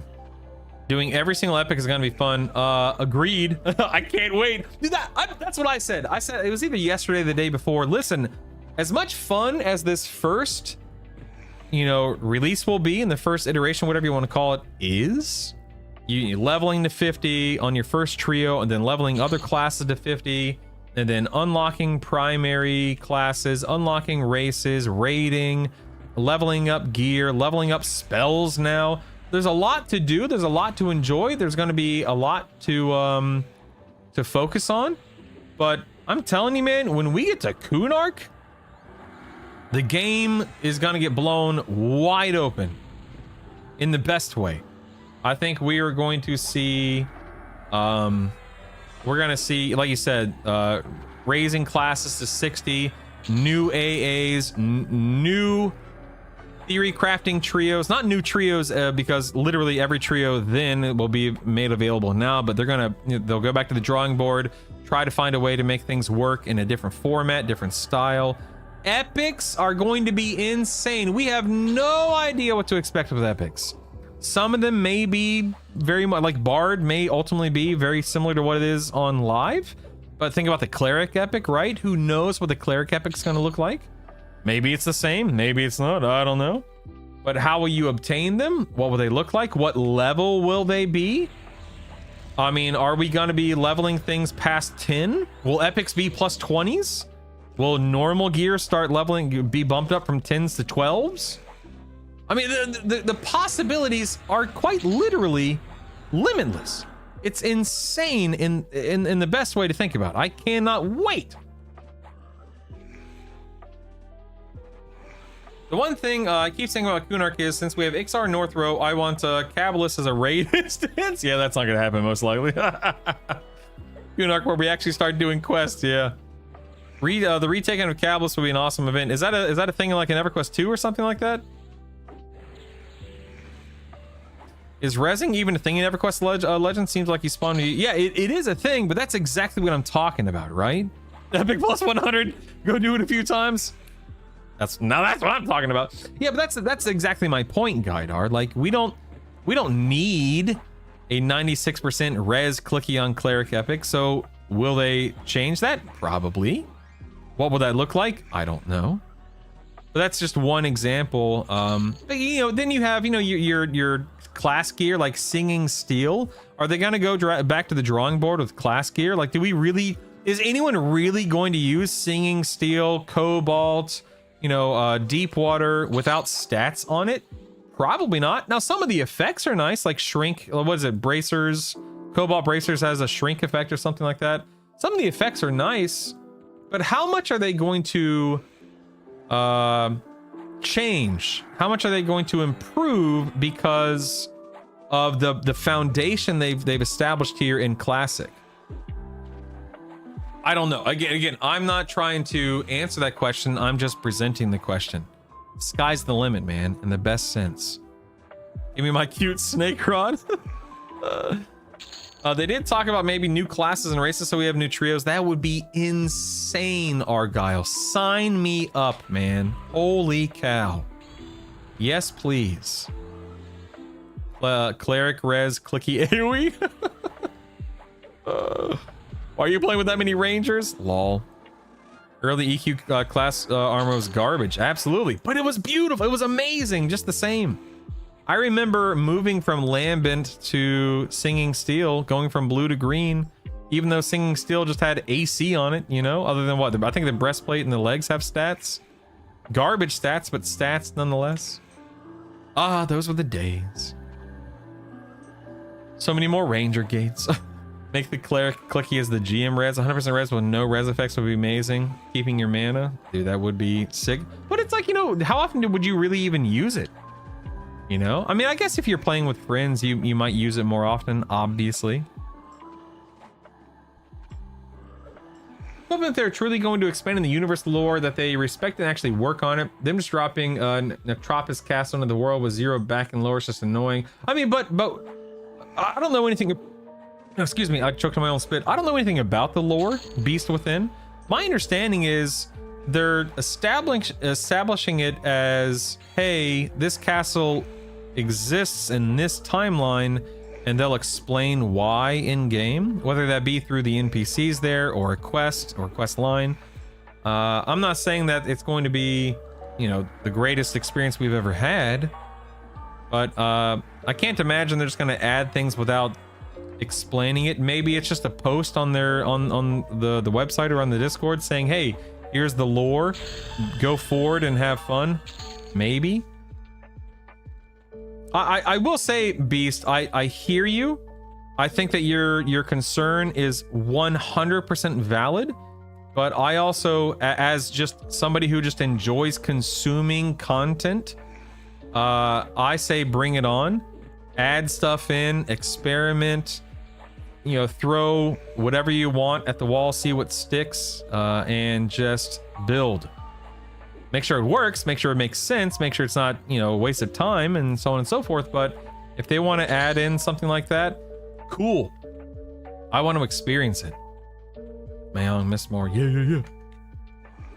Well, they explain why, it's fine. Yeah, that exactly. When is Brutal going to farm water sprinkler of Nimonk? That's literally what.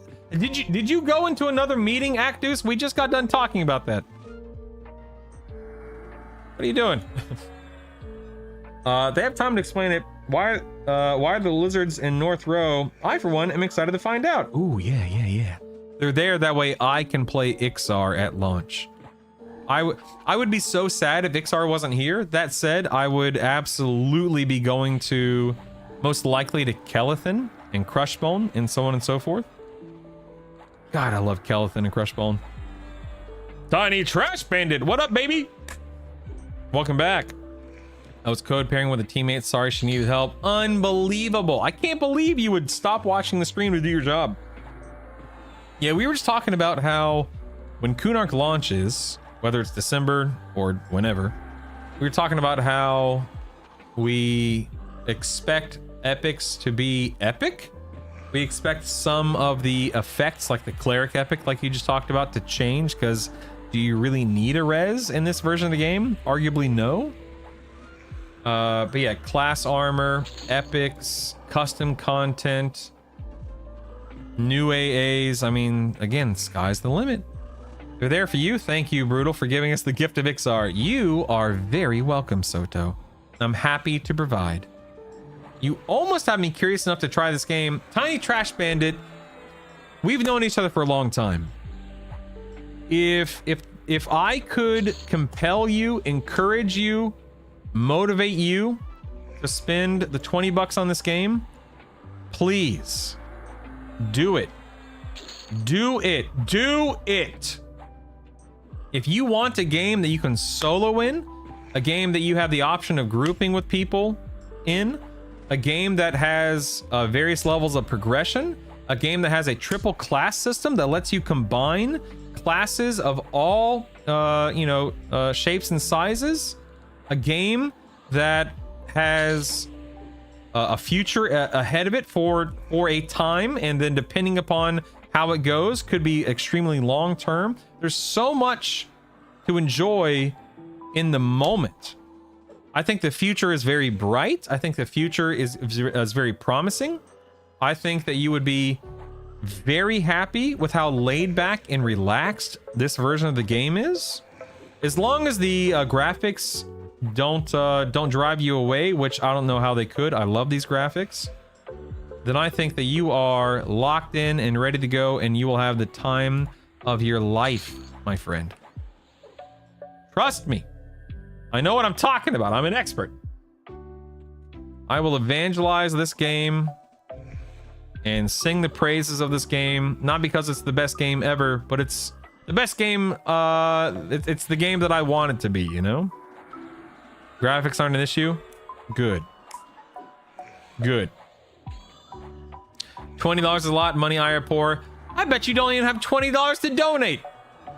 I bet you can't even donate $20. Sorry, I was watching. I was waiting for it to come in, Actus. Yeah, I you know, there are people online that are complaining about the box cost, complaining about the monthly cost. And, you know, the argument is, you know, it's a 30-year-old game. THJ did it for free, etc., etc. Apples and oranges between an emulated game and then a licensed game like this that has employees and overhead and stuff like that. I can't tell you what to do with your money, except for you, Actus. Donate! I can't tell you what to do with your money out there if you're listening, obviously. Maybe, you know, money's tight. I'm sure money's tight for a lot of us. Maybe you don't see the value. That's fine. I know for me, this is literally the experience I've wanted. I'm not kidding or exaggerating. This is an experience I've wanted for decades. I loved playing the hero's journey. I had an unbelievable time playing that server, but guess what? That server's dead. It's gone. It's not coming back. And this is certainly not a 1-for-1 with THJ, but I have no issue coughing up $10 a month to play literally the game that I've been dreaming of for decades. Decades. And so for me, if I'm paying $20 for the box, digital or otherwise, and I'm paying $10 to access that game day after day after day after day, knowing that it's the type of game that I want to play, knowing that I'm supporting the team that made it possible, knowing that it's encouraging them to make content that I will consume for months and years to come, and so on and so forth. Oh my God, man. I will eat it up. And I'm not, by no means am I trying to say that the game is perfectly suited and designed for everyone ever, period. Nor am I saying that I'm a big believer in subscription fees and costs or anything like that. Nor am I saying that Daybreak doesn't come with its own baggage. No, of course not.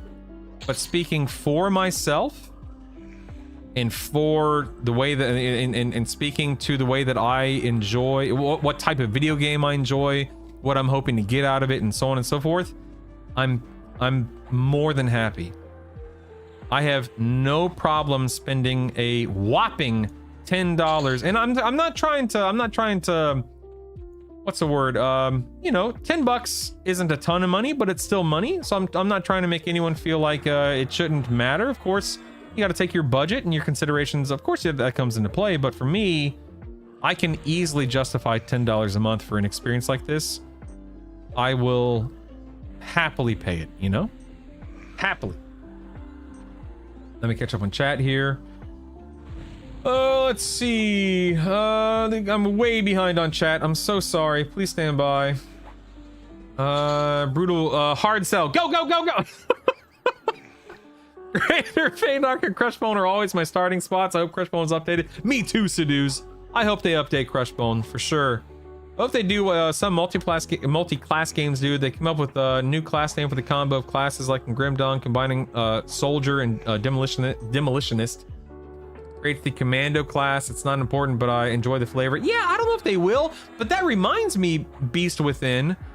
That's what original EverQuest did. I don't know if you played original EQ, but at level 51, my bard became like a minstrel, and then at 55, it became a troubadour, and then at 60, a virtuoso or something like that. And even though I was still a bard, obviously, I loved the fact that they renamed classes to stuff. That was so cool to me. I loved that.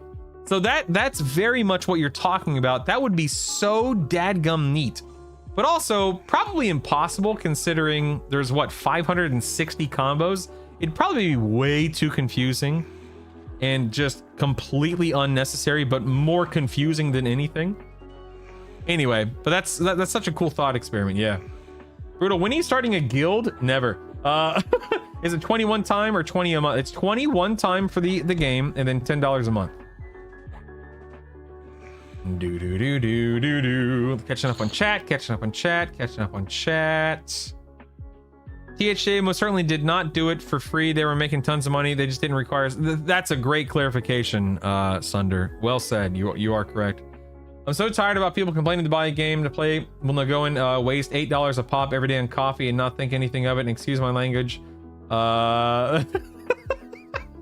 Yeah, Yeah, Ad Heritage. You know, it's funny. Thomas Van, who is an EverQuest content creator, he just made a video about that. You know, about how people are justifying it by saying exactly what you said, and he was being critical of people having that mentality. And I take the opposite approach. Like, I don't have a problem. I think, I don't know if he's butthurt or upset about you know, THJ being shut down and EQL kind of taking its place, you know, eating its lunch. I don't know. I don't have any clue. I don't talk to Thomas. But it definitely gave me the impression that he is unhappy with what EQL is and the fact that it costs money, the fact that there's a month or a monthly sub.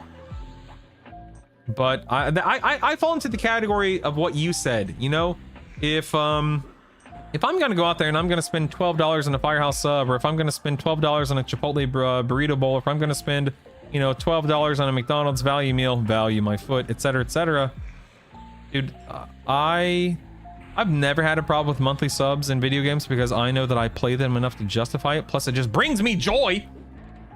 But it goes back to what I was saying a minute ago. I can't tell you what to spend your money on. I can't tell you what is appropriate or inappropriate for you as a person or for you in your budget. But yeah. Anyway, if $10 a month keeps the lights on, I can keep playing EQL until my great grandkids can inherit my account. Oh my god. That's amazing. I think the pricing is very fair. I agree.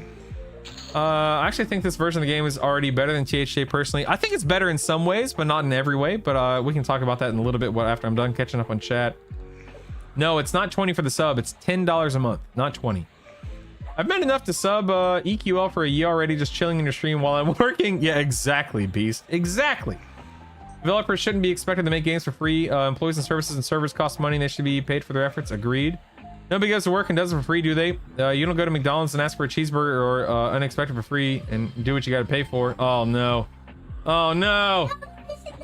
Oh no, what's going on back here? Oh no, I'm being invaded. Help. What a couple of goobers.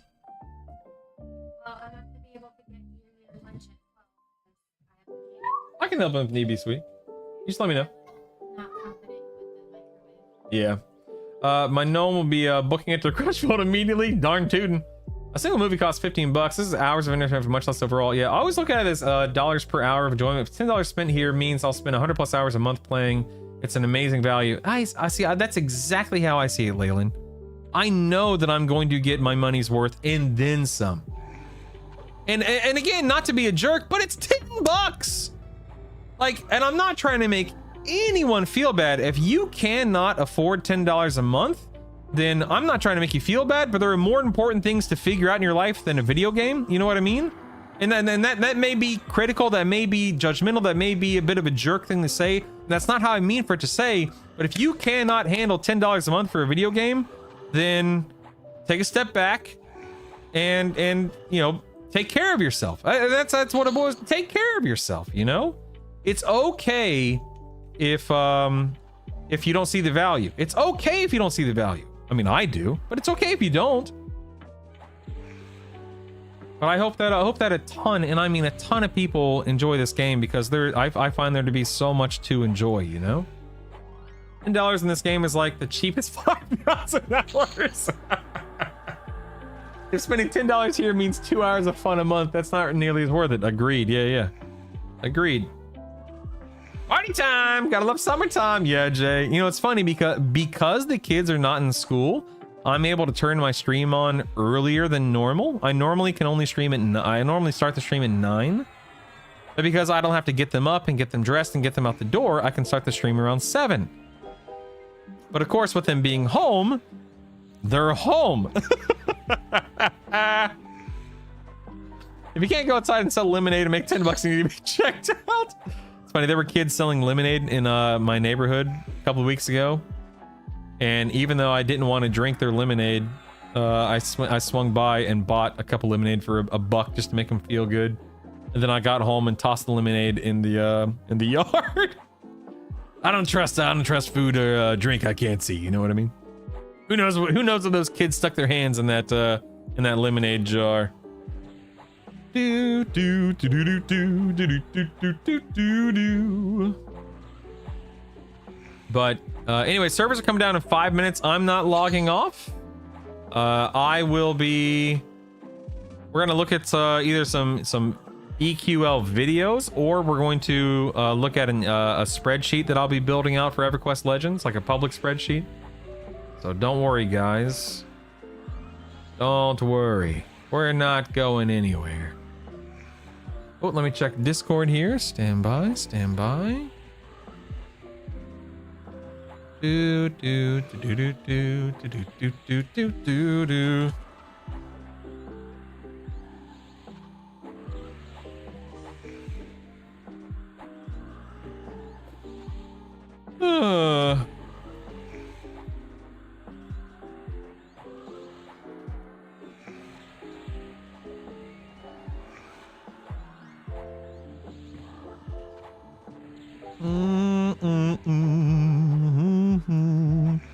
Alright, let me catch up on the old Discords here. Stand by, stand by. Okay, nothing crazy going on in Discord at the moment. Servers coming down in 4 minutes. Brutal's defying the servers and not letting them kick him off. Yeah, for real. For real. This is my server. You can't tell me what to do. This is mine. Streamer bonus? Darn tootin'. I'm not logging off till I'm ready to log off, man. That's how it goes. You can't kick me off. Never. Alright, let me check YouTube real quick, see if we have anything fun going on there. Well, it looks like Jesse Eisenberg is on Hot Ones this week. Fancy, fancy. We can watch a, ooh, you know what? I have a Grimthul video here we can watch. I don't know if you guys know who Grimthul is. He's another EverQuest Legends content creator. Definitely check him out. We'll pull that up real quick. Dun dun dun dun dun dun dun dun dun dun. Somebody just logged into the game and said in general chat, "Well, I logged into the game and it's coming down in 2 minutes." Sorry. It's like those guys that played Halo for like a year after Xbox wanted to shut the server down. Just kicked them. Wait, so are you saying they stayed on? How does that even work? If the servers are down, how do they stay on? How does that work? Now that servers are coming down in a literal 2 minutes, I'm going to pull up a video here. And we're gonna watch this video while I go and make some coffee, because I've only had 1 cup of coffee today and I am dying for another cup. So bear with me here. Stand by, my guys. Do, do, do, do, do, do. All right, there we go. Go and exit out. Let's drop that. We can delete this. Pull this up. Let me put a message on screen saying servers down for a few minutes. Please stand by. There we go. Let's move this down here. Here we are. Let's do that. And I can let me pull this up. Let me move my Twitch chat over here. There we are. And then we'll pause my. Oh, look at that! Look at that! Look at that ogre with a singing short sword. That's amazing. All right. I'm gonna let this video play out for a minute while I go make a cup of coffee. I'll pause the music like I said, and then I'll make sure you guys can hear the video. Please stand by. Back with another EverQuest Legends update, and there are so many moving parts. All right, I'll be right back. I'm just making coffee. Game. BRB. This reimagining class. Oh, I'm muted. Real quick, I'll be right back. I'm gonna make a cup of coffee real quick. Make sure everyone's on the same page. We're gonna watch this video. Servers are down for about 30 minutes, give or take. Hopefully no more than that. And then we'll get back into the game, and we'll see if raid lockouts have been reset. BRB. You're welcome, DFO. Be right back. Fantastic experience. It's extremely hard to keep up with all the sources of information coming in. A lot has happened since my last news video, so I'm going to do my best to catch everyone up. EverQuest Legends continues to excite and stress out fans with their 560 multi-class options to choose from. Which multi-class builds are going to be the best and are under constant scrutiny and debate. Ogre Warrior Necrobard. Let's talk about some important dates now. Pre-order started today, June 16th, and the pre-order beta will start on July 1st, where you can reserve your name that day and have that name across all servers. The official launch date is now July 28th, and as far as the pre-order prices go, it is $19.99 and you get 1 month free, and then after your free month it's going to be $9.99 a month. So having said that, it's a pretty big deal to me, and I know a lot out there that play MMORPGs love to have the same name across all games. So let's talk about current developers' focus. As you can see here in this image, they are developing new maps. This is one of Freeport's zones. Plane of Sky continues to be a big focus. They're trying to get that ready before the pre-order beta starts. Plane of Sky now has Berserker and Beast Lord quests, and they're working on solo instances for Plane of Sky. They're also working on audio triggers, completing the new Sebulus expedition where the Ixars are starting out. They're working on memory and server optimizations for launch capacity, fixing little things like music is going out of tune. They're working on deity unlocks. Enchanter AAs are still being worked on because Dire Charm historically lets you charm any mob in the game, which can be quite powerful. So hopefully they'll finish that soon. Karens are still under development, they say, because it takes roughly 70 animations to create a new player character. As far as class balancing goes, they are focusing on buffing weak class combos instead of nerfing meta class combos. So let's talk about dungeons. This is my favorite. They're planning to revamp every dungeon in the game. Crushbone, Unrest, and Permafrost are next. Design drafts are being drafted by Sataiko and then reviewed by a team.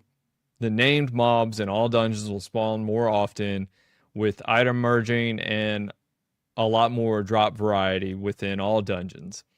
There's an intentional effort to ensure all build types will have gear available across all dungeons. During these dungeon revamps, there's an intentional effort to ensure all build types will have gear available across all dungeons. Black Burrow was targeted for early game slot gaps, a good example being Caster Intelligence pants. Until now, you would have to wait all the way until Guck to get a decent pair of pants. Null pups were left intentionally as non-attackable as they exist for flavor or story elements. For instance, one of these null pups will warn players that there is a false floor in a tree. So they want to have smooth gear progression, so you can go into Black Burrow and Befallen and Crushbone, get that starting gear, and then as you go into dungeons of higher level, you'll get more gear that, scales up a bit more, all the way to the planar gear. So you always have something to strive for. I mentioned Permafrost being reworked, and this was a good example of level spread in dungeons have always been kind of crazy. I personally liked it from a role-playing perspective, but I can see where it could cause problems for newer players. For instance, ice giants guard the entrance to Permafrost, but when you go into Permafrost, you are confronted with lower-level goblins. They are exploring full redesign with progressive mob levels deeper as you go, culminating to a Voidling encounter that foreshadows the Lady Vox raid. Their intent is to give Northern Norath a high-level dungeon equivalent of Nagafin's Lair, aka Solasec B. I just mentioned the Voidling, so what is a Voidling actually? So Voidling is what you talk to open up your raid instances and start a solo instance or a group instance of the raid you want to enter. You can find them deep inside the dungeons. They've been doing a lot of work on raids. A lot of class combinations can easily take on raid bosses as they existed in 1999. Instead of completely changing raid encounters, they've added spells like Cessation of Life to counter life tap capable raid mobs like the Maestro and Plane of Hate. Cessation of Life reduces the amount a mob can be healed by 25 to 30%. Lockouts are shared amongst solo and group instances, but they're adding a charge system. You can get an instance charge. They are accumulated 1 per hour, and you can have 2 charges at a time. You can use these to open up an instance all day long. with a 2-hour window. You get bonus loot weekly on raids. So if you open a solo instance of Nagafin's Lair, you can get up to 7 items off of Nagafin once a week. You can also get an item off him once a day after you That's what we were talking about. get your bonus items. You also are allowed to raid every 2 hours on the same encounter, but you won't get the loot. You can help out your guild, help out your buddies, so you'll never not be able to raid. Open world raids no longer spawn raid mobs to ensure fairness to those who can only log in occasionally. I find this very noble of the development team. They continue to impress me with their design philosophy. Raid locks will reset at 8 a.m. Pacific. Playing the Sky uses personal charges only, so no loot lockouts. Players can farm Sky freely until class unlock items are obtained. These personal instances allow players to avoid open world competition and play at their own pace. There are several ways you can play in personal instances. You can choose for mobs to respawn as normal, for unlimited content and open-ended playtime. If you choose to have mobs stay dead, you'll get higher spawn rates and bonus loot like high-tier motes to help you merge your gear even higher. You also get a personal charge credit. Players can always downgrade an instance without spending a charge, but never upgrade to a higher difficulty. Speaking of loot and difficulty settings, here you can see some +4 gear and motes at the bottom. You use the motes to merge up items if you don't get multiple copies of the item to merge. So if you put it on difficulty 4 acts like a times 16 loot multiplier because you'll get at least +4 items in difficulty 4. If you merge a +4 item with a +4 item, that's a +5 item right there. Difficulty 4 is meant to be soloable with the right strategy, gear, and player skill. It is by no means a pushover. All right, let's talk about some game mechanics now because these are game changers. These make a lot of builds possible. Let's go over the new ones. Arcane Mastery Invocation and Channeler Stance are making the vast majority of caster builds possible now. Arcane Mastery reduces spell cast and recovery times and also reduces the mana cost of detrimental spells. This is the invocation you want to be in when you're casting your dots and your direct damage spells. The Channeler Stance is really what makes all caster builds possible. So you want to be a Necro Wizard Mage, but you don't have plate armor and you don't have defensives. Well, now you do. All incoming damage is reduced by 40%, and your success to channel a spell is increased. Half of the mitigated damage goes to both mana and endurance. This gives a chance to tank Nagafin without having to wear plate. Unyielding Invocation is the new melee-only health regen out of combat bonus. It also increases your resistance to Fear, Mez, and Charm. This gives all melee classes some sustain and protection, and there's no mana cost to upkeep it. Spellblade Invocation below isn't new, but I still wanted to bring it up because I failed to have a screenshot of it in my last video. The Spellblade Invocation is ridiculous. It treats the first spell gem slot as a proc, so you can put a life tap, you can put an enchant metal, you can even put a heal, and you can even put Ice Comet on this thing. 40% of the spell's mana cost is paid as mana and endurance, and the spell must have a reuse time less than or equal to its cast, so that might take you a little bit of time to figure out which ones are good to use and which ones aren't. Spoiler alert, I'll be using Life Tap. Range Stance and Berserker Stance I also failed to go over last time. So for anyone that doesn't know, you can now point blank shoot something in the face with an arrow, and you can also double and triple attack with a 25% accuracy bonus. The Berserker Stance is pretty wild as well. Your attack speed and ability damage is doubled. True to Berserkers all across the world. You also take some of the damage that you're putting out. Let's talk about raid bosses specifically now. A typical game design philosophy is a boss would have immunity to at least one resist type, would be strong against one or two others, and susceptible to 2 to 3. Raid bosses are being adjusted as issues are reported over the course of the beta. New chromatic and prismatic spells will be added and will target lowest or average resist to help casters I didn't know that. land spells. Instead of raid bosses completely dispelling your buffs, they now only reduce the duration instead, which is pretty awesome. This relieves the issue of having that clicky requirement to get into those top raiding guilds, so that you can put a clicky buff on yourself to block those nasty raid dispels that come in. And one of my favorite changes as far as dispelling buffs go, Permanent buffs that players cast upon themselves can no longer be dispelled by that duration reducing effect. Planar armor has also been shuffled around in the Plane of Hate and Fear, as well as hinted at a new set of armor, which I'm pretty sure is called Midnight Clad, but more on that later. Alright, let's talk about pets now. Everybody loves pets. All pets are now dual classes. This means that the Mage Earth pet is now part Ranger. Necromancer pets have Shadow Knight abilities. The Enchanter animations can now cast Paladin spells. The Beastlord Warders are now considered Berserkers. Shaman Spirit Wolves are now Beast Lords. All multi-class pets have gotten double health as well, increasing their survivability. They've also introduced improved weapon logic. Here you can see a pet inventory image, and I'm hovering over a sweet hooded black cloak +4 that took me forever to camp, if I'm being honest. Primary hand weapons will be blocked if there's already a better primary equipped, so there's some smart logic now. A two-handed weapon will replace a one-handed weapon if the score is Good old Jekken. Never forget. higher and the secondary slot is empty. If a pet is capable of dual wield, they will always choose the one-hander over a two-hander. Around every 2 weeks, there'll be patches, bug fixes, quality of life improvements, new items, dungeon revamps, balance passes. We don't have to wait for an entire expansion to get all sorts of content. Hot fixes will come by as needed. Major patches are expected to launch every 2 to 3 months with new zones, new character unlocks, new regions. As far as expansions go, Kunark is the only one set in stone, but more are planned, but they are keeping quiet about those at this time. Kunark will be recognizable, but will have substantial world changes in addition to ongoing system changes. Perhaps the most important bit of news I have to offer this time is that Mana Stone is not in the game. Having said that, they have confirmed that it will be in the game. I am extremely excited to get a Mana Stone. I was obsessed with Mana Stones back in 1999, and it kills me to this day that I never got one. The devs have confirmed that hidden content does exist in the game, but no further details were offered.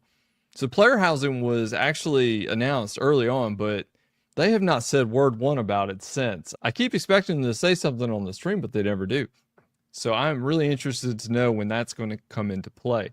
For those that don't know, housing is supposedly going to be attached to the East Commonlands Tunnel, famously known for the player hangout where people come to buy, sell, and trade. They also haven't mentioned much about mounts, but Paladins and Shadow Knights do get free mounts coming from their alternate advancement points. The devs have also been kind of hush-hush when it comes to epic weapons. I'd really like to know more about those. I really want to know if I can merge epic weapons up to +10 with the right amount of modes. I cannot fathom a +10 epic weapon. Trade skills are also being reworked. Jewelrycraft still remains on top as far as usefulness and longevity, especially with the White Dragon Scale cloaks needing high-level jewelrycrafts. That's all for now. Thanks for watching. Thanks for listening. Like and subscribe for more EverQuest. I'm going to link Grimthul's video here. This gentleman, I find to be a very, straight, get straight to the punch.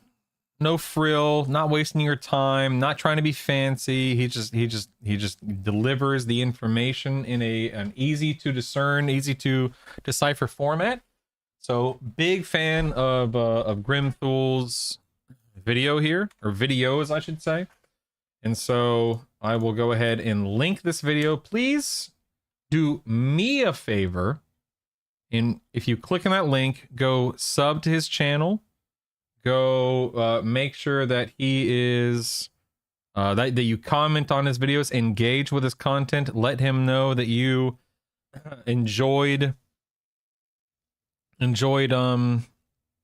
what he made, and so on and so forth. I can say that, when it comes to content creation, hearing from your audience that, hey, this video was well made, hey, I really learned a lot, hey, this this was well made, whatever the case may be, it's wonderful, and it's so nice to hear from people. So do me a favor by doing him a favor and let him know.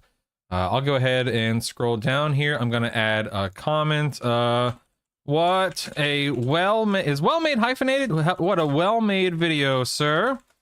Thank you. I thought it was hyphenated.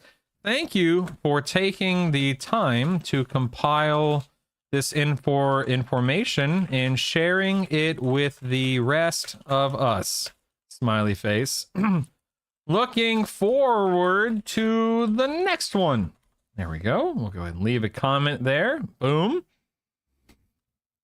And yeah, but anyway, yeah, you can see that a lot of people have been interacting with and consuming his content. So, wait, did I already leave?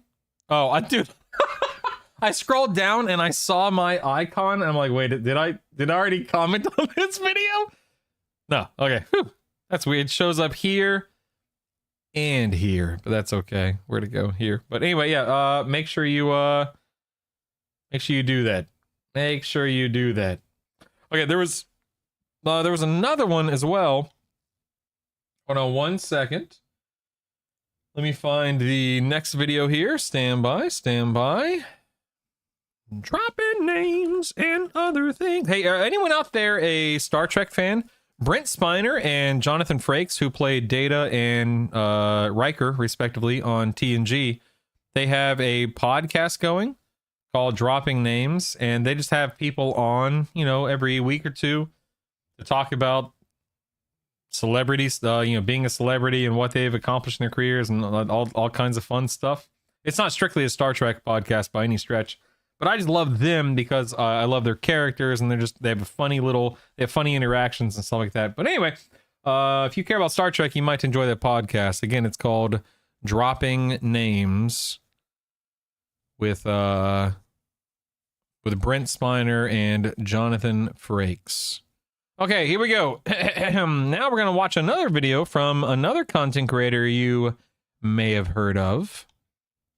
Variety Void. Dun, dun, dun. Oh, I need to subscribe to him. Subscribe. There we go. Dun, dun, dun. Here we go.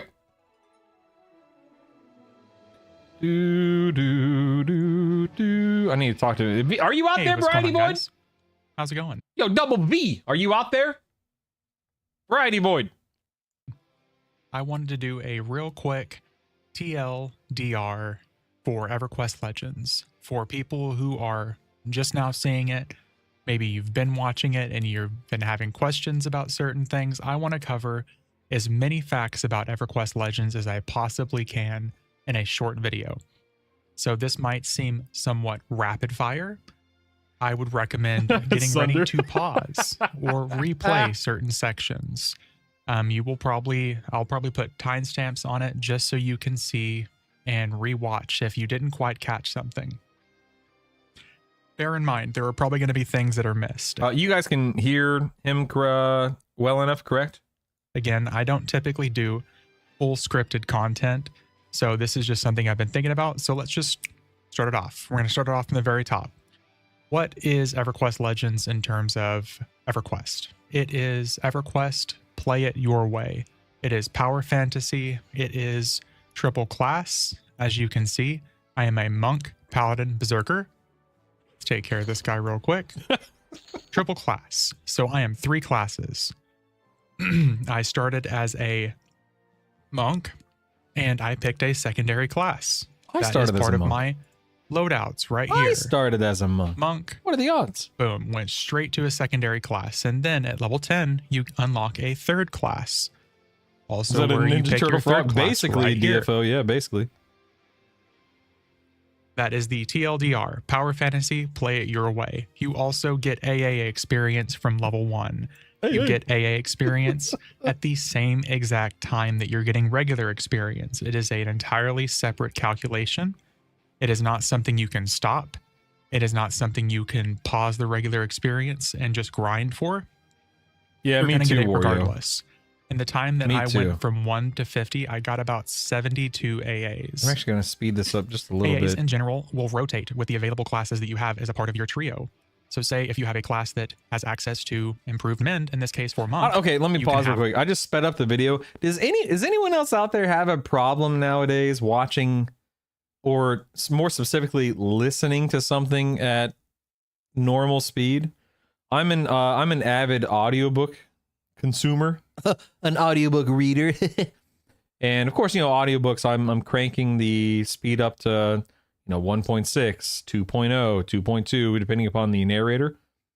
And there have been so many times over the past couple of years where I'll be watching a YouTube video. I'll be watching a show, Netflix, Apple TV, whatever. I'll be in a movie, where I'll be watching a movie, whether it's, you know, in the theater or at home, and I'm just sitting there thinking to myself, "Holy crap! Hurry up!" Like this is torturous. Improved Min activated for Monk, but as soon as you get rid of Monk, this AA is going to disappear. Once you swap back to Monk, it will be available for you from there. If you are buying AAs that are available to all classes, they will remain purchased whenever you select a different class. What do I mean by selecting different classes? You have loadouts. If you've played Live EverQuest, then you should be familiar with persona swapping.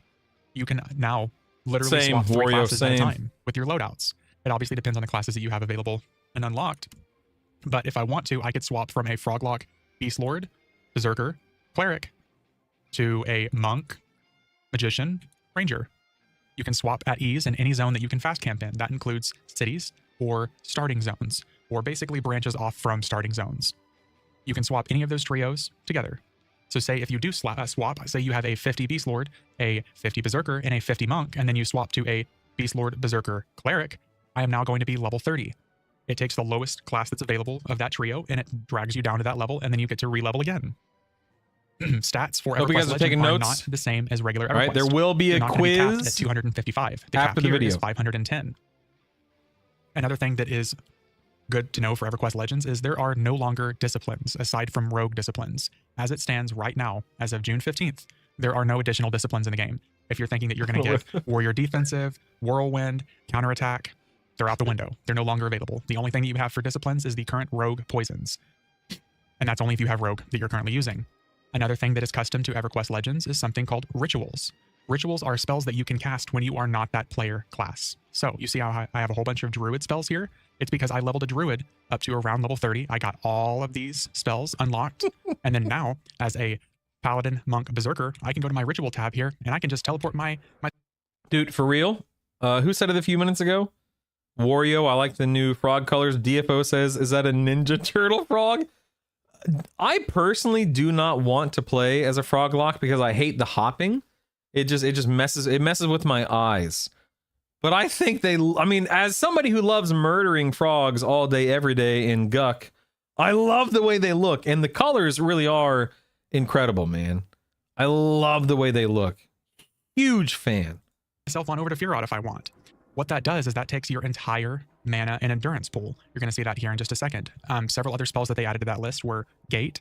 You now also have Bind Affinity. You now also have Shrink. You can cast any of those spells as any class once you have those unlocked. So one of the main things that a lot of people are talking about doing is, why shouldn't I just level Druid, Wizard as my first combination? Why shouldn't and then you? just Yes. have those rituals available? That's a really good point. You could do that if you want to. It's actually kind of recommended, but if you don't want to do that and you just want to go a full-blown melee build, fear not, you still have access to the translocators on the docks, and you still have access Ritual to those. sounds so People will probably culty. still be doing teleports. If you're familiar with EC Tunnel, you're going to see a whole lot of teleporting happening. But yes, you still, now the docks actually have access to translocators that will take you to like Fadewar, Otis. Soto, let me pause the video and let's talk about that for a brief moment. So Soto, if your buddy wants to be, where do frogs start? Do they start in a little swamp? Educate me. I actually don't know where Froglocks start because I don't play as a Froglock in the game. But regardless of where they start, if it's within a few zones of each other, you could run into, one of you could run a Wrath Mountains. I don't even remember where that is. Is that a different continent than North Road and stuff? Anyway, you can make an Ixar, he can make a frog, and then you just use Gather Party. It's a 6-hour cooldown, which sure is a big cooldown. Oh, it's next to Fearrod? Oh! That's not bad. That's not bad. But you could just use Gather Party, and so you could start as your Ixar, he could start as his Froglock. You guys invite each other to the group. One of you summons the other, and then profit. That way you're not playing something you don't necessarily want to play out of the gate. That's what I would do if I were in your shoes. What classes can Froglocks play as? That is a question I can't answer because I haven't made one. I'm guessing Monk, Paladin, Warrior, Cleric, Rogue, Wizard, Question mark. I Any have of no the idea. Available I'm content you can guessing. basically teleport to and from without actually needing teleports. Norath itself will feel a little bit smaller because of it, but it will really help your journey along the way. If you want to be somebody who just wants to take your chat window, minimize it, and never interact with anybody, you're still going to be just fine. Another thing to talk about here is our handy dandy little window here. You see our self window that describes our hit points, mana, and endurance. See this little line that's just dragging along here? This is representative of a server tick, which is 6 seconds here in EverQuest Legends. This is displaying a server tick. So you know what you're looking at when you're looking at it. You can see how much mana and endurance you're getting per 6-second server tick.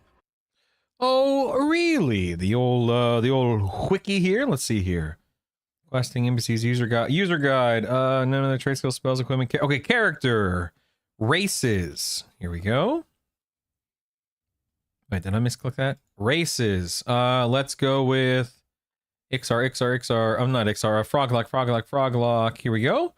Froglocks can be clerics, monks, necromancers, paladins, rogues, shadow knight, shaman, warrior. I think I listed any of them that I listed. I was right about, but I missed necromancer, shadow knight, and shaman.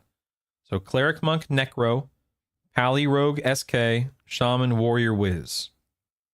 Racials increased swimming. Karen, they're not in the game yet, so are they on? Oh yeah, they are. Yeah, Karen is still empty because they're not in the game yet. In due time. Somebody's working on them. Think about it. Somebody's working on it right now, Purify Priest. Like literally right this second, there is a person working on making it happen for us. You no longer have to sit down. You do not have to be sitting down to med. As soon as you are out of combat, you are Furball. literally 9 seconds later getting full-blown mana regeneration and endurance regeneration. You see this little green circle right here? That shows that I'm resting. I just attacked something. It now takes 9 seconds for our out-of-combat regeneration to start ticking. Next server tick, boom. You can see your HP, mana, and endurance regeneration on your window, which is also important. Another Looks thing that to way, talk Remy, about yeah. is the different interfaces. There are different UI skins that you can select. You can do default, light, or modern, which is I typically use default modern personally. I find that it looks better, but the default UI that's cool, is the Wario. I dark didn't know that. stone UI, which you can use if you want to. I don't really use this one very often. I do think it looks good. I've just gotten used to the default modern. When you say double jump, are you talking about like him doing flips in the air like a night elf does in WoW? Or are you talking about like a literal jump, like more elevation like a demon hunter does in WoW? UI. If you're somebody who wants to just pull up the old school stone UI because you're feeling real nostalgic, guess what? You can do that. The only difference is it's not going to take up your whole screen, just a good chunk of it. You can customize these UIs in crazy, crazy ways. So say, look here, you can right click your little self buff bar here and you can resize. You can put buffs on bottom, buffs on top. You can completely change how you want it to look. Say you want it to look like old school. You don't want your buffs on there and you want to have a little HP bar just like this. Right click it, you're good to go. I personally like fixed. I can just just drag it right over here. Assuming I can drag it, there we go. And I can just keep it right there. UI. Honestly, I think the one I was using you gotta was love this UI. resizable buffs on top. Let me see here. I can't remember, but anyways, that's some of the different UI stuff you can mess with. You can change your That's cool, map Wario. I didn't size. know that. You can also go down to display types, map sources. You can really, really customize it. You see this little green circle here in the center of my map? This is representative of... You know, I was on Variety's are you out there, Variety Boyd? I keep asking, but you might not be there. But I was on Variety's stream last night and he pulled up his map, and his map is see-through. That's absolutely an option that we have with maps in game. And I asked him, like, was that your map you just pulled up? He's like, yeah. And I'm like, how do you read that? I can't see anything. Like, I'm sure for him it's probably a little bit better because, you know, we're seeing it through you know, through the power of the internet, whether it's live on stream or whether it's on YouTube. So there's some level of degradation between what he sees and what we see whenever it's processed. But how do you see that? It's crazy to me. I'm all about the light background map. the size that I can just scroll over an enemy on the map and it tells me their name. So you can just scroll over an enemy and it tells you their name. Anything in that green circle, it will show you the name of an enemy or a player or an NPC if you scroll over their name. If you have track, that circle is much, much bigger. Are you tired of information yet?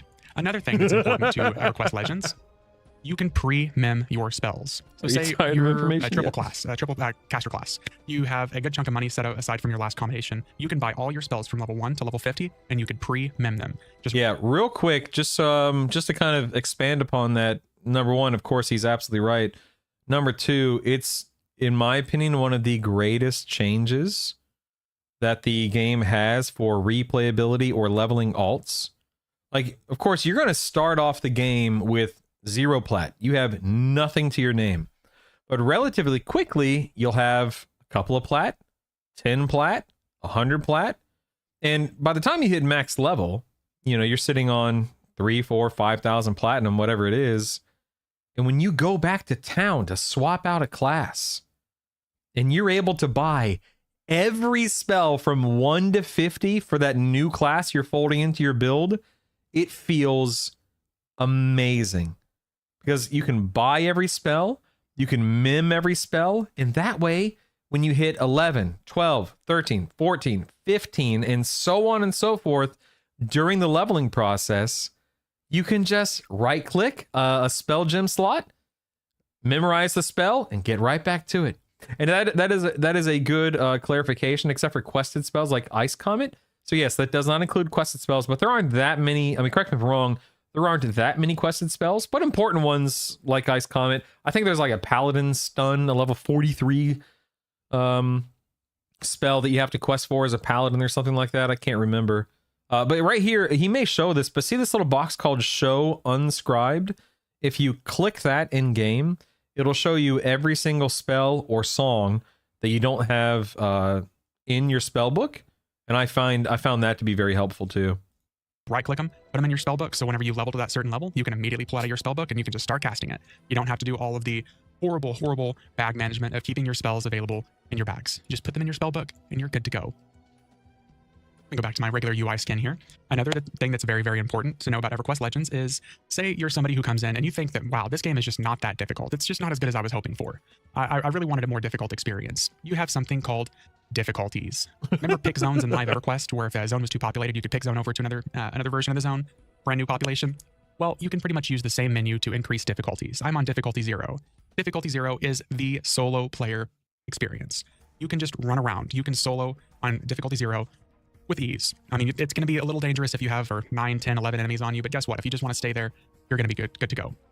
If you go up in difficulty, enemies will be harder. They will be multi-class, the higher in difficulty you go, which means more hit points, more mana, more likely that they're going to have crowd control abilities such as stun, root, mez, all your favorite things. And with increase in difficulty comes better loot and increased experience. Every single difficulty above 0 gives you roughly about a 20% EXP boost. So say it's launch day, it's July 28th. You and 3 of your friends are together, you got 4 people, you got a max size group, and you guys just want to take on difficulty 4 from the start. You guys will be right back. Give me 1 second.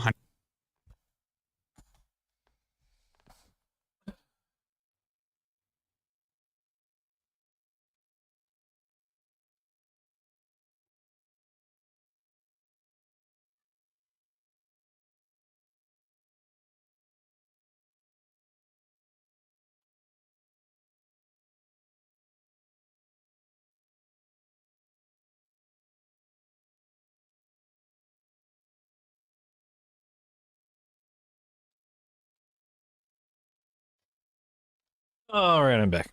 100% give or take boosted Talk to the experience. kids. They're which getting will a really little help with the loud. player My split. wife's on a You guys call. will be getting better loot because whenever you kill an enemy on difficulty 4, you're going to be getting items that drop as +4, which means it's easier to combine them more often to get better items.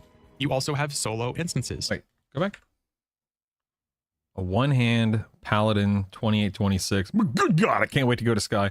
Often to get better items. I cannot wait to get to Sky, You also have man. solo instances. You also have group instances. You also have raid instances. You can basically get an instance version of a raid zone, such as Plane of Hate. You can get a solo instance version of it, and you can just run around and you can kill non-boss types if you want. Hey, a real solo quick, raid what instance. is this? I'm looking at Plane of Hate. It says solo maestro, Plane of Hate group maestro, Plane of Hate solo Interruck. I mean, Maestro is up with Interruck. Maybe this is an older recording. Maybe this is one of the changes they made this week. But what the heck's the difference between... I mean, other than the fact that they're 2 different NPCs, I don't understand the difference there. So you can do that, because say you want to take on Interrook. You can get an instance for that. You can get a solo instance for Nagafin. You could also get a group instance for Nagafin. Pretty much if you name it, you can do it. The only big thing that is different from other experiences in the past is the more players that you have, it does not increase in difficulty. So say if you guys get a raid together of 8 people and you just want to curb stomp some difficulty 4 enemies, you can do it. It's personal loot. You are not sharing loot with each other. So say you have 8 people there. You just killed Nagafin.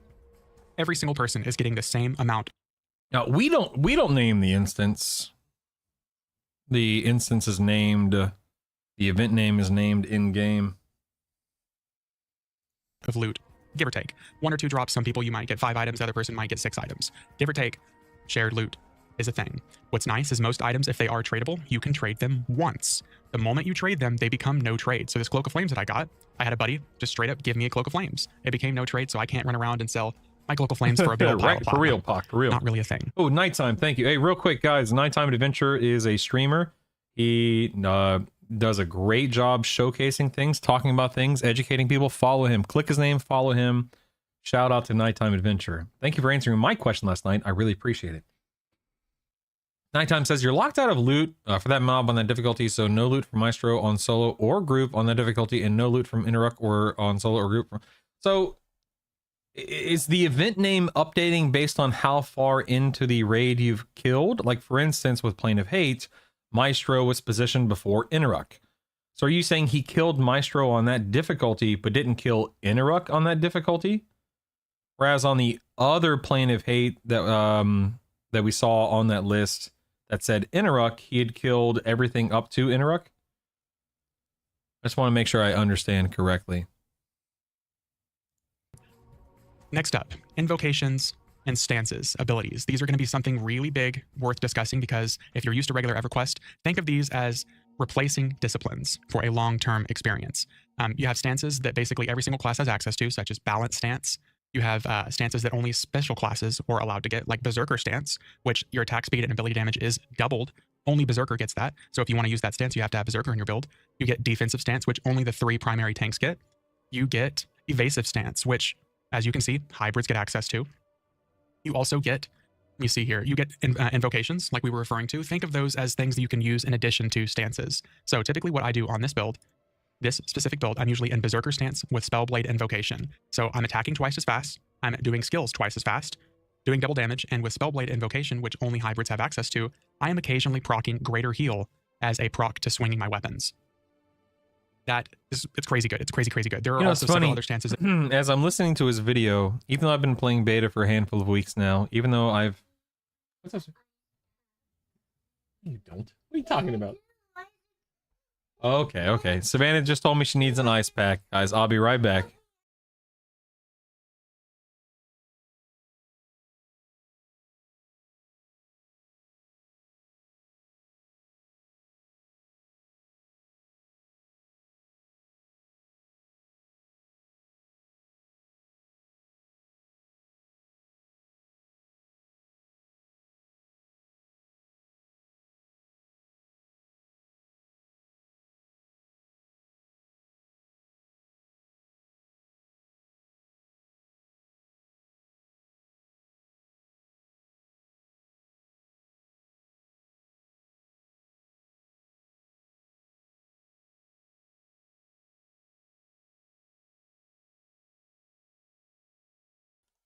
Oh, there we go. Sorry. Kiddos doing their best without us.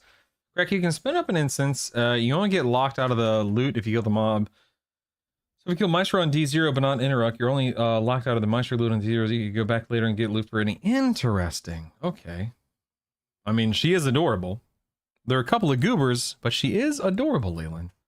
So Nighttime, again, I apologize, pardon my ignorance. I'm trying to learn, as much as possible, as quickly as possible. If I go into D0 Plane of Hate and I kill Maestro and Interrupt is available, you're saying that at any point in time in the 6.5 days we have before that instance resets, I could go back in there and continue the raid, continue that specific difficulty level instance lockout, and kill Interrupt. That lockout is accessible to me for the 6.5 days, right? That are going to be really important to your builds, like Recovery Stance. Just doubles your mana regeneration while you're in combat. If you're a build that's real heavy use on anything mana related, cough this build, I'll be in Recover Stance a good chunk of my time. That's another pretty big thing. AAs, I know we went over AAs just a little bit. One of the things I do want to mention is that AA experience is pretty slow at level 50. So one of the best ways to grind AA experience currently is to level alternate loadouts. So say you have a Bard, Beast Lord, Berserker, you just got to 50. one of the recommended things to do is to swap one class to the next to the new class combination. So you will drop back down to level 10. So say if I did Bard, Beast Lord, Enchanter, I would drop down to level 10, and as I'm grinding experience, I'll be getting faster AAs. I'd get about the 70 AAs I just mentioned. You would start leveling from 1 to 50. You can use those AAs. You can honestly save those AAs. So say I really wanted to get improved men, but I didn't want to grind 9 AAs at level 50. I could just swap down to another class combination, get those 9 AAs faster, swap back to Monk, and buy improved mend. I'm good to go. One of the bigger things that I know a lot of people don't quite understand when it comes to EverQuest, because the last time that they played EverQuest, this didn't exist. There is something called auto skill. The specific instance might not sure how long it takes before the instance spins down, but you could absolutely go back and kill any and get loot. Okay. I'm just re-clear. Oh, okay. I appreciate the clarification. Thank you so much for answering, man. I appreciate the educational course there that you provided. Again, give that guy a follow. He is somebody who streams EQL. He's somebody that obviously knows about EQL. He's extremely helpful and beneficial to watch and learn from. So give that guy a follow, everyone. Give that guy a follow.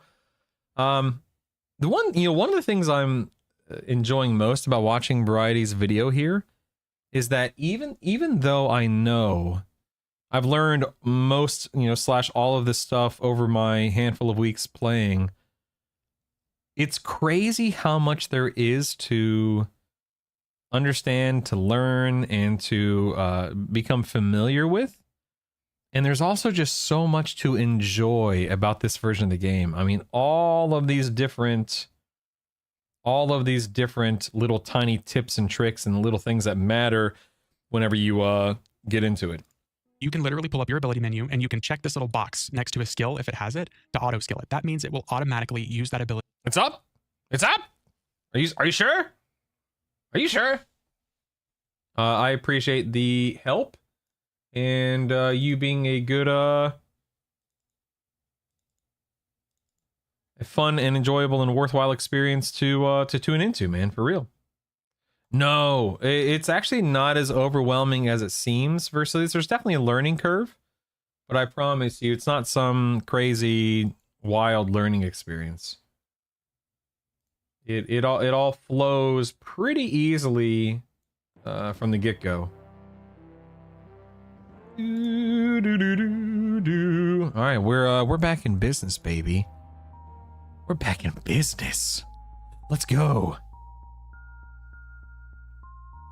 Was there a tutorial? There is a little tutorial stash, actually. Yes. In fact, it's recommended that you do the tutorial because you get a little you get a little pair of boots that gives you a small speed bonus to utilize. Okay, rats. It looks like my raid lockouts did not reset. Now I can still go kill bosses if I wanted to, but it looks like I'm not really getting loot out of them, so. Now I do know that the hatch, hold on one second. Give me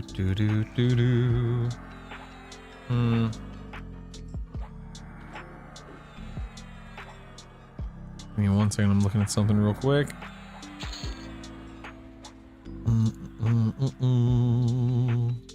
Unbound Wrath. All right, where's Unbound? Oh, I already have Unbound Wrath. Okay.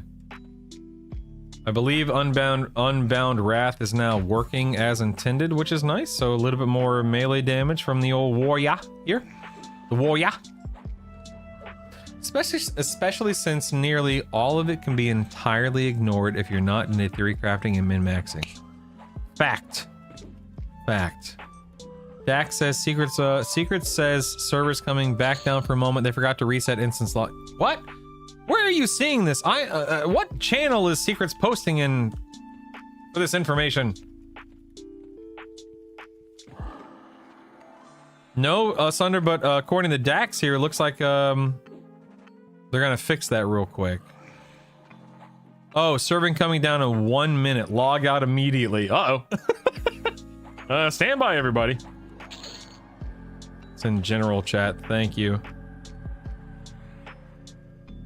All right, well, back to watching the video. Stand by. It's all good. No worries. No worry. Let me reset everything again here. It's all good. It's all good. Put our text back up. Let's move Twitch chat over. There we are. For you every time it's available. I have every single ability that I can. Well, if that was good while it lasted. I was wondering what they do for Kunark for those that max out most all classes. Majority Kunark might potentially be useless. Probably coping, as I highly doubt. Okay, so Rubaz, here's my perspective on that. Number one, I don't know. Obviously, I don't know. That's 6 months down the road, right?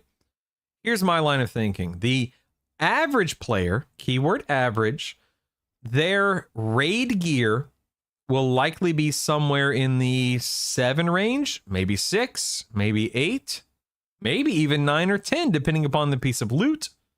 Have they gotten lucky with drops?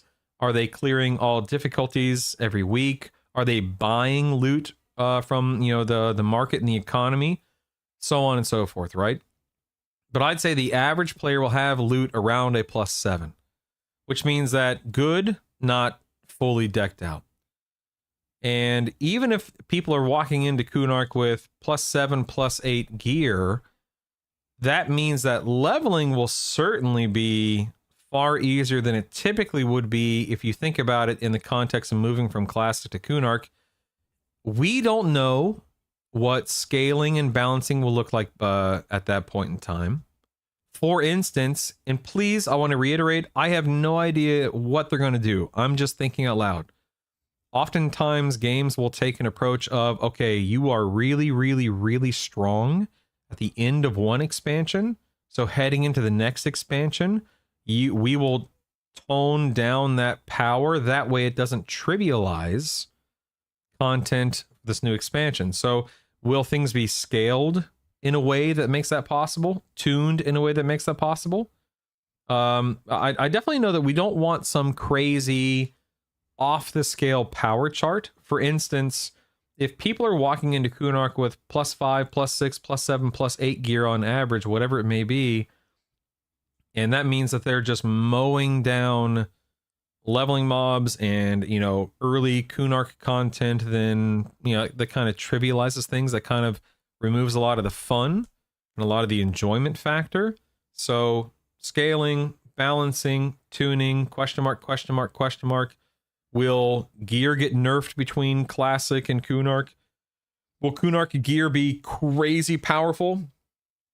All of this is up in the air. I have no idea. Nobody knows. So I don't think that we'll have to, I hope that we don't have to worry about outscaling and outleveling Kunark, because I want the same level of fun and engagement and challenge.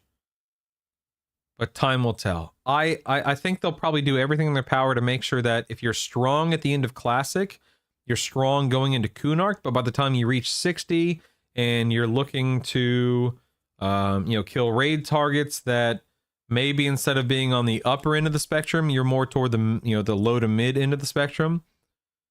Like they kind of squish and scale things down, but I don't know, man. We'll have to wait and see.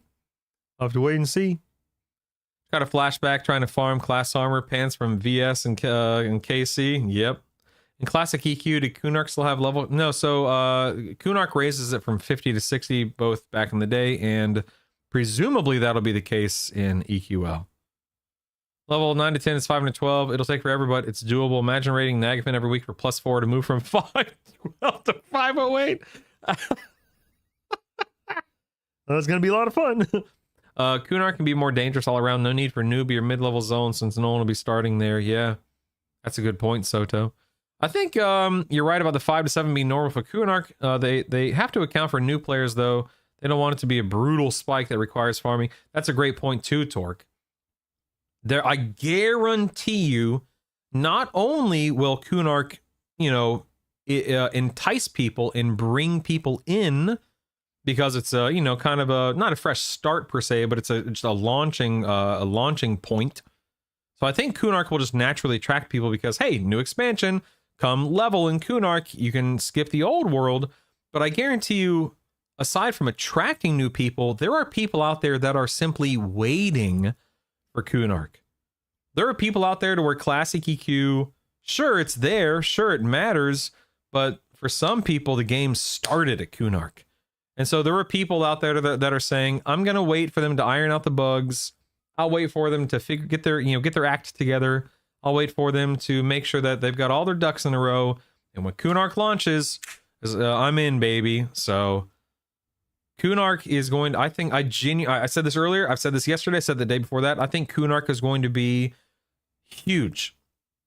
I think Kunark is going to showcase what this version of EQ is truly capable of. I think the developers know that. I think we as players can recognize that. I think a lot of us are excited about the prospect of Kunark. For as excited as I am for EQL to launch, and as much fun as I know I'm going to have in Hate, Fear, Sky, Naggy, Box, I cannot wait for Kunark. I cannot wait, man.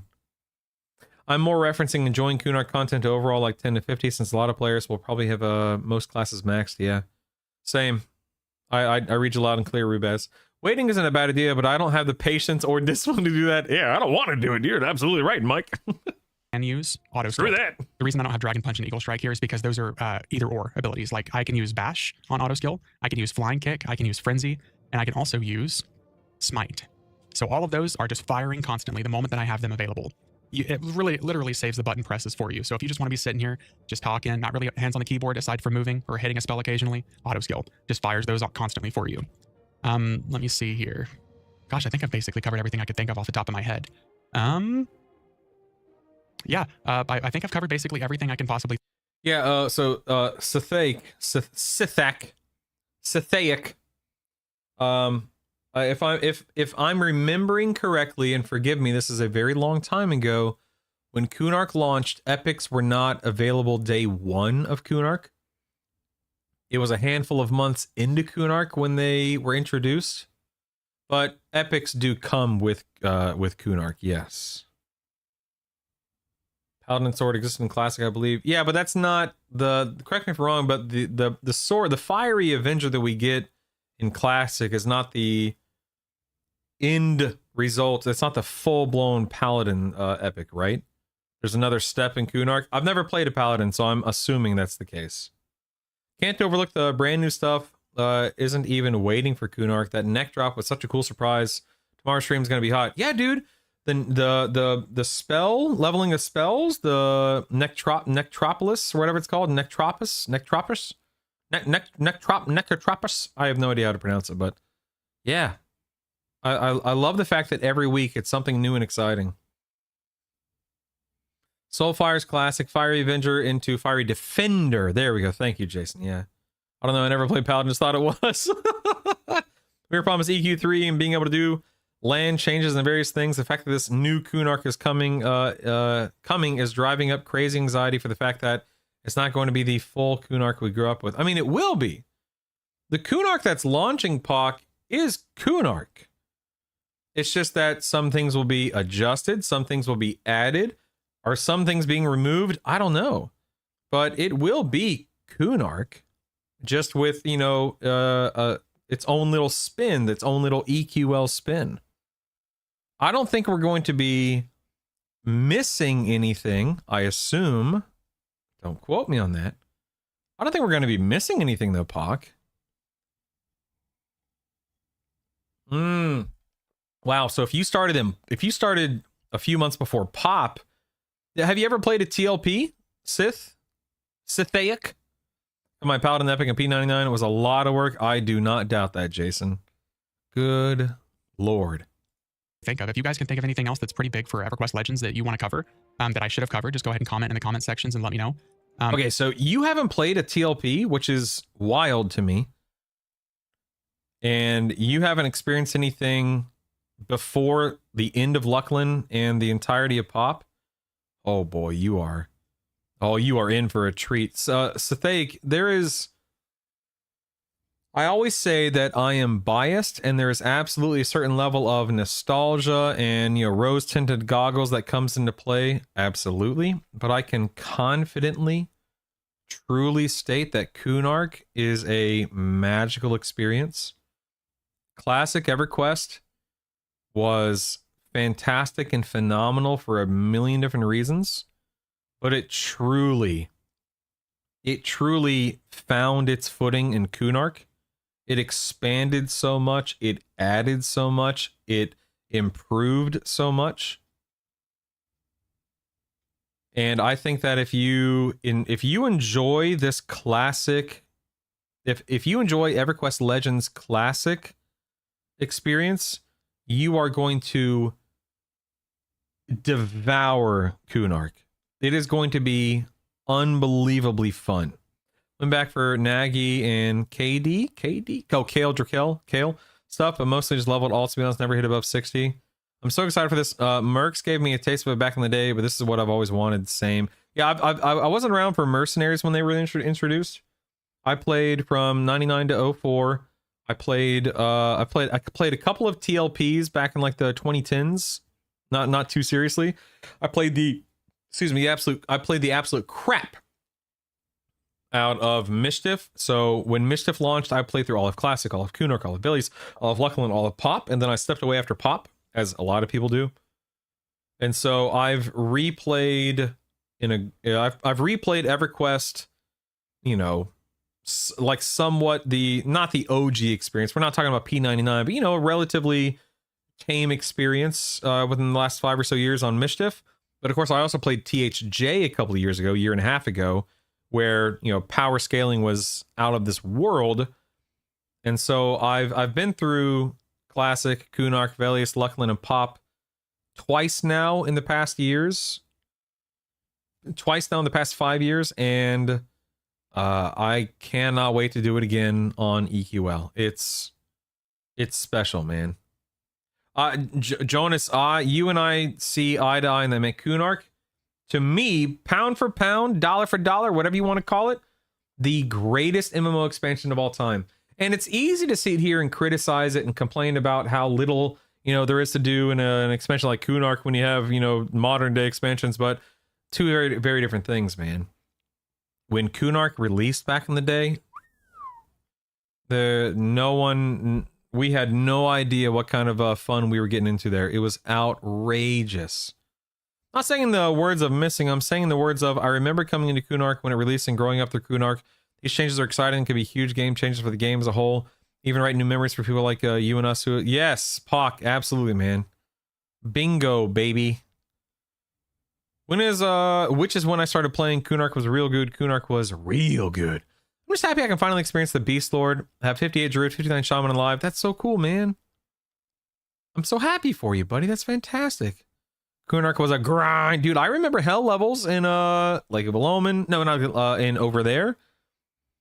I sat on that daggum slope and over there grinding through 30, grinding through 35, grinding through 40. I'm probably in Dreadlands at 40, but dude, hell levels were hell. It was horrible.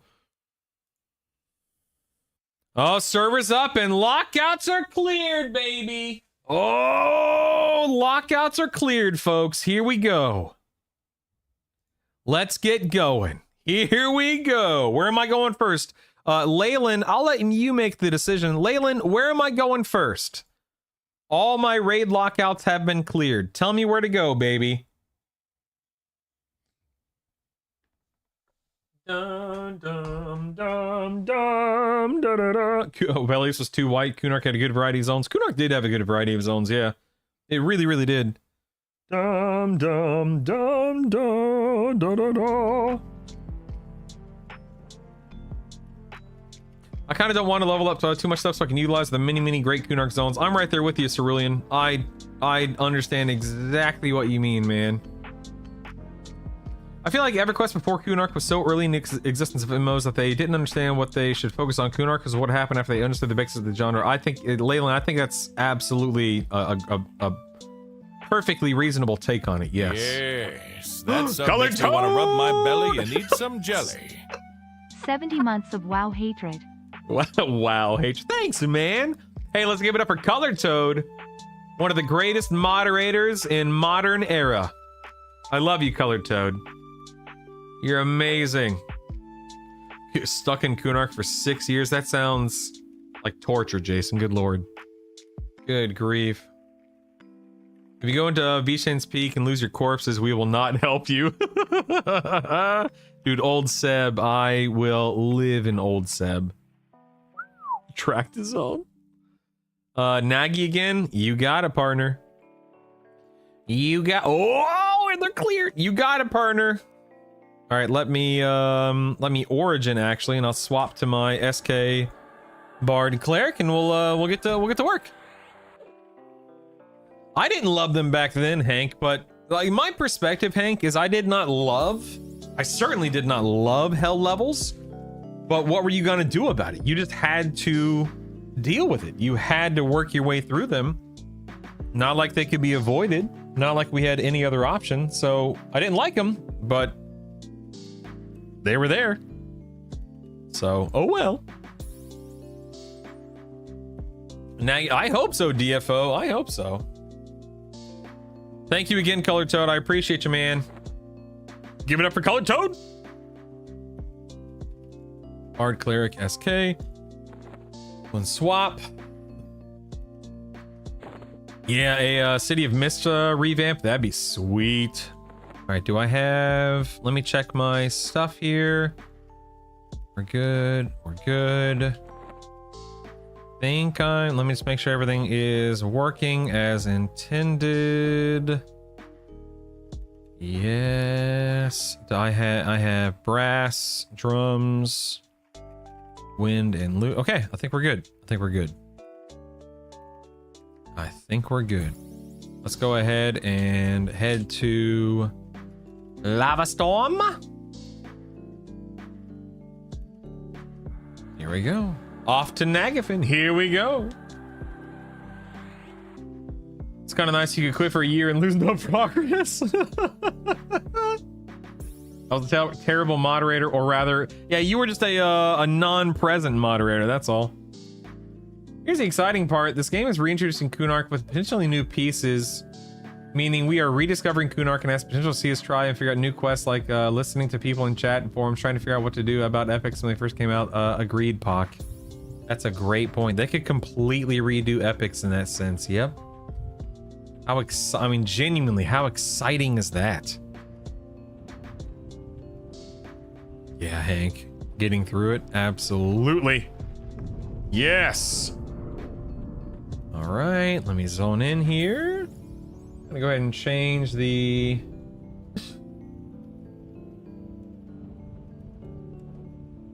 Okay. We do a shad, bird, clur, Aggie, box, God, go.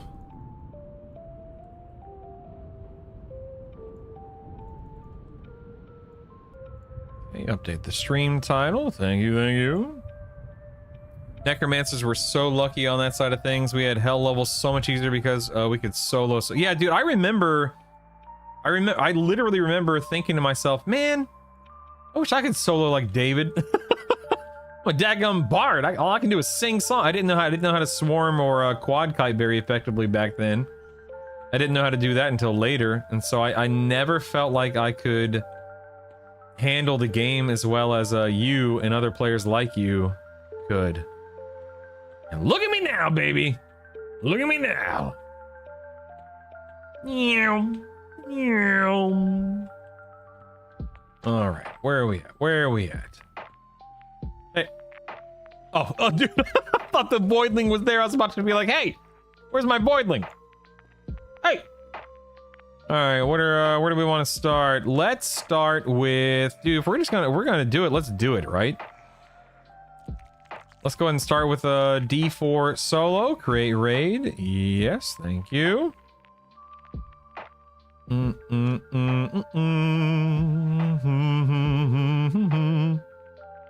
Curious how this WoW/Discord thing's gonna work out. I don't know what that is. Color Toad, what are you talking about?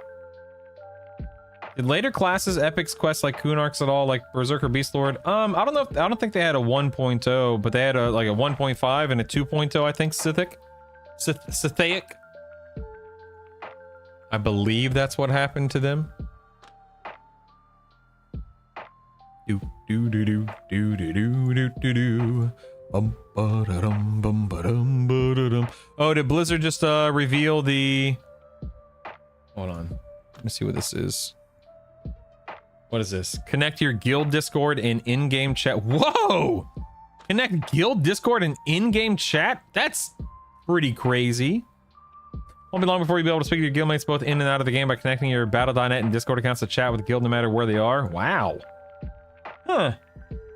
More dots. More dots. More dots. Wow. That's actually pretty daggum cool. I'm interested. I would have been very happy about that if I were still raiding. They finally put world bosses in instances and they'll be flex 15 to 25 up to mythic difficulty. What? Doom doo doo doo doo doo doo doo doo doo doo doo doo doo doo.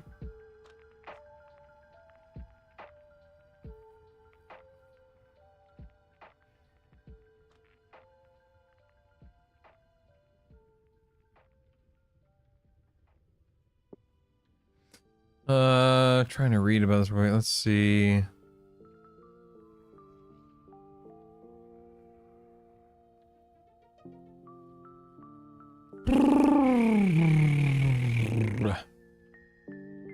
Oh man, they're bringing back King's Rest? I love King's Rest. Well, oh well. Oh well.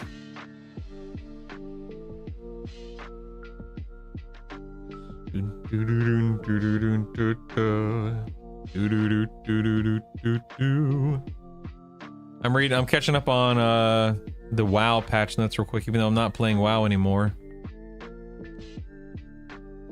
Custom talent tree in the new zone. Lame. Lame. Good old King's Rest. Blizzard has revealed a first look at patch 12.1 Curse of Ulatek. Okay. Cool, cool, cool, cool, cool. All right, I'll read about this later. I'll read about it later, Gator.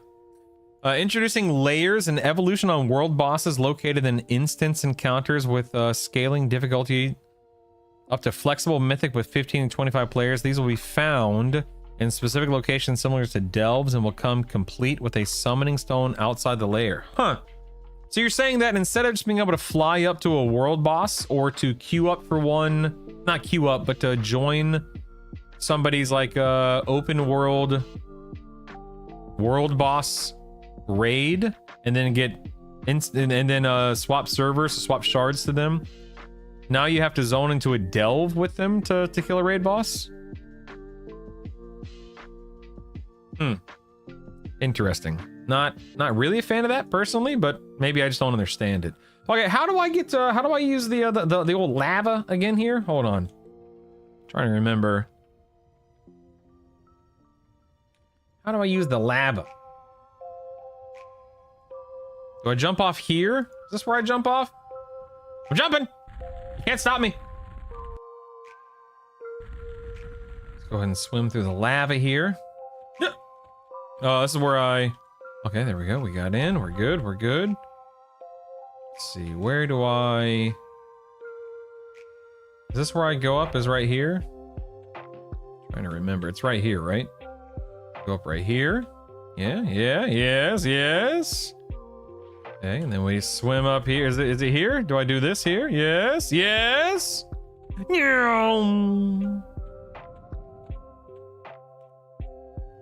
We feign, and hopefully the feign works. Looks like it did. Yes, yes. Maybe I should be going back to kill King Tranix. I don't know. I don't know what these guys drop. I guess I need to look that up at some point in time. Zone-wide lag. I mean, that's fair. I mean, that's always been a complaint, and for good reason. That's fair.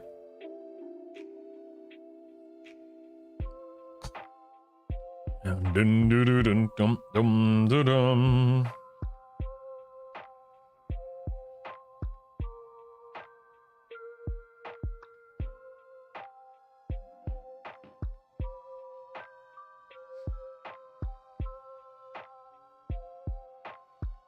All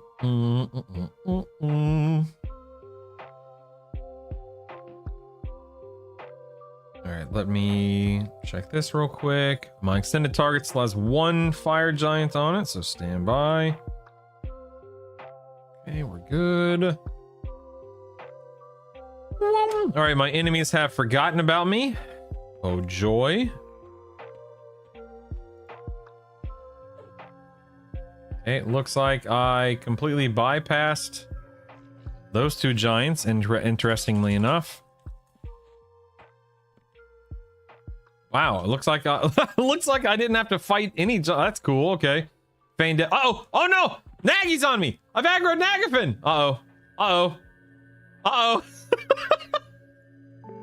I didn't know Nagy was going to aggro me from this far out. I thought that I had to open the door first, but that's okay. We're learning Scassel. It's all good. It's all good. Yeah, D4 aggro range. Good point. Yeah, more memory optimizations. Previous patch that increased raid target health pools has been reverted. Warriors endurance AA is temporarily disabled. Unbound Wrath is now working. Good. These 4 class unlock achievement will not properly use the quest check. Swap the opening character music to another version. Crusader Ictra now properly stops taking metal bits at amiable. Translocator gnomes now no longer charge for characters who've never passed level 20. All right.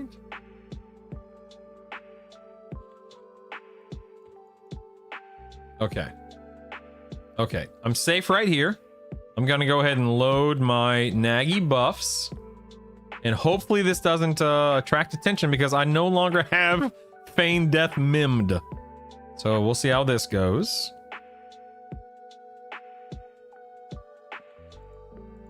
Let me get my pet out.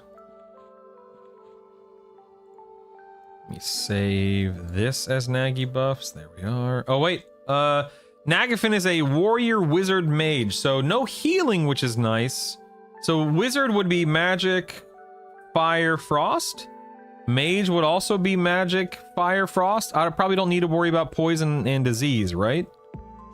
Just thinking out loud. I have magic, fire.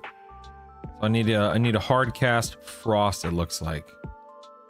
All right, let's summon. Hopefully summoning the pet doesn't aggro any giant nearby. Looking at you. Looking at you there. Huh? Okay, we're good. Labobber. We got old Labobber here with us, ladies and gentlemen. Let us drop Summon Dead and get Resist Cold. And then we'll quick buff. Then we can do a pet. Uh-oh.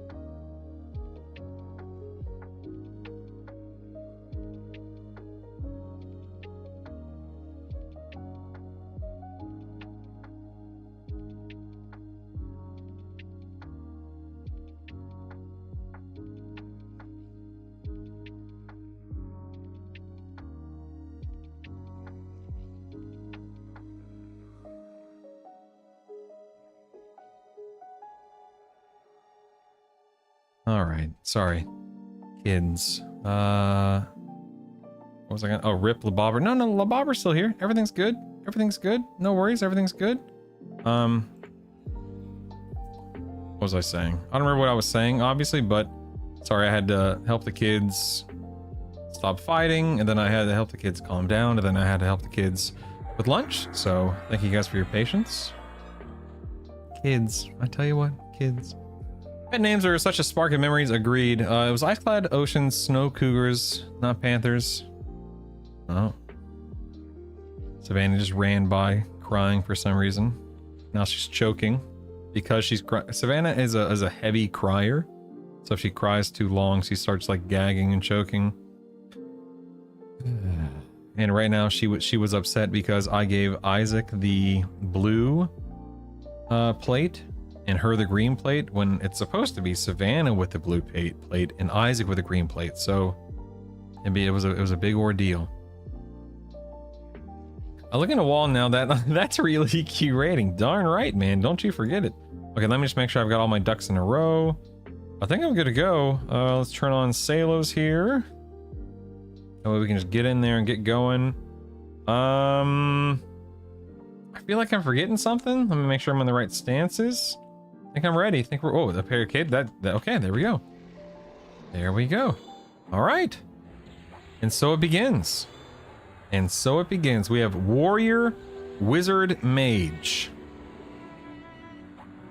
Here we go. Labobber and I versus the world. Okay, looks like my dot songs are landing. That's nice. Oh crap, did I bet I didn't turn on Reeve, did I? Nope. Boop. I'm glad I remembered now versus, 5 minutes from now, but still. Right? Oh, and harm touch. We got a harm touch. Okay, I think we're up to speed now. We've reeved, we have harm touch. I think we're okay. Ooh, here we go. Here we go. Labobber's taking damage. I think I'm going to I'm going to try to keep Labobber healed this time around. Let's see if I can Oh crap, I just realized I cast Promise Renewal on him and now it's not available for me for another like 6 seconds. I might be okay, maybe. Uh-oh. Uh-oh. I'm stunned. I can't cast a heal. I can't do anything. Okay. We're at 25% HP. I just cast Promise Renewal. We have 12 seconds till it lands. I think I'm okay. Okay. Whew. I think I'm okay. Labobber might be on his own. I don't have another heal mimmed. Like a lower grade heal mimmed for him. I think we're okay. I think we're okay. I think we're okay. All right, Labobber, hang in there, buddy. Hang in there. Actually, you know what? I'm just gonna go ahead and cast. I am gonna go ahead and cast a. This is not a good use of my mana. You'll see that my mana is already at 60%, but it does keep Labobber alive for a little bit longer, which is nice. Labobbaran. Labob. I don't know if I'm just really lucky with spell resist this time around, or maybe somehow it's related to the combo that I'm looking at here, but my Bard dot songs are landing much more easily today than they were yesterday, the day before, whatever it was. And I feel like nothing else has changed on my end, so this is interesting. This is definitely interesting.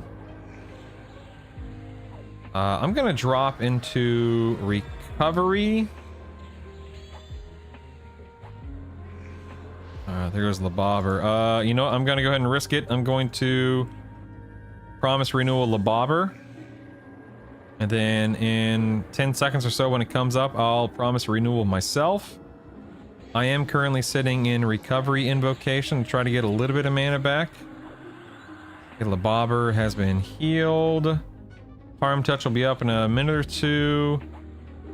Okay, my Promise Renewal is available, but I'm still at 60%, so the damage The damage output of Nagy, the damage intake on my end isn't that bad. So, like I'm not, this is D4. Yes, D4, okay. Maybe I'm used to fighting Interruck at this point in time, so this is easier than I remember? I don't know. Did they reset weapons back to how they were? If so, maybe that includes instruments, thus making stronger. No. Weapons have not been reverted yet. Soon, but not yet.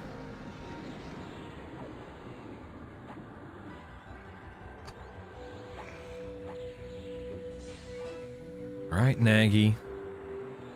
All right, Nagy. I see you. Labobber is resisting some cast over there, it seems. That is correct. Instrument mods do not upgrade with weapons. They upgrade based on themselves, I guess is the best way to phrase that, right? It's like, for instance, if a Salos drops from Nagy here in a minute, the 0 level and the +4 level and the +10 level Salos, it's all the same modifier. What matters is the, you know, Nagy drum versus like a vendor drum, for instance. Okay, harm touches up. Gonna go ahead and promise renewal Labobber there. I'm sitting in recovery stance at the moment, or recovery invocation, I should say. Is this the hardest of Nagafin? Yes. But keep in mind that even though this is the hardest version of Nagafin, Nagafin is not the hardest raid target in the game. I'm also benefiting from having killed him before, so I know what to expect. This is a relatively easy class combo that he is, Warrior, Wizard, Mage. He's not doing a lot of damage, which is nice. He's so he's not able to cast anything. And I've got, you know, reasonable gear at this point in time. Bunch of AAs, if I haven't already said that. I agree, classified. Who's the hardest? So right now, the hardest target that I've fought is Interruck by far. I don't know what to expect out of D4 Plane of Sky solo because it doesn't exist yet. I'm not healing myself. I'm just going for it. Pedal to the metal, baby. Oh man, no Cloak of Flames. Everything was auto looted, it looks like. We got another treasure hunter satchel. That's nice. Ooh, nice. More prayers of life. Hold on one second.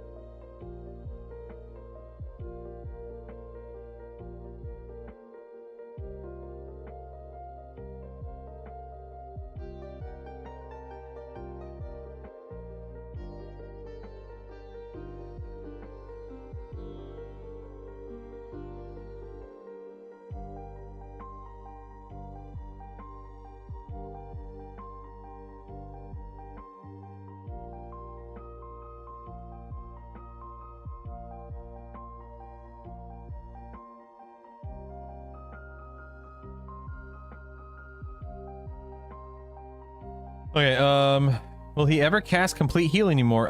Complete Heal doesn't exist in this version, Stearns, but Promise Renewal does. Oh, you talking about Nagafin? I don't think he does that. I don't think he does that, no. What did I get off the boss, though? I got a Blight Hammer, a Shaman Hammer, +4. I got, ooh, a Big Bad Red Dragon Scales, a Treasure Hunter Satchel, a Moat, which is nice. Oh, another Blight Hammer, or Blight Hammer, it looks like. So 2 Blight Hammers. Oh, joy. So pretty trash loot, sadly. But you know what, man? It's all good. We're just having fun. We're just having fun. It's all good. It's not like it matters. It's beta. But yeah, that was Nagafin D4. As you could see, pretty easy, you know? Not anything too complicated. He's not trying, in terms of solo, he doesn't fear on solo. He doesn't dispel your buffs on solo. So, pretty easy, right? Pretty easy. Yeah, I'm dealing with real life raid targets right now too, yeah. What's good about Prayers of Life? Am I missing something? I was hoping for the Cloak Flames. Yeah, you and me both. So Prayers of Life, if you hover over it, you have an instant Word of Healing. And Word of Healing is a 700, 750 HP heal. It's something you use in a pinch before your promise renewal goes off. For instance, yesterday, I think it was Inaruk. I was fighting Inaruk. I was down to, 20, 15, 10, 5% HP. Promise renewal still had a second or two left on it, so I used it to make sure that I didn't die in the next melee swing of Inaruk. And then promise renewal went off, and I was okay. So yes, the fact that it's an instant heal just can save your hide when you need it to. It's very helpful in that regard. All right, so that was a +4. This is a +3. So let's go ahead and create that raid. Yes, thank you, thank you. Do do do do do do do do do do do do do.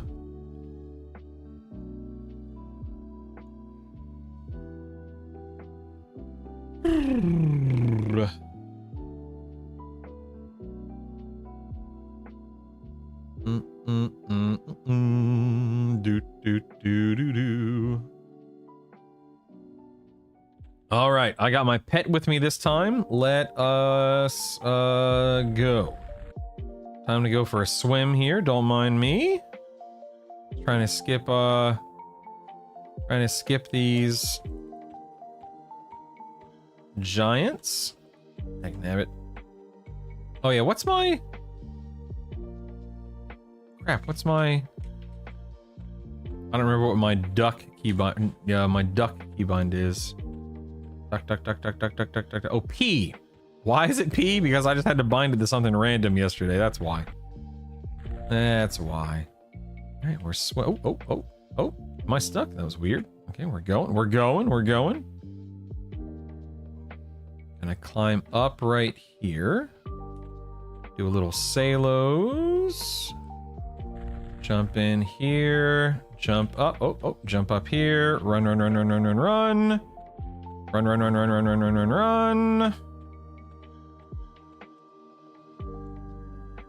Feign and uh-oh. Nope. Uh-oh. Here we go. Okay, engulfing roots. Feign. Engulfing roots. Feign. Okay, I think I'm okay. I tried to time that cast. Okay, we're good. Lebobber, we had to sacrifice Lebobber. Lebobber took one for the team. But we're good. We got past the giants. Simple. Rest in peace, Lebobber. Oh, actually, you know what? While combat resets, let's actually take a moment to look at the Nagy kill. So Lebobber did 2% of my damage, so I'm not going to worry about summoning him for this one. I don't care. Let's look at my damage. Actually, wait, can I see his damage breakdown? Oh wow, yeah, I can. Okay, so Lebobber did 600 damage and slashing, 400 damage with canceling of life dot, 300 life spike, cleave, kick. Okay, so interesting. Now I did 42% of my damage on D4 Nagy was just various dot ticks. Whoa. Did my harm touch crit? Wait, what? Also, look at how many of my dot songs landed. That was not the case yesterday. Wow. Reeve did 10.6k on top of the 500 it did upon application. Harm touch dot did 14k, and harm touch did 9k. That's interesting. Rip Labobber, we appreciate your sacrifice. Yeah, stealth nerf to boss resist? I don't know. Like, yeah, for real, Chaz. My harm touch must have crit. It must have crit. Can I see anything by... No, I can't see anything by right-clicking that. That's interesting. I had, No, Hank. This is a EQ log parser. It is a, it's a standalone, whatchamacallit. Standalone, third-party program. Huh. I'm really interested to see what my harm touch damage will be on D3. This guy, I don't think this guy resets his physical location, so I think I'm kind of stuck fighting him right now, which isn't a big deal. I'm not a thing you have to, I don't really feel the need to worry about it per se, but I do have to kill him now. Don't mind me just murdering a giant here. Just take me a couple of minutes to take him out. No big deal, no big deal. Yeah, interesting about harm touch there. Very interesting. Do do do do do do. Do do do do do do. All right, this is D3. You just saw me do D4. Wasn't difficult. I'm late today. Had to get ready, get everything ready for the trip tomorrow. Plus, I'm making cherry cobbler for my yearly dinner with my great aunt. Ooh, fancy, Drush, fancy. Sounds delicious. My wife loves cherry pies and cherry thises and cherry thatses, so she would love a slice if you ever find yourself in the neighborhood, buddy. Okay, so Nagy a minute ago was a warrior wizard mage. He should still be warrior wizard, warrior mage, warrior wizard mage, whatever the combo is in a D3.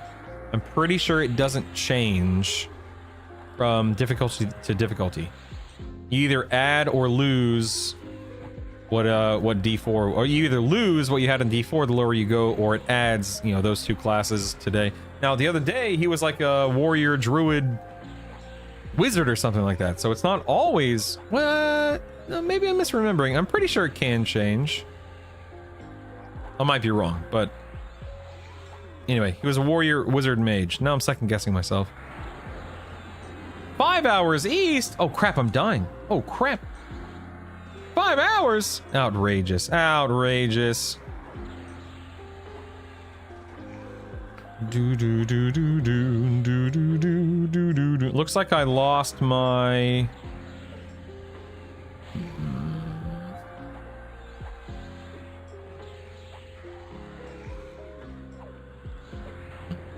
Looks like I lost one of my resists.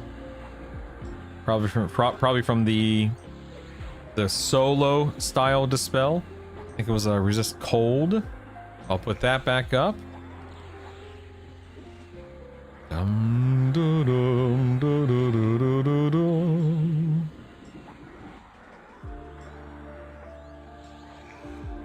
I feel like I had something different instead of Caddis because I wasn't in Spellblade all fight long, but maybe I'm misremembering.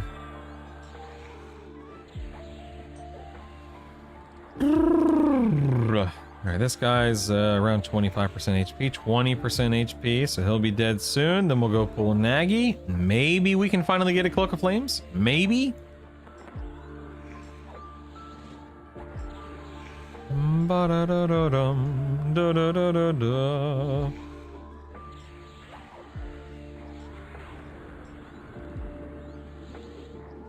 Although I have a Cloak of Scales, so it makes me wonder if I even really need a Cloak of Flames, considering I have an RBB. I don't know. Well, the earrings. Well, they actually have AC on them now. So, for instance, I could combine. I'm equipped with a +4, so I could throw some of these +2s in here to make it a +5. And I move up from 5 AC to 6. Wait, I wasn't right. Hold on, wait. I can move up from 5 AC to 6 AC. Look out. There we go. All right. Let me just get some HP back real quick. UI is customizable, right? I'm watching 2 folks playing EQL and the UIs are different, so I assume so. Just wondering how much it can be customized. Yeah, so there are 3 different user interfaces available by default. There's default, default light, and default modern. I use default modern. And there will undoubtedly be player-made UI skins as well. You know, I'm not even gonna worry about my buffs. I'm just going in. Get over here, you jerk. Okay, still a warrior wizard mage, so here we go. We don't have a pet this time around, but I think we'll be okay. Oh wait, let's harm touch. Yeah, dude, that harm touch just hit like a daggum truck. Did they fix that? Oh no, it was a crit. It was a 6.5k crit. Interesting. Okay. There we go. Harm touch is in a critting mood, it seems. Man, that dragon needs to do some leg days. Yeah. Leg day, yeah.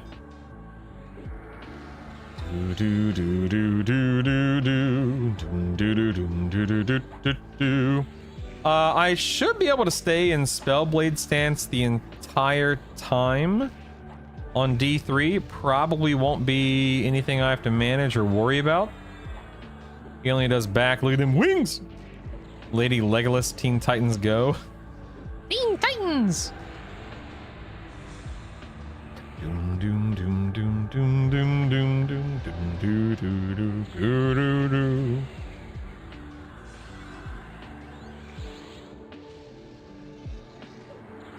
Okay.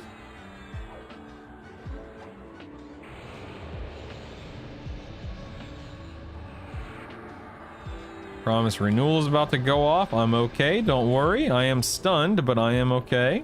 No worries there. Really interested to see what happens with harm touch coming out of this. I feel like I've gotten 3 harm touch crits in a row. Kicks it. Yeah, it was a very different experience, that's for sure. You know, it's funny, in my mind, this room was much larger. Like I don't remember it being this small at all. I could have sworn it was like 5 times this big.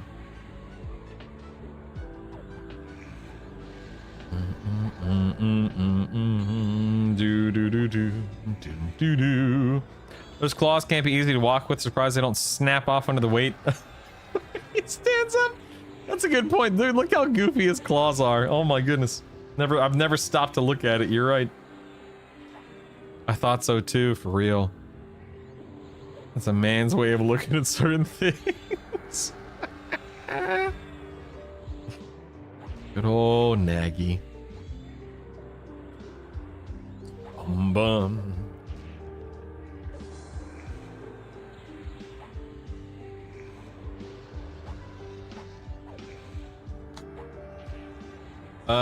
Yeah, I was literally 13 when I first fought this raid target. Hey, in all fairness, I guess, like, I'm pretty sure you couldn't scroll out this far back in the day. I think I was probably fighting them because in raid combat, I always scrolled out a little bit like this. And also the visible screen was literally just a block, a square in the top center of your UI. Yeah, positioning also mattered. Yeah, it's just it's crazy to think about, man. Yeah, 800 like 600. Oh my god, it was intense. Everyone in healer stayed far and stuff. Oh man, good times, good times. Remember killing fire giants every 6 hours in the air for 46 hours straight, waiting for rage to spawn. That was high res back then. I know, right? I know. I'm actually surprisingly low on endurance, which is not what I expected. I'll be fine. I'm not gonna die, but surprised that that he's chewing through my endurance this way when it was completely fine on D4 a minute ago. It's the same combo, warrior, wizard, mage. Nothing's changed in that regard. Oh, harm touch is up. Let's see how much we get. Dude, I bet they accidentally changed something with harm touch. Wait, that wasn't... Never mind, that wasn't a crit. That was a 4,500. I think they probably fixed harm touch. Because the other day they over-nerfed it, I guess. And now it's doing... Oh, it's doing a lot more damage today than it was yesterday. Let me tell you, man. A lot more. It's probably his Cloak of Flames he's wearing for you. Ooh, I like where your head's at, Gaidar. I like it. Oh, Gaidar. Nice, man. We did get the Cloak of Flames. 13 AC, 64 HP. We got some haste, fire resistance, agility, dex. I mean, there it is. There it is. We also got gold-plated Kasha Katana, which is a piercing weapon. It's a point, let's see, dismiss summoned. Why is it always a dismiss summoned and not a dismiss undead? Stinking jerks. And then a burnt book. We'll go ahead and auto sell that because I don't care on the beta. All right, we got Cloak of Flames. Let us combine these into a +4. Wait, that... What the heck? The ratio didn't change at all between a +3 and a +4. Oh no. Wait, this was the plus... Okay, this was the +3.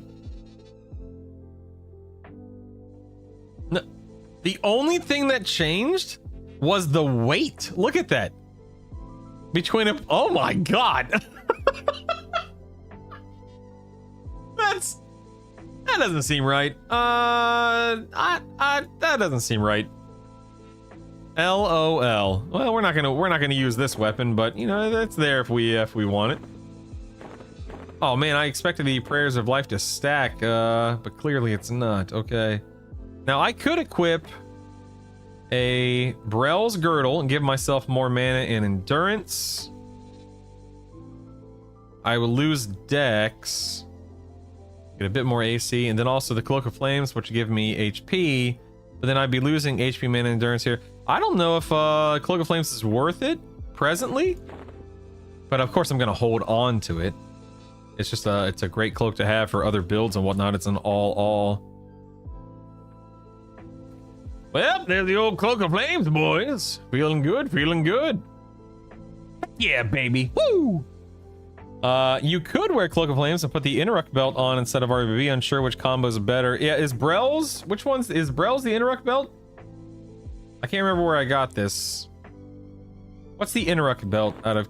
just trying to remember, but I don't remember what it's... It might be the Brel's. Oh, I have that in my bank?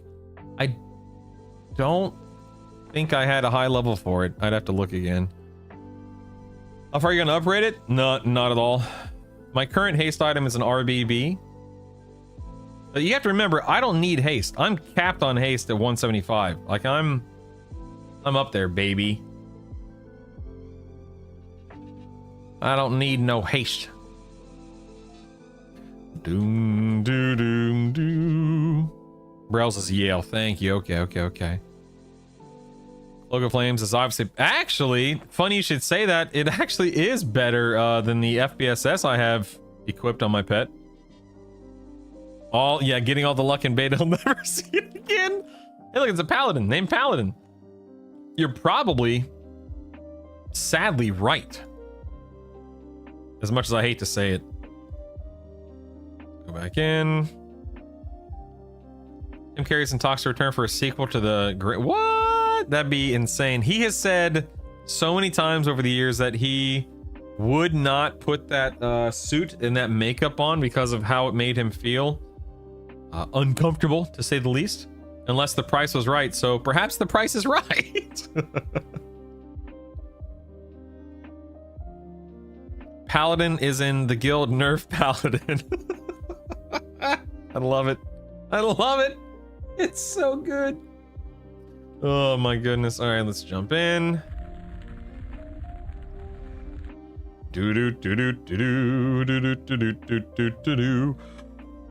All right, we're making We're making quick work of old Nagafan here. We've killed him on... Uh-oh. Ah, dang it. I aggroed and I didn't want to. That was silly of me. Anyway, we've killed Nagy on a 4. We've killed Nagy on a 3. Now we are on our way to kill him on a big bad 2. Nope, that's not right. I didn't want to do that. Hold on. There we go.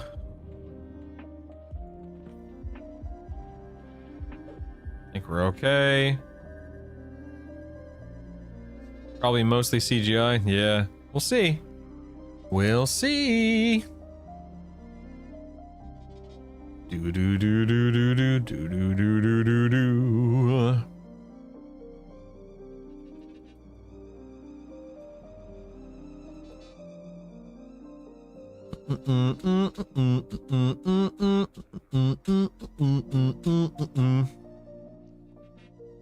Gonna wait for these guys to reset. No big deal.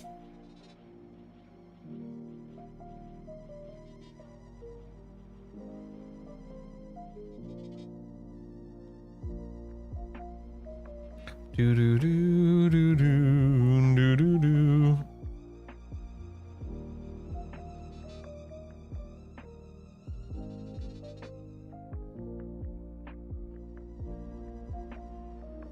Netflix has canceled the sci-fi series The Burrows after its first season. Womp womp. And people wonder why, and companies wonder why we have a hard time getting into shows. Well, there you go. Now you knows why it's tough getting into shows. Uh-oh. Uh-oh. Uh-oh. Uh-oh. I saw that cast. I saw that cast. Yeah, it was Stranger Things with older people. Yeah. Not quite as compelling. Agreed. Okay, I'm gonna wait for this. Okay, there we go. He's cast a spell. I'm gonna feign. I should be okay here. Now, the 2 warriors are gonna have to reset, but Magus is not gonna reset, as you saw on the +3. Yeah. We'll just have to wait this out here. I didn't think about it. You don't want to name your character anything to do with a class or a build, since that will almost certainly change. Need something flexible or generic. Yeah, like Brutal. That's the only reason Alan Cummins agreed to come back as Nightcrawler, because he doesn't need to do as much of the make. That's true, Driss. I read the same thing. That's a good point. A good point.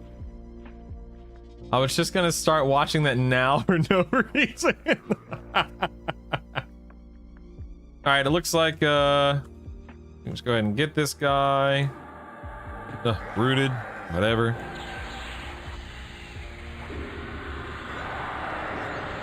What a jerk, stunning me. What a jerk. This gives us a moment to look at the Nagy fight now. Let's look at the D4 Nagy fight. He had approximately 75,000 HP between me and my pet.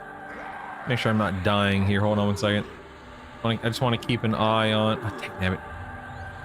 I just want to keep an eye on my HP. Lol.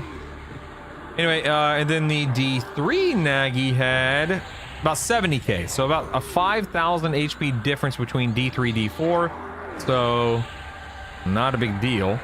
My DPS on D3 was 227. My DPS on D4 was 207. So slightly more damage on D3. Let's look at the damage breakdown. So on D4, okay, D4, so it took about 306 seconds on D3, 352 on D4. My harm touch dot was 14k versus 11k.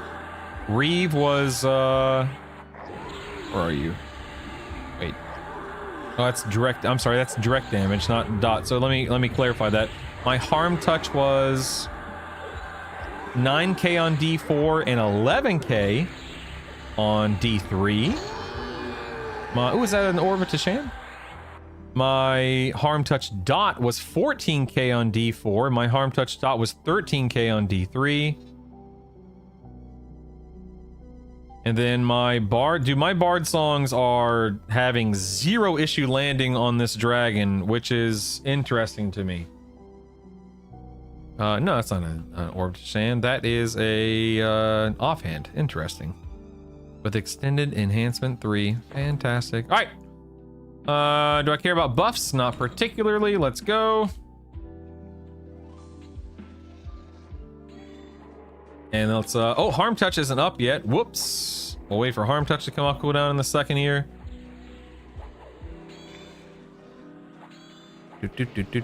Frog Lock named Yoda.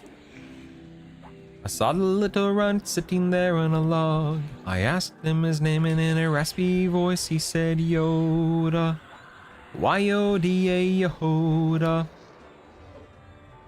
It's one of my favorite Weird Al songs. So I used the force. I picked up a box. Let's go ahead and heal. Go back to dotting here.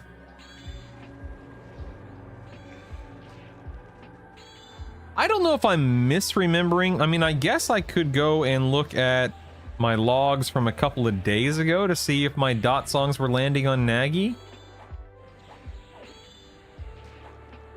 He said, Luke, stay away from the darker side, and if you start to go astray, let the force be your guide. Oh, wait, this is a warrior cleric. Look at that. Also an warrior cleric? Question mark? That's weird. I thought for sure earlier, like 20-30 minutes ago, I said, you know, warrior wizard mage stays as a warrior wizard or a warrior mage as you level down from D4 to D3 to D2, etc. I believe I am obviously incorrect, considering this guy's a warrior cleric. Interestingly enough.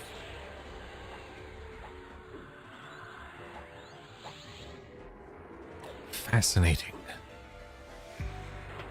Ooh, leaked doomsday image. Oh my. A leaked doomsday image. Wow.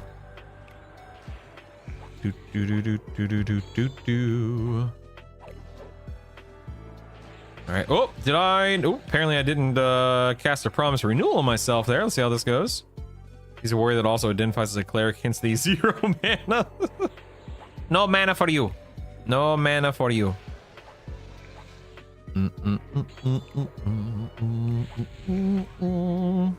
Yeah, this is very straightforward. Very simple, you know the drill, etc., etc.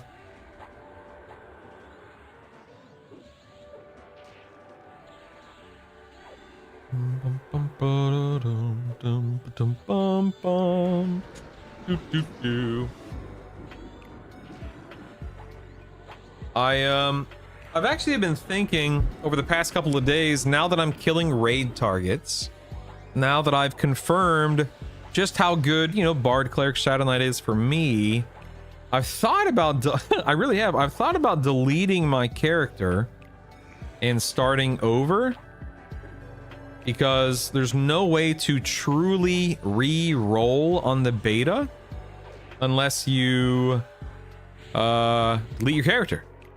Like because you can only have the primary class that you either start with, unlock at 50, or unlock in Sky. And even if I re-roll like my primary and then a secondary and a tertiary, it that's honestly exactly, Sir Beowulf. I'm thinking for the purposes of content creation, doing that over the next few days, making YouTube videos, guides, that kind of stuff. That way it's readily available for the open beta or the pre-order beta. Well, Mythic plus level, but this is +2, Color Toe. This is +2, buddy. Not too hard, as you can clearly see.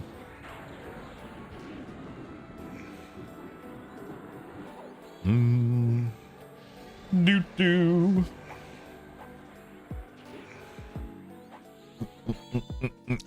Alright, he gave me, I get into another Salos, an Orb of Tashan, another gold-plated whatchamacallit here, Prayers of Life, Red Dragon Scales, so pretty crummy loot, but that's okay. No big deal, no big deal. But anyway, yeah, Sir Beowulf, I've been thinking about doing that over the past day or two. I think it would be beneficial for content creation for sure. And considering it's beta, none of this matters, obviously. Who cares if I'm killing raid targets on a regular basis right now? None of this, of course, carries over. None of this is important or a big deal. My only hesitation is that it prevents me and it stops me from practicing and testing like Inaruk, and then playing like it. But there's also Plane of Sky to factor into things. We don't know when Plane of Sky solo mode becomes available, and I really want to get my hands on that. You should merge the Kashinagata and see if you can replicate the damage delay bug again. I don't think it's a bug. I just think it isn't. I just don't think it's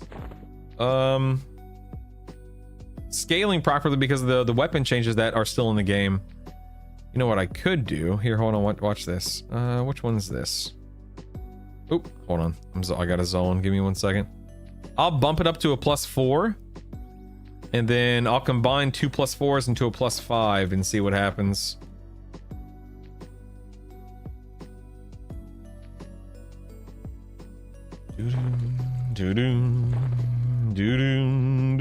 All right, now it's a +3. And then I need to, as much as I hate to use the 2 motes here, again, who the heck cares?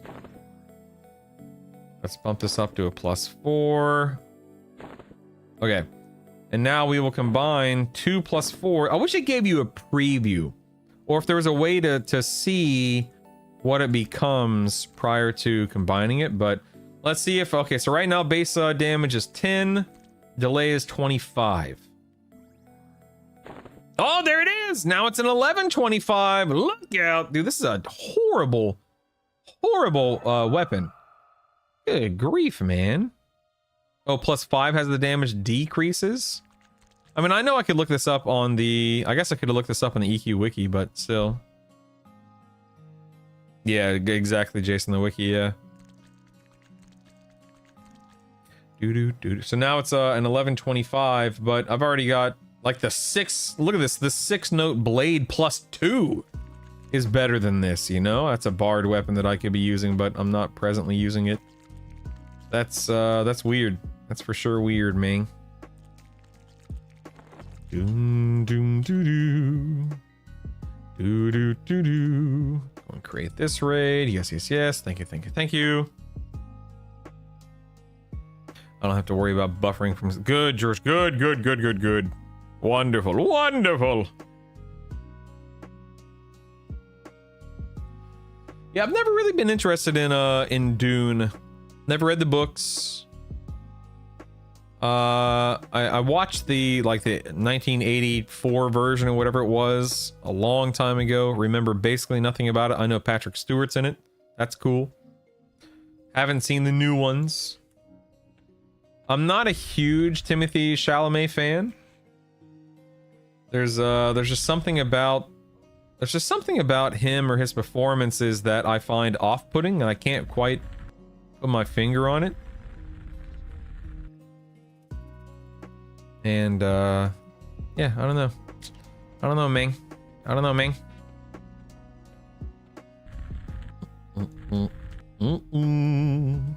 Run in here.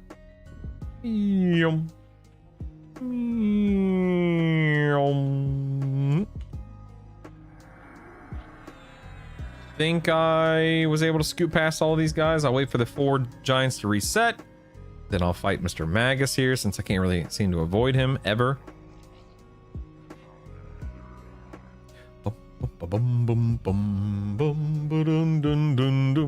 Shame on you for not reading the Dune book. Not that I actually mean that. It's just one of my favorite books. Sorry. My bad, partner. I'm sorry. I apologize.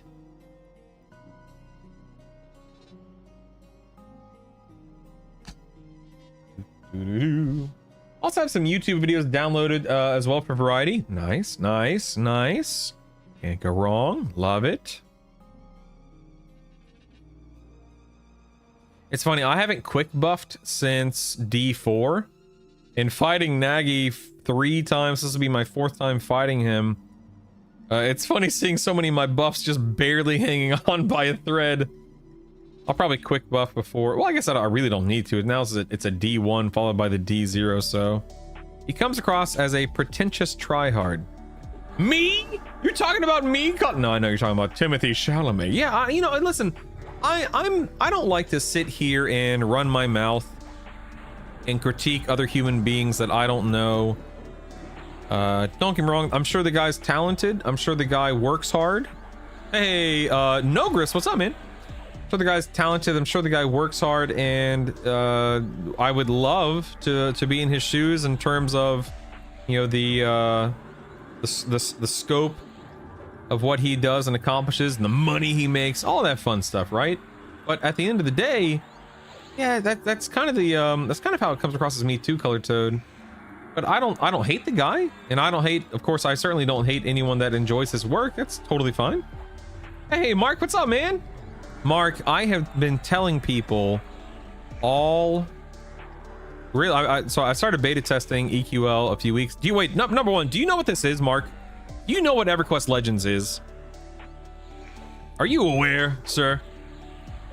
I've been telling people over the last few weeks, I should say. I'm sorry, lower underguck. Oh my god, ladies and gentlemen, we got a noob. What a noob. No, it's not lower guck. This is I'm not talking about the zone. This is I'm about to fight Nagy. No, I'm talking about the game itself. I'm talking about what EverQuest Legends is. I'll give you the whole elevator pitch and everything like that. Here it comes. Here comes the pitch. All right, let me explain. So, ladies and gentlemen, Nogris in chat is my cousin. Leyland in chat is my cousin. They are bros. And when I was a 13-year-old boy, when I was a little guy, Mark, you probably don't remember this because it probably didn't have the lasting impression and an impact that it had on you as it had on me. But when I was a boy, I was over at your house. Dude, I've told this story so many times. You're the guy. You're the guy. But this is so funny to me that you're actually here and I'm able to talk about it. So I was at your house and I walk in, you know, your mom and dad are there. Your brothers and sisters are wherever they are. How old are you? Like, I'm 40, you're 40.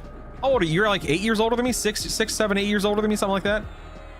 So if I'm 13, you're, you know, so you're, you were in your early 20s at that point in time, and you're sitting at your computer, little compact Presario or whatever you guys had, and you're playing EverQuest, and I didn't know what it was. This is back in 99 or whatever, okay?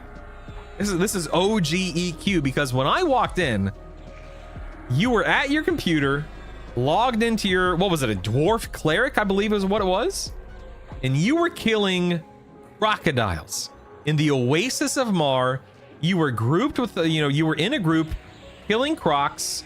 I guess you were waiting for Lockjaw to spawn, or, you know, wherever you were in Oasis of Mar, and I stood there dumbfounded. I couldn't believe what I was seeing. And you told me, Dark Elf, no, killing caimans. I'm glad you're here to set the record straight. I swear you're a dwarf in my mind, but I'm glad you're here to set the record straight. But you're sitting there killing crocs, and I walk up and I'm watching you, and I'm just dumbfounded. I'm like, what is this? This looks amazing. And you explain, this is a game called EverQuest. These are real people in the world that I'm grouped with. We're killing crocodiles right now, and it was just, it had such a lasting impression, such a profound impact on me for whatever reason. And then I went home and I started playing on Rachel's account, and I got in trouble because I was playing on Rachel's account too much. And I eventually got my own account, of course, and so on and so forth. But that was you, Mark. And that moment was my first exposure to EverQuest, and I've never forgotten it. Never. And I am just, I think about that moment all the time. What did I get? I got, 2 Salos drums and another one of those stupid weapons. So dumb. And I think about that all the time, dude. I thought dwarf was wrong, but I wasn't sure. When did you get the name Complete Heal, Mark? Was that your first cleric? Oh my god, that's amazing. That was your name, Complete Heal. Then it became so good. I'm like a total noob. That's okay. I'm a noob. Don't worry about me. So let me tell you what EverQuest Legends is, Mark. Okay. Marcus, have you ever wondered to yourself, what would it be like to be so good, so powerful, so awesome at EverQuest that you could waltz into a raid and clear the raid by yourself? Well, sir, have I got news for you? EverQuest Legends is a reimagining, a retelling of EverQuest with a casual, solo-friendly approach at its core. The whole premise is that when you make a character, you are making a triple class character, a primary, a secondary, and a tertiary class, all wrapped up into one player character. For instance, this beautiful Ixar you see here in front of you is a Bard, Cleric, Shadow Knight. It's not 50% Bard, 25 Shadow Knight, 25 Cleric. It is 100% of all three classes. And a little bit of power fantasy, or a lot of bit of power fantasy, I guess how you want to look at it and define it, comes into play. Because I'm all three classes at the same time, so I can sing songs as a Bard, I can heal as a Cleric, I can tank as a Shadow Knight, I'm life tapping, I'm buffing, I'm doing all the stuff, and I'm able to waltz into these raids, Kazakh, Thule, and Plane of Fear, Inaruk and Plane of Hate, Nagafin and Nagy's Lair, and so on and so forth. And with the appropriate amounts of gear, with the appropriate amounts of understanding and know-how, I can take down these raid bosses. And we're not talking about like one shot. No, we're talking about, okay, you've got a level, you've got to, you have to learn the lay of the land, you got to know where you're going, what you're doing, and so on and so forth. It's not, things aren't scaled to such a degree that you're able to just waltz in and do whatever you want, whenever you want, however you want. Gotta know what you're doing.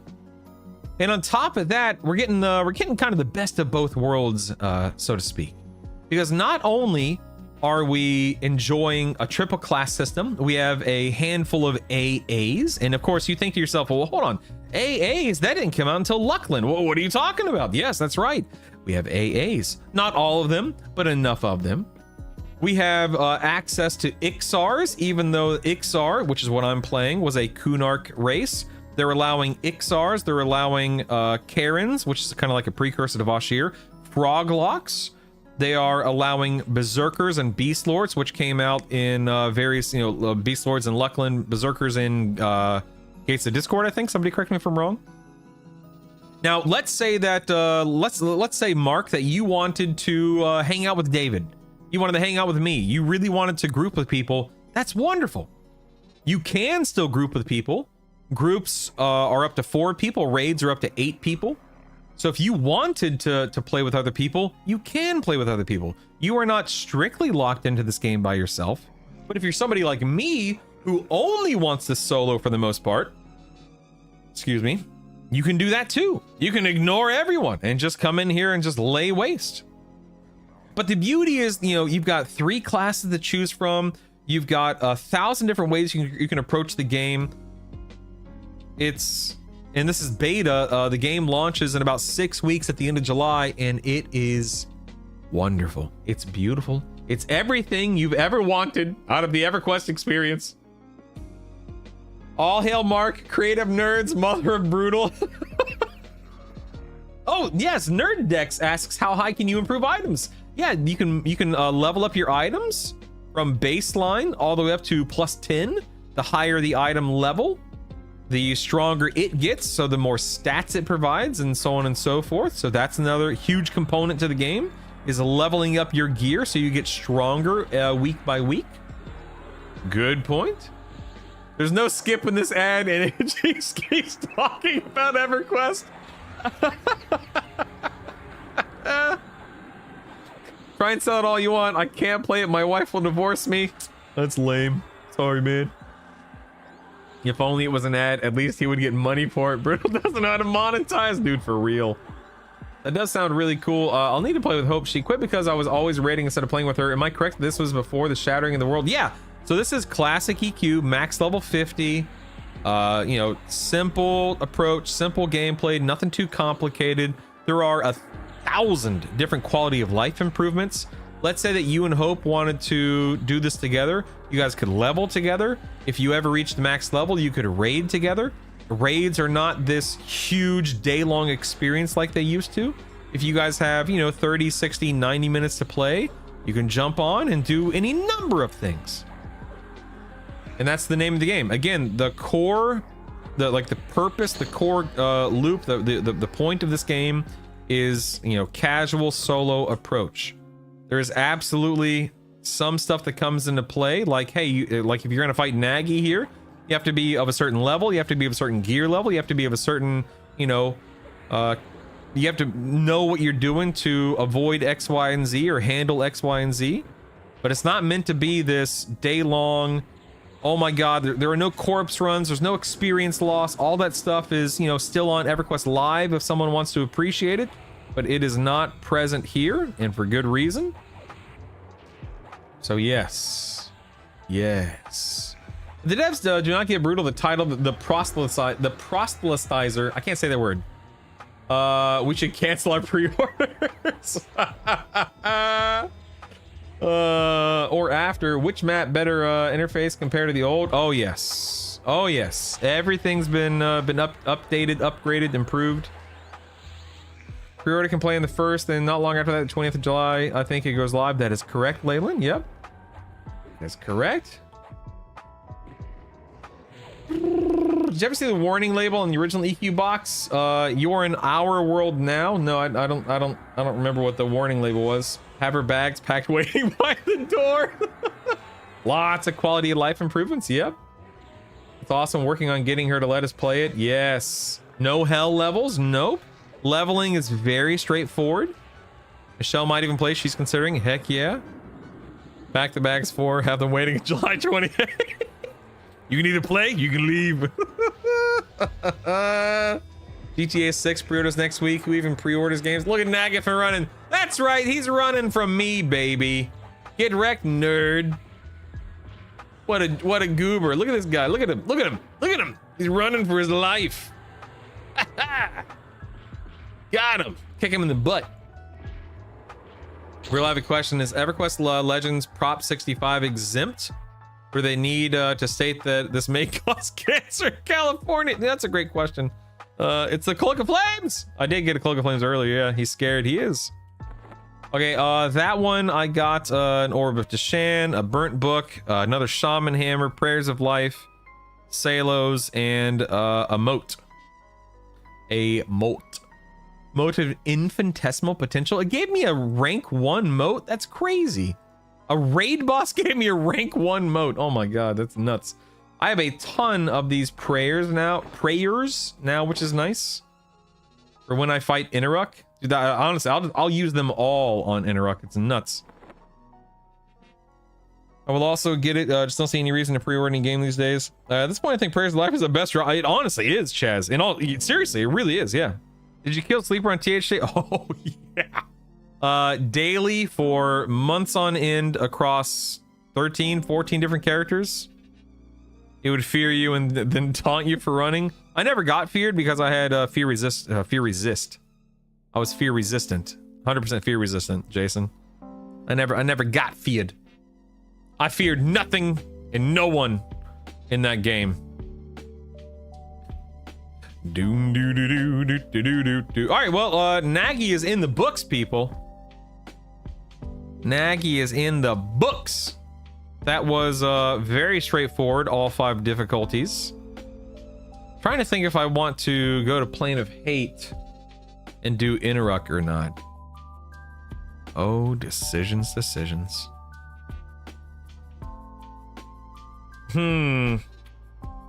Oh, this is good. Even though they're not stacking in my bags, as you can see, the Prayers of Life on my hotbar, the on-use effect is stacked on my hotbar, which is nice. So that's good. That's good. I think I'll save Vox for tomorrow. I think I'm gonna go to Plane of Hate. I think I'm gonna try. I'm actually, you know what? I'm gonna go do D2 of Inaruk right now, I think. And let's go see how that feels after. Because I did D2 Inaruk yesterday. I want to do it again today after I mean, I haven't really gotten any big gear upgrades, but I just want to see how it feels by comparison, I suppose. I had the honor of being killed by the sleeper back in the day. Only got a screenshot of his foot. Complete, you insect summoned dead. Complete? Did he say complete? What does that mean? Complete, you insect? What does that mean? I don't remember. I don't remember what he said. I remember the server-wide message when he awoke on, I guess it was Burtox. I don't think he ever ran me down and killed me though. I wasn't in the zone. I wasn't in any of the zones he was rampaging through. What a cool little event that was. So for those that don't know what this was, oh, okay, I misunderstood, Leyland. Thank you for catching me up to speed. So the way that it worked, guys, is there was an NPC in a raid zone called Carafirm the Sleeper, and if you killed all 4 dragons that guarded him, and that was a big undertaking, if you killed all 4 dragons, Carafirm the Sleeper, he awoke, he murdered everyone in the zone, and then he, the NPC, zoned out of his raid zone into the zone it was connected to. Or did he gate out? He did something. He left the zone. And he went on a murderous rampage for, I don't know, an hour, 8 hours? I have no idea. I have no clue the super specifics of it. But he would start hopping around from zone to zone, killing people. It was one of the coolest things. And yeah, exactly. It only happened 1 time per server. What an awesome, awesome, awesome event that was. Only Brutal was excited for Mass Effect, the game he promised he would stream for us. Oh my goodness. Everyone in Mob is over level 50. They had a summon ability, 1-time event per server. Yep. There's not many players he had to kill. He wouldn't move on until all players were dead. That's so cool.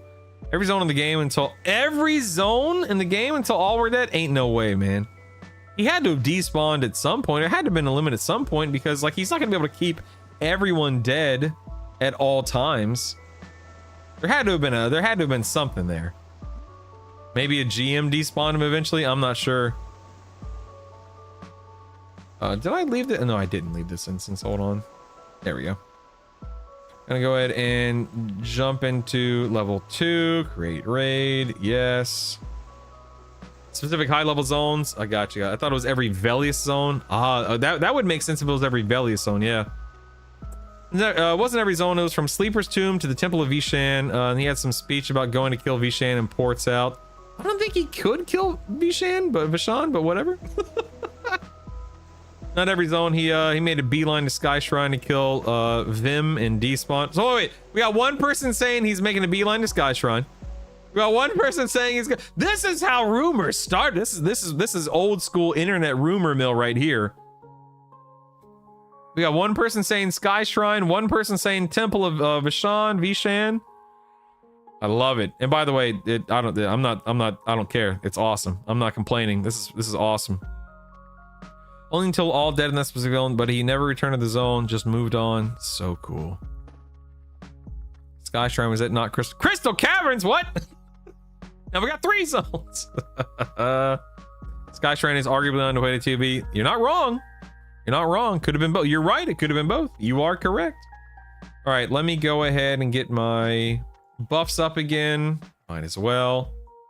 You know what I could try to do? Ooh, you know what? Before I waste my quick buff, I'm actually going to try to run upstairs and just get to Inaruk just to save some time. I don't care about the trash, obviously. Let's see. Where the heck is Feign Death as... There it is. Under Misk. Beneficial. We'll do movement. We'll do that.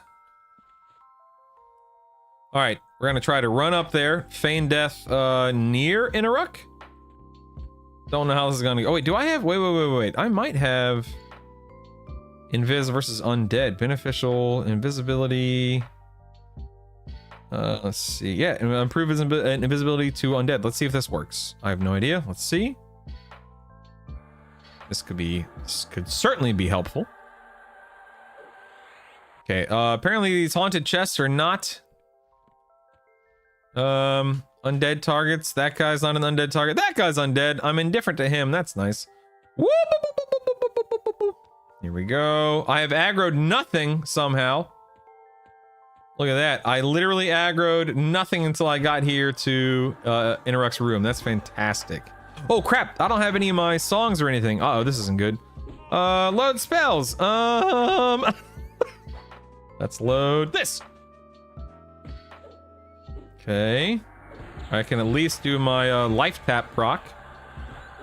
Oof, I don't have any songs loaded.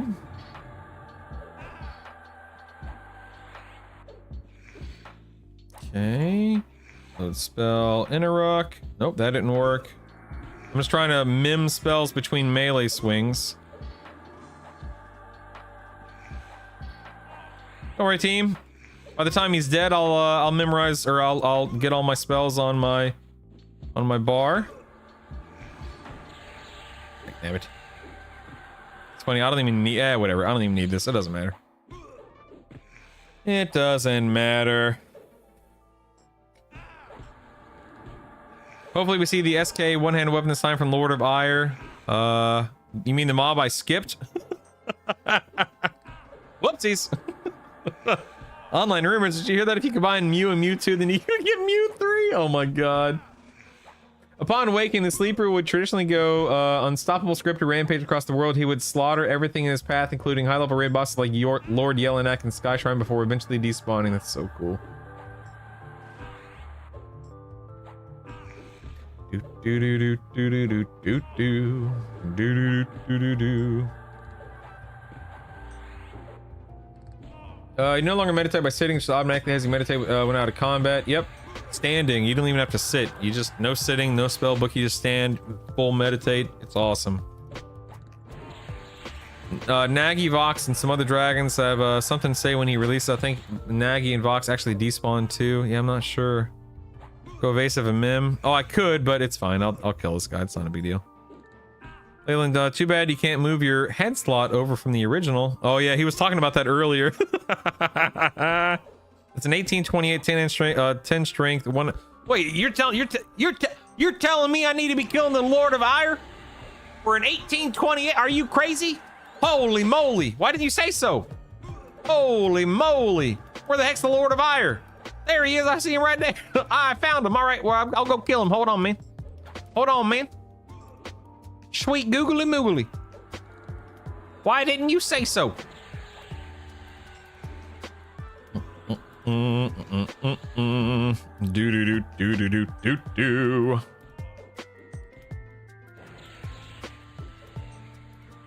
Oh me, oh my.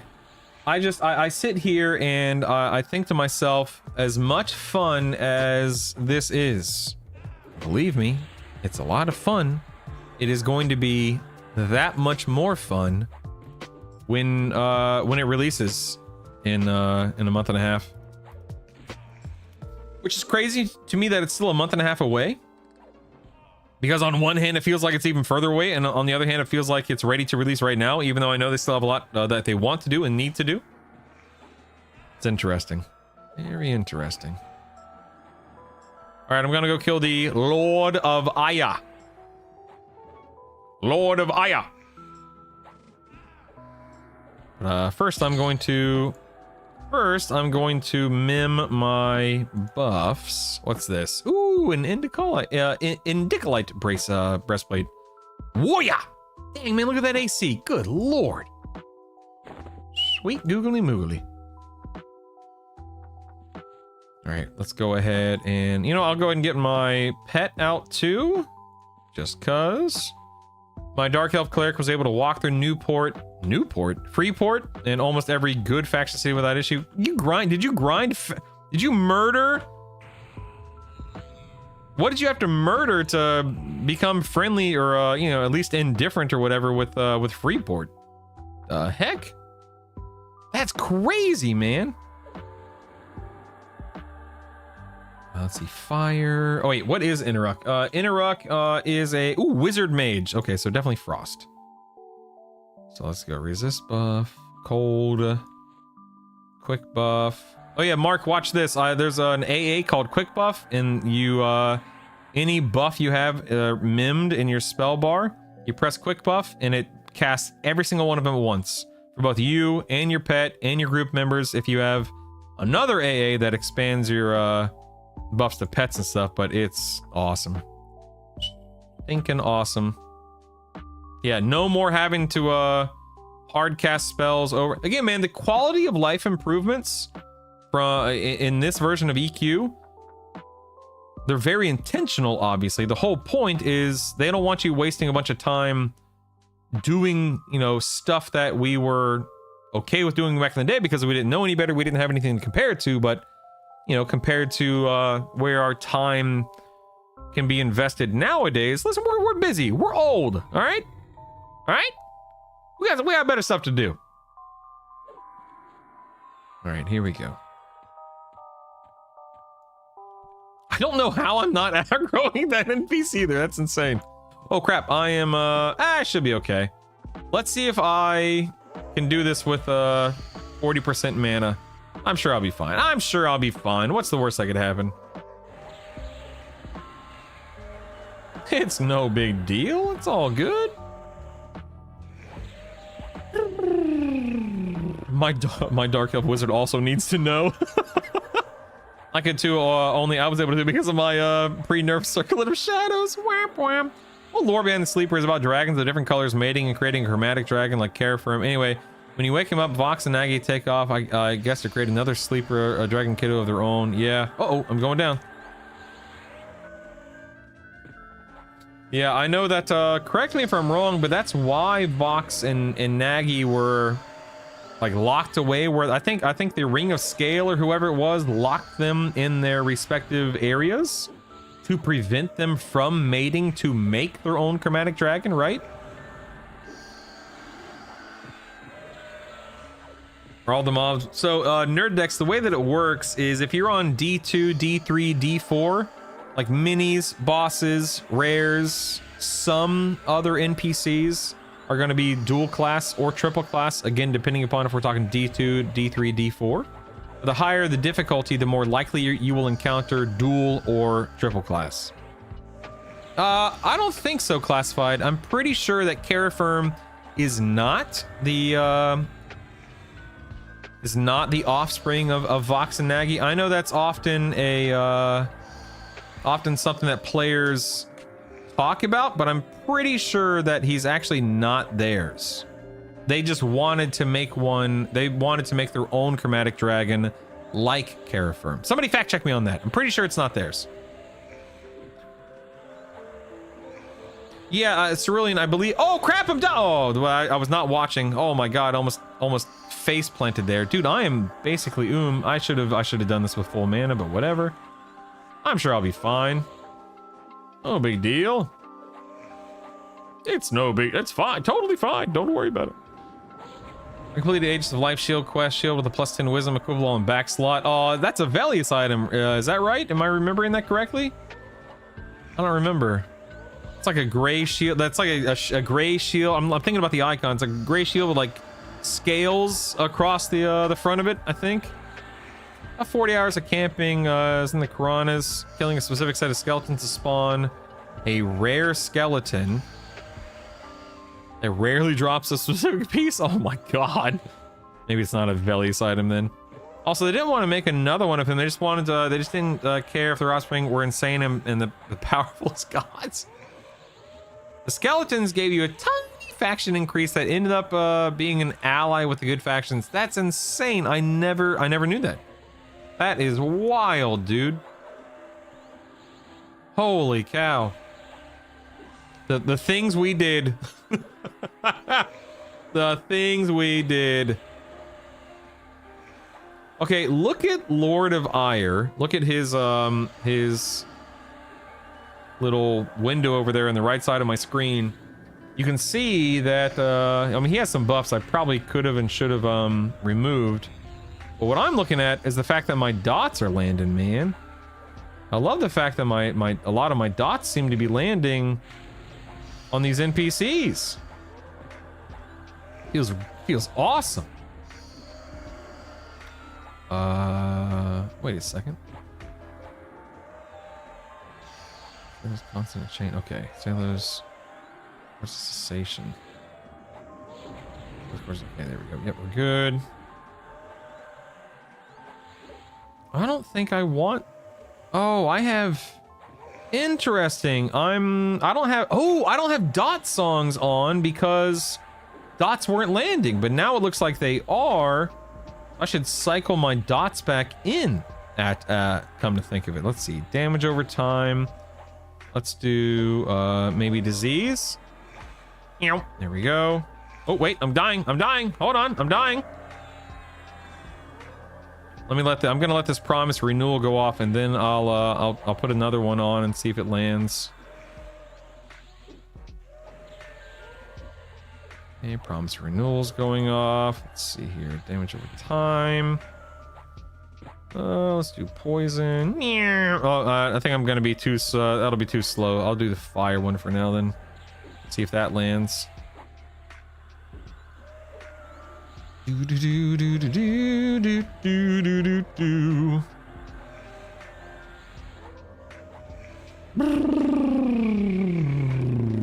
Priest of life faction required for the Ages of Life. You still have Sailor's constant single target slow snare new melody, the one that can't land on bosses, by the way. I thank you, Chaz. I appreciate that. We'll see if these dots land on what's his face here in a minute. I don't know what to expect, but we'll find out together. All right, let's see if Lord of Ire drops this weapon you're talking about. Off the EverQuest 2 wiki, Carafirm was the first prismatic dragon, the offspring of an unknown fire dragon and an unknown ice dragon. Nagi and Bok sought to give birth to a prismatic dragon that they could control. Their temerity, they were forever locked away inside their respective lands. I thought so. I know what I'm talking about. Sometimes. These sounds sure bring back memories. Yes, they do. All right, I got nothing. I spent all that time to kill him for nothing. I got a little gem out of it. Thanks. Rip indeed. Hot swapping spells in the middle of battle still wild to me. You know, I'm a risk taker. What can I say? All right, so I'm about to fight Inaruk on D2, which is not impossible, obviously, but it took everything I had to kill this guy on D2 yesterday. So I'm curious to see how this goes today. I'm going to open up with Harm Touch. I'm immediately going to go in and start singing my melody at him, and we'll see what lands. We'll see what happens. In fact, real quick while we wait, let's see if I can find my see if I can find here we go. No, that's Interact's Chosen. I thought it was going to like only show me. Here we go. Interruck, Prince of Hate. Is this him? Sadly, I can't tell if this is D0, D. I have no idea which difficulty it is. This was yesterday, right? June 17th. It's June 17th at 14:50. So this is it. This is the D2 fight right here. It looks like. I guess. Took me 354 seconds. I think this is it. Yeah. So we'll compare that. We'll compare that to what we're about to see after we kill him, assuming I can kill him again. Mark, the last 6 spell slots filled with bard songs automatically twist without you doing anything. I think it's 5, but correct, yeah. So Mark, he's talking about an AA called Symphonic Aura. So as a bard, which that's one of the classes my Ixar is right here, I'm pulsing an AoE dot / slow on targets, an endurance regenerator, magic, fire, and cold resist song, an HP mana endurance song, which does stack with the other endurance song, so I'm regenerating a lot of endurance, which is important for me with this class combo, and a haste, strength, attack rating song. And then I'm twisting through melody, which is an automatic song singer that you have to manually use, These 5 are pulsing, but these 4, fire dot, cold dot, magic dot, disease dot, those 4, if they land on the target, are applied every 3 seconds as long as my song lands. Didn't have a wiki 25 years ago. We went off screenshots of dragons talking. Oh my goodness. Yeah, I'll compare it after I kill him. Classified. That's awesome. I'll be looking for that. Yeah, that was such a crazy experience. Ryan mentioned there's a limit on how many mobs you can dot at a time. There's an 8. There's an 8 target limit on AoE stuff. You can see right here, if I hover over my Salos chords of cessation, it reads a collection of chords that binds up to 8 nearby enemies. So kiting isn't really a thing. I mean, you can, but no one's gonna stop you. You don't really need to kite, but you can if you want to. Okay, we're gonna go in on Interrupt here. Let me just think real quick. I'm gonna run in, harm touch, get to work. So here we go. Here we go. I'm scared. Actually, you know what I could do? Watch this. I'm gonna try to min-max this. Let's cast a Promise Renewal. I want to try to get full mana here. Wait for this next tick. Wait for it. Wait for it. Go, go, go, go, go. All right, here we go. Here we go. Here we go. Harm touch. Harm touch.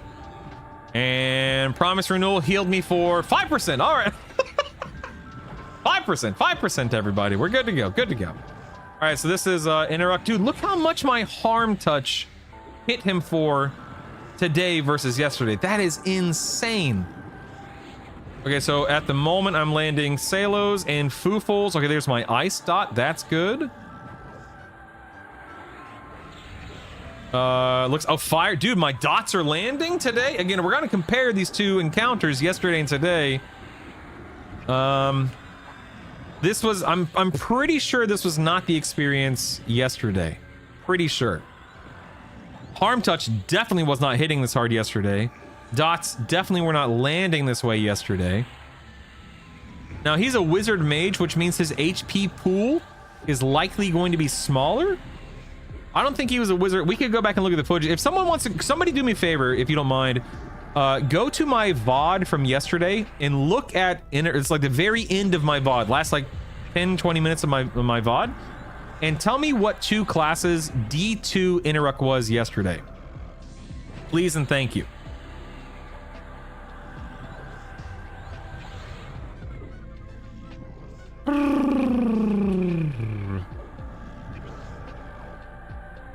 For real, nerd. But I don't know if it's because he's a wizard mage this time around. I really don't know.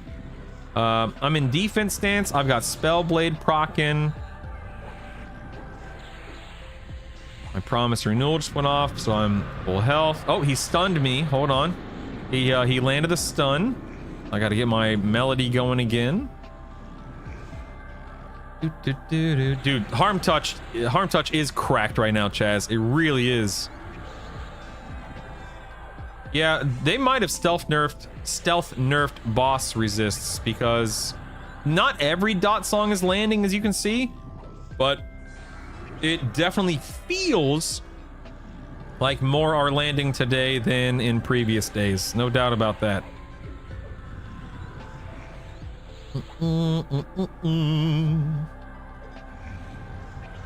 I say as, oh crap, I am not, oh no, I'm not watching my endurance. This is not good, guys.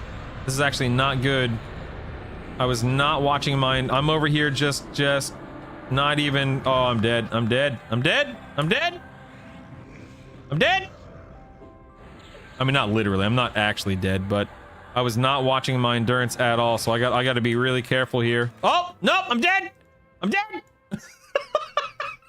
I am actually dead. So let me explain what happened there. So I'm over here just, you know, hanging out, talking, explaining what's going on. I've said time and time again, if my mana and my endurance are ahead of the boss's HP, I'm good. But what I was not watching for there, I was not watching for, ooh, you know what I need to do? Hold on, wait, I need to get my quick buff up. 1 second. Let me save this and I'll continue explaining.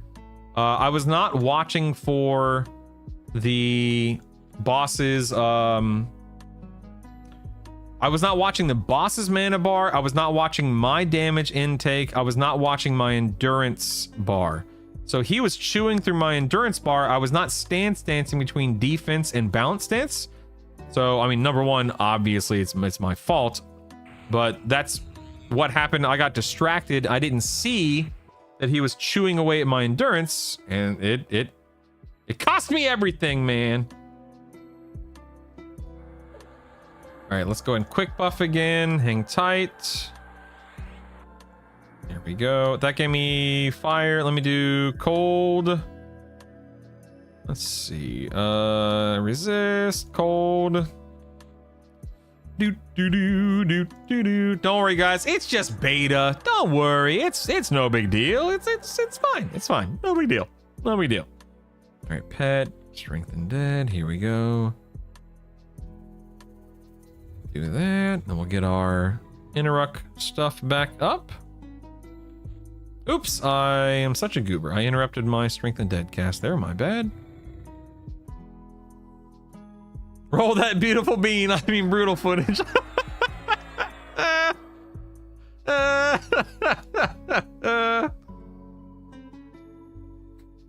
May need to go SK instead of warrior for first character hard touch. This good for bossing. Yeah, we'll see. He was a necromancer wizard. Thank you, Beerwick, for checking that, man. Thank you. Thank you, Druish, for checking. Appreciate that. You hit the swap to ranger button. Yep, it's that'll do it. That'll do it. That'll do it. All right, let me put invisibility versus undead back up just in case.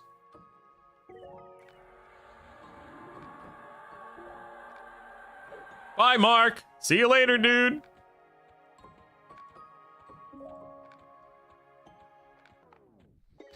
Oh, Maestro aggroed to me this time. Look out. Oh no. Do I want to fight Maestro? I kind of do. You know what? I'm gonna fight Maestro, and maybe I'll save my pet. Maybe. Wait. Stay away from my pet, you jerk. Let me cast a whatchamacallit there. Let me get my whoop. There we go. Good. That's my slow. Let's start casting Melody. Let's drop into Spellblade and defense stance. Hopefully my pet lives. That way all of my buffs that I just cast on him aren't wasted and thrown. Wait, did that not? Oh man, I guess my... Oh, he's dead. He's dead. Oh no, actually, you know what? There might be... heal. Nope, that didn't work. Nope, that didn't work. Come on, man. Let me mim a spell. There we go. Oh, dagnabbit! Right as I mimmed the spell, he killed my poor little pet. Oh well. Oh well. I don't even know that pet's name. Sad. So sad. This feigned death seemed a little too real. Greater Hold A would have avoided. Oh, I have it right here. I am not used to using it. What does Greater Hold AA do again? I have it. I just don't ever use it. Pour one out from the nameless. Greater, where is it? Where, what's it called? Pet Greater Hold, Companion's Discipline. When your pet is in the hold state, your pet only attacks something when you tell it to. Your pet will continue to attack anything on its hate list. Once the encounter is finished, your pet will automatically go back to held state. If your pet is never told to exclude attack anything, your pet will never attack anything, even if something is attacking it. Your pet does not add anything to its hate list unless specifically added by you. Okay. I see. Okay. So I need to make sure I'm using that when I'm trying to skirt by trash is what you're saying. Yes? Hey, look at this. My dot songs aren't landing on Maestro though. Maybe I've just been kind of lucky with landing my dot songs on Nagy and Interrupt. I don't know. They are not Gaben or Jekken. Just have to slash. You know what I could do is I could put a slash pet attack command in my melody, right? Because I turn on my melody, so I could do that.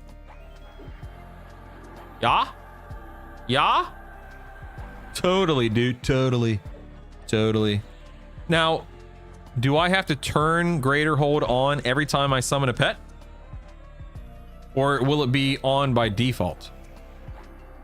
I'm assuming I have to manually turn it on. No, my coffee's gone. Curses! On by default. Nice. Nice. Deedly deedly deedly deedly dee.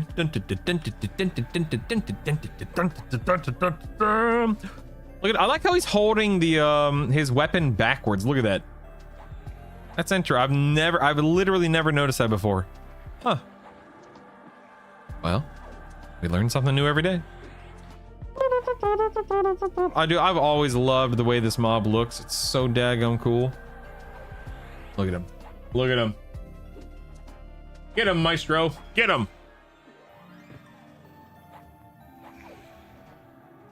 Well, this guy's taking a while to die.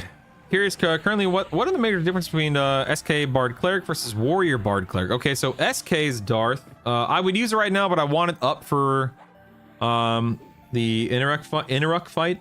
But Shadow Knight's Harm Touch, as of today's hotfix, appears to be hitting like a daggum truck. I'm talking thousands and thousands of damage. It's insane. Chunks away an NPC's HP. So Harm Touch is really strong right now. We have Spellblade. So Spellblade allows me to proc, you know, whatever the heck I have in my first gem slot, as long as it's a Spellblade, you know, capable spell. You know, various different buffs, such as like SK has Grim Aura, SK has Scream of Death, Dark Temptation. I get a pet. Is the pet good? I mean, no, not really. But even on raid boss, my pet will do 2-3% of my total damage, which is just free damage at that point, right? And that's with, you know, not even really prioritizing a pet. I don't have any good gear on it, etc., etc. So it could be even better than that, even as an SK pet. I don't remember what skills warriors have versus SK. I think warriors have triple attack, right? SKs do not. Somebody correct me if I'm wrong. I don't remember what other skills there are between the two. That's not the way it's meant to be. Here, get out of here, cars. Get out of here. Elaine dated the Maestro in Seinfeld. Warriors have triple attack, flurry, 2% innate crit, higher. Oh, I can't show you in the AA window right now because I'm not a warrior, but warriors did get a couple of new AAs, so you got to keep that in mind. I was leveling my warrior earlier today, Darth Jet. He's currently 47, so he should be 50 tomorrow, question mark? And I plan on bringing him through content like a Bard Cleric Warrior, and I'm going to compare him versus my Bard Cleric SK just to see. Oh yeah, there's Cleave as well, yeah, just to see how it feels. Because if the warrior melee damage makes up for the lack of HT, the lack of Spellblade, and you know, maybe he mitigates a little bit more damage, okay, sounds good to me. I am happy to play anything that I find to be fun, engaging, and frankly fairly strong. I plan on soloing this game as much as humanly possible. Not that I won't ever group with players, viewers, pug. I will, I'm sure, at some point in time. Ow, I just scratched myself. But I want to make sure that from the get-go I'm playing something that's got a pretty firm grip on things and can handle its own. And so right now I've got a Paladin at max level, SK at max level, Warrior is almost max level. I can say, Darth, and this is my experience. I cannot speak for any other player, streamer. I encourage you to ask everyone else that happens to be streaming and posting a Discord, subreddit, man, get as much information and feedback as possible. Because For me, I have found that the Paladin, while I love Lay on Hands, and while I love having some of the Paladin specific buffs and so on and so forth, the Paladin chews through mana because of the way that Smite works. Reeve, the ability that SKs have, Reeve uses 3% of your maximum HP and turns it into damage.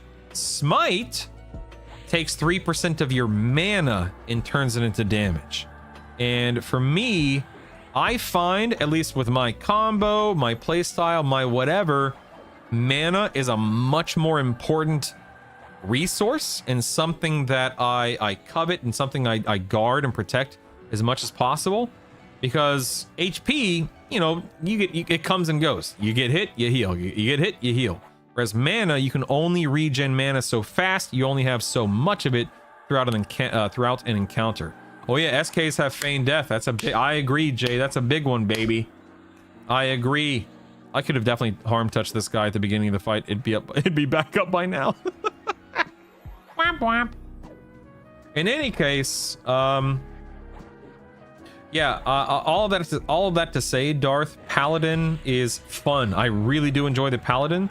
But I find it to be a little bit tougher to raid as a Bard Paladin Cleric versus a Bard SK Cleric. There's also a bit of overlap, right? Between Paladin and Cleric. They're clearly two different classes and they each bring something different to the table, but a lot of their buffs overlap. So you kind of lose out on some buffs in that regard. Oh, something else to keep in mind, Darth Jet. Reeve, which we discussed a moment ago, its damage is based on your maximum HP. And guess who brings maximum HP to the table? The Cleric. So SK and Cleric has a lot of lovely synergy that you benefit heavily from. And so Reeve winds up doing about 20% of my damage, give or take. Dude, Doji, that's that. If I had to make my character right now, today, that's what I would lock in. Without a shadow of a doubt. But, you know, we're still many weeks away from launch. There are still many patches, hot fixes, improvements, changes coming down the pipeline. For all I know, man, you might see me doing Bard, Wizard, Shaman at launch. I am not locking myself into anything. I am trying to test as much as possible. I'm trying to learn as much as possible. I'm trying to share as much as possible. And so for me, I want to be as informed as I can be. That sub makes me want to rub my belly and eat some jelly. Thanks, man. I'm trying to be as informed as possible. I'm trying to make Martins as happy as possible. Oh, look, I got another even song. That's actually not, I didn't get another 6-note blade, but I do have another even song. That's a 0.48. Cool. That might be something I play with later. All right, I'm going to get ready to fight Interrupt again here. Although I guess I need to summon my pet. Yeah. Let's get my pet out. You excited for the next WoW season? Nayusi, I'm not playing WoW anymore. I thought I was interested in playing WoW. I was interested in playing WoW. However, I just can't stand the whole needing to play with other people thing, and so I'm no longer playing WoW. Also, let me put my Cloak of Flames on. Hey, that's what I'm talking about, baby. Bum, bum, bum, bum, bum, bum, bum, bum, bum. All right, we got Cloak of Flames on now, man. That's what I'm talking about. So anyway, Nayusi, I saw some of the WoW stuff earlier today, but I haven't read or seen everything about it. But yeah, I'm sure it'll be a good season. It's just not something that it's probably not something that I'm personally going to partake in. Just because for me, I want to play a game like EverQuest Legends where I can solo, man. To me, that's the name of the game. I want to solo everything. All right, here we go. Interrupt. All right, let's see if I can do it this time. Here we go. Paladin, Necromancer, Bard would likely be good to get the mana pool boost from an int caster. I think that's a fantastic observation, or whatever you want to call it, Sunder. Yeah. without a shadow knight of doubt. You're gonna go SK Enchanter Shaman. That's a fun combo. You know, Enchanter instead of Bard, presumably. That's a fun combo. Silzen. Drop that sweet loot. Nope, no loot. You always make me happy, Martin. All right, let's see if I can not mess up this time around. All right, here we go. Here we go. Doodly doodly doodly doodly doo. All right, this time around, I want to pay. Oh, did you guys see how much that harm touch hit him for? Good lord. I want to pay much closer attention to my endurance and mana. You're gonna see me stance quite a bit more this time around. All right, so I'm gonna go ahead and cast Promise Renewal at about 3 to 4 seconds before Promise Renewal lands. I'm gonna drop into Balance Stance. That way I can regen an extra tick of endurance. Oh god, actually I'm gonna have to be really careful here. Look at this. Okay, Balance Stance, Promise Renewals landed. Okay, I'm already down to 75% HP, as you can see. Woo! This is hurting. This is hurting. Ouch! Ouch! This hurts. Drop back into defense stance. Promise Renewal is landing. Now, okay, we're at 80 mana. 80 endurance. Boss is at 60 HP. I haven't been watching my Bard songs, so I'm not sure how... if they're landing or not. All right, I'm gonna drop back into balance stance for a little bit of endurance regeneration here. I've got let's see, 5, 4, 3, 2, 1 balance stance. There we go. We're gonna keep a close eye on health and endurance. Also gonna drop into recovery invocation now. Balance stance is still doing its thing. Got 7 seconds on my whatchamacallit. I've been in balance stance this entire time. We're already back up to 80% endurance. I'm actually going to stay in balance stance for a few extra seconds here just to hopefully get a little... Okay, we're now at 80. Oh, nope, we're dropping into defense. That was fast. I'm stunned right now, so I cannot cast a Promise Renewal, which sucks. Okay. We're at 40% HP. Promise Renewal ticks in 10 seconds. 30% HP, 55 mana. Ooh, 20% HP. We got 3. Oh, nope. We're gonna use a Prayers of Life or whatever it was. Maybe was that on cooldown? I don't know if that went off. I can't tell if that went off or not. That might be on. Is there a cooldown on that? Ooh, I don't know. It felt like it didn't. It felt like it didn't tick, or didn't go off, I should say. All right. Another Promise Renewal. We're still in defense stance. We're also in recovery invocation to make sure we're not falling too far behind on mana. Oh, Harm Touch is back up. Let's go ahead and Harm Touch when I'm no longer stunned. Armed. Watch his health. Okay, watch. 30% to 7%. Oh my god. We've got to... I need to know what that Harm Touch was. I've got to know what that Harm Touch was. Hold on.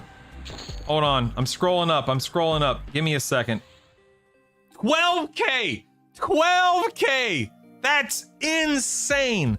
Holy moly, man. I can't... We got to look at this damage breakdown. Hold on 1 second.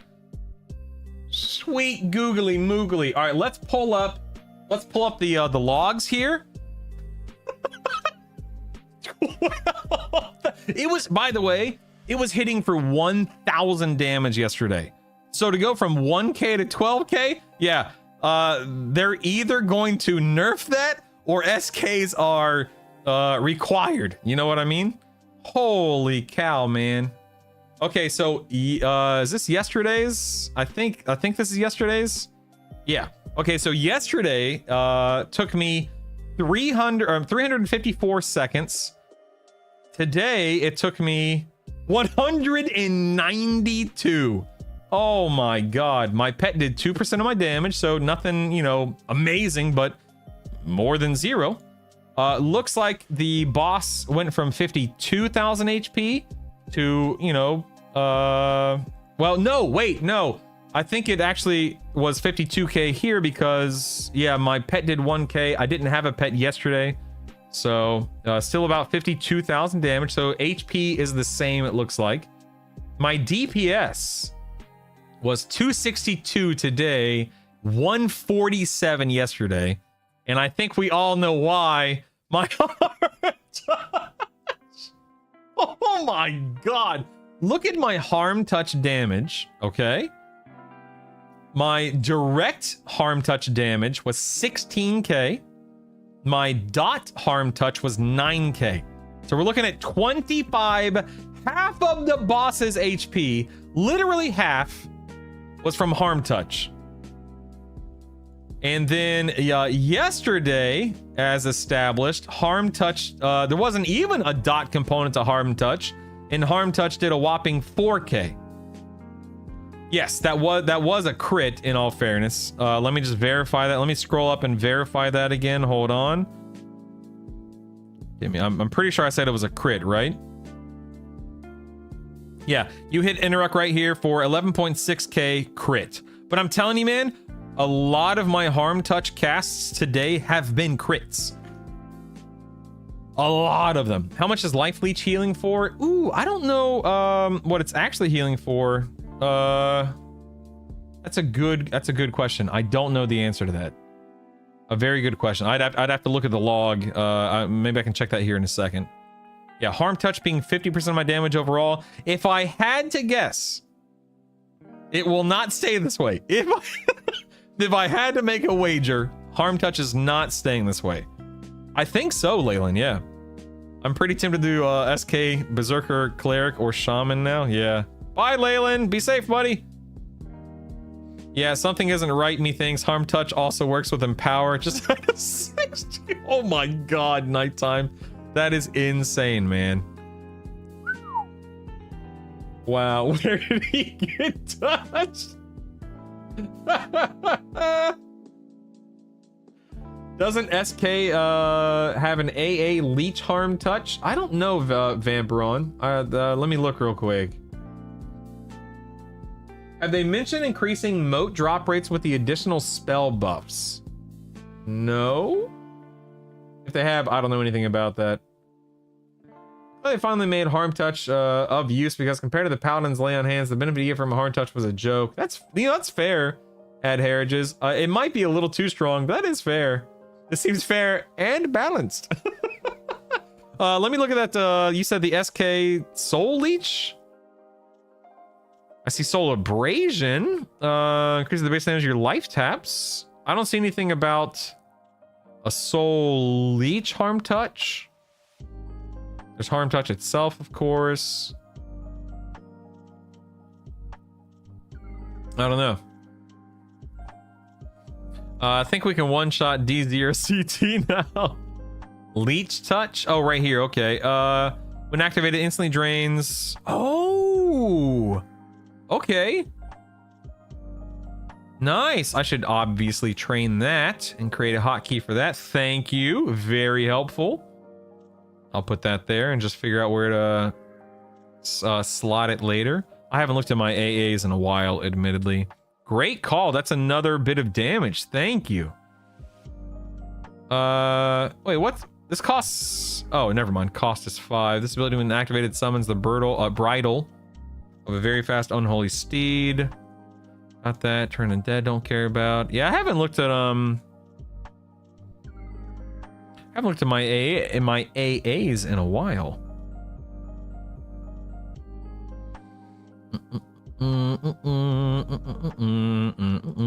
Yeah, DA, of course. This actually wouldn't be a horrible AA to get. That way, if I ever get really low before a promise renewal lands, I can pop a DA and save myself from wiping. Plus, it gives me 18 seconds of mana and endurance regeneration. That's probably smart to have too. You know what? I'm just going to go ahead and take it because you can't stop me. You can't stop me. Bestow Divine Ore, don't care about that. Unless I can do that after I DA myself, I don't know. It leaves me with 9 AA. Nighttime or anyone, does anyone know if Critical Affliction affects Bard? Actually, you know what? I can test it. Here, watch this. I'll go test it right now. Okay, what loot did I get first? Hold on. I don't even know what I got. I got another earring of bashing. It is lore. So sadly, I can't, oops. Sadly, I can't equip 2 of them. Wish I could. Let me go ahead and get 2 of these. Slot that in there. Wait, that's not what I want. Nope, nope, that's not what I want. I want 2 of these. Dang it.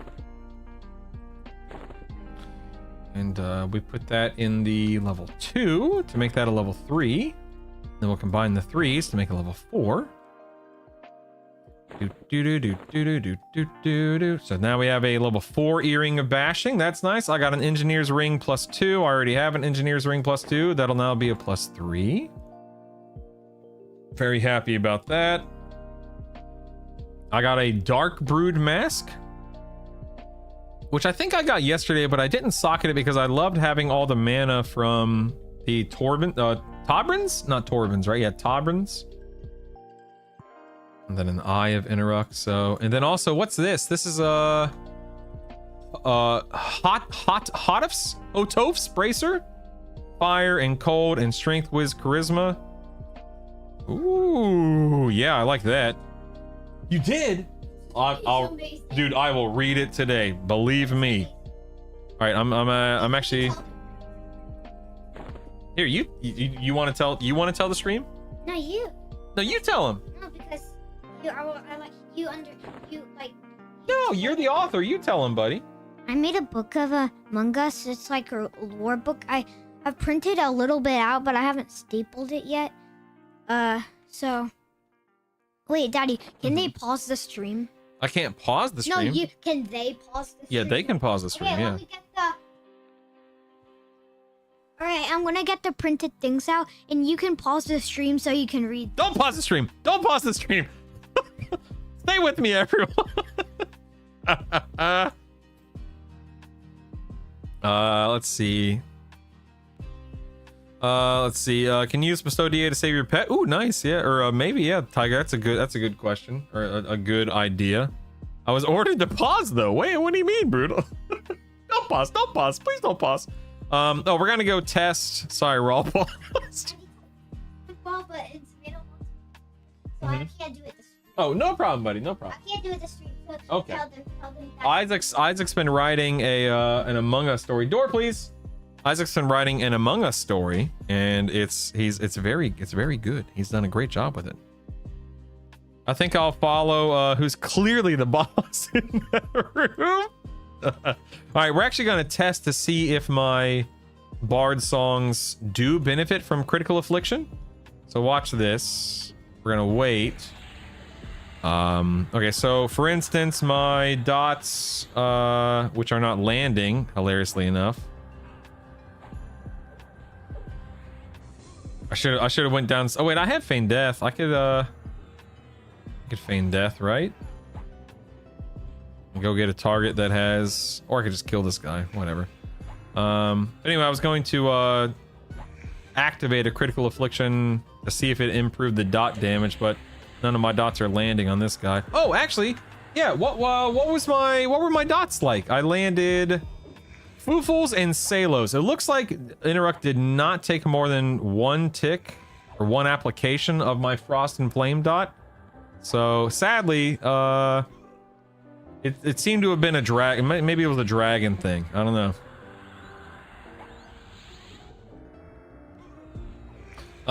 The pause is when the story's on screen. We are not yet supposed to pause.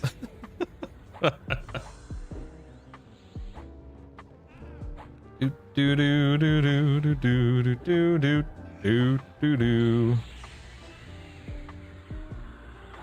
All right. What is this? Sailor's Chords. Okay, so Sailor's Chords of Cessation is ticking for 75 damage. I'm gonna go ahead and entrain this. Oh wait, this isn't just raw dot damage. This is increasing chance to damage over time. Souls will deal critical damage. I see.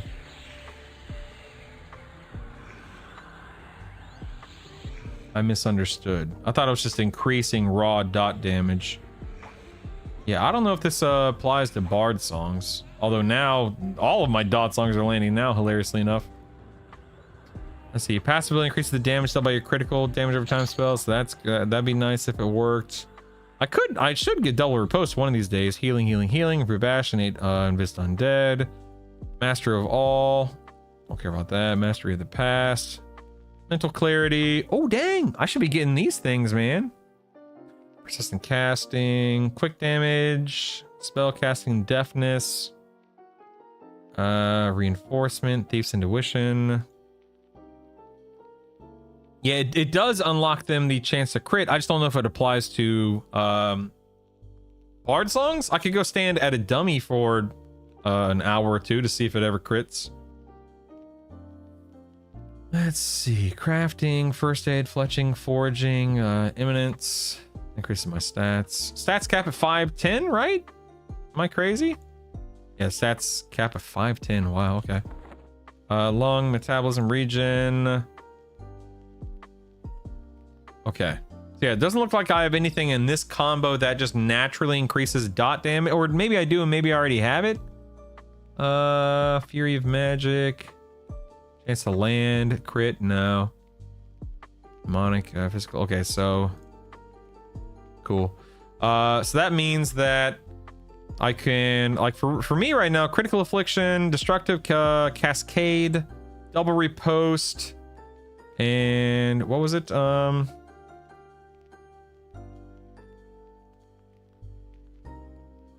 Like, I don't need a critical heal because that's the, you know, I'm using Promise Renewal. I don't need increases the effectiveness of my instant duration healing spells. I don't need a hot boost. What's Master of All mean? This passive ability allows you to gain a second specialization. Specialized schools of magic benefit from a reduction in mana cost. How do I know what my current one is?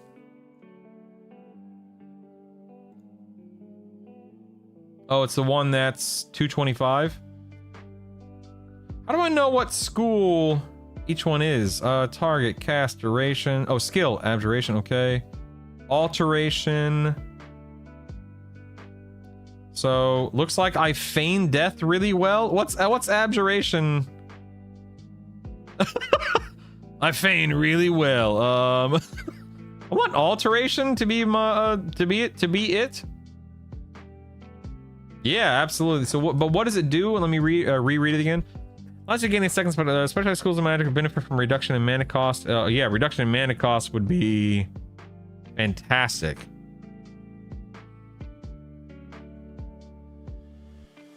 But why are there four ranks? Passive ability allows you to gain a second specialization. Maybe it's 25 skill per rank, right? Oh, first to hit 50 is your primary. I gotta remember that for when I'm playing. Yeah, okay, so I'm gonna test this out here. So let's go train this, yes. And then I will alteration. Let me just do a normal heal. That way I can proc it. Let's see, heal, minor healing, alteration. Yep, that's alteration. Okay.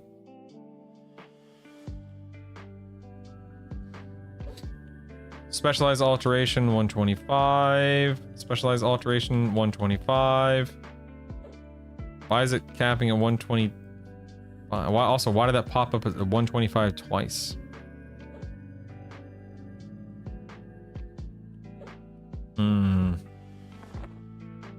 Skills.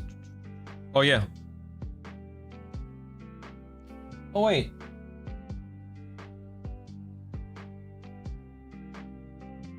Huh. It's just at 125 out of 225 right now. There, no, still 125. Maybe it's the level of a heal that I'm casting. Let's do like healing light. See if that makes a difference. There's 4 ranks you can get specialization. Oh, Jason, that makes sense. Okay, so I'm not bound to just one. Okay, okay.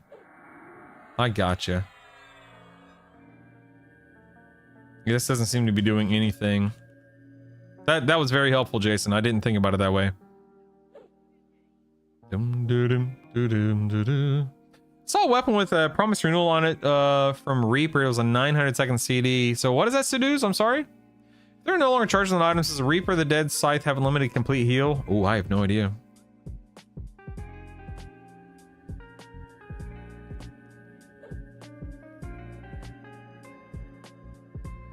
I don't know why it's not leveling past 125. Yeah, every time it goes to level up, it just stays at 125. I wonder if I have to camp out to fix that. I don't know. We can go in Origin real quick. I'll Origin, camp, log back in, and see if it fixes it. No clue, man. No clue. All right. Ding.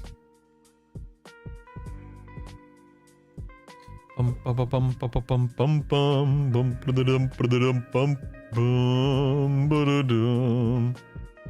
right, I zoned. Let's go ahead and do one now after I zoned.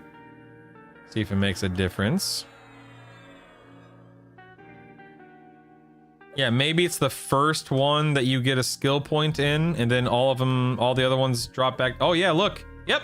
So it was bugged. I'm actually at 131. So yeah, it was just a weird bug. Yeah, and see, now all the other ones are locked back down to 125. Okay. That's okay. Oh, okay, now we know. Now we know. Cool, man. Cool. We're learning. Sweet. That makes sense, yeah. All right. And you said the specialization unlocks at 20 Wario. So at level 20, I would need to be careful about like the first thing that I cast. That way, if I wanted alteration, I can lock in alteration. What did I have? I had abjuration. Kinda. I don't even know what the difference is. Yeah, alteration would benefit my drain spirit and my healing, my promise renewal, which would be huge. Check the school of buffs. Good call. Nope. Okay, that's not going to do it. So buffs. Yeah, oh yeah. So it's just buffs. So interesting. And that doesn't matter because you're using quick buff. Okay. Interesting. Doom, doom, doom, doom, doom, doom. Cool, man. Cool, man. All right, ladies and gentlemen, I cannot thank you enough for being here today. If you have been watching the stream, if you have learned anything, if you have enjoyed yourself, please consider following the channel. I'm gonna go ahead and host my buddy Variety Void. He will be on for, I don't know, a while. He's on vacation right now, so go hang out with him. I had so much fun today. Raids have been reset. I'm going to be working on getting my warrior up to 50 today and tomorrow, and then we are going to compare my warrior at my warrior bard cleric at D2 on D2 Interruck to my SK bard cleric. We'll probably do that tomorrow, and we'll compare apples to apples, and we will see just how strong, better, if it's even better, the warrior is. So nighttime, thank you Jason, Sunder, Chaz, Wario, Orange, anyone else that's been there today, anyone else that's not in chat that I can't see their name, thank you so much for being here today. My name's Brutal. Follow the channel. You can find my Discord and YouTube below, and I will see you guys tomorrow. Have a great rest of your day, team. Thank you very much.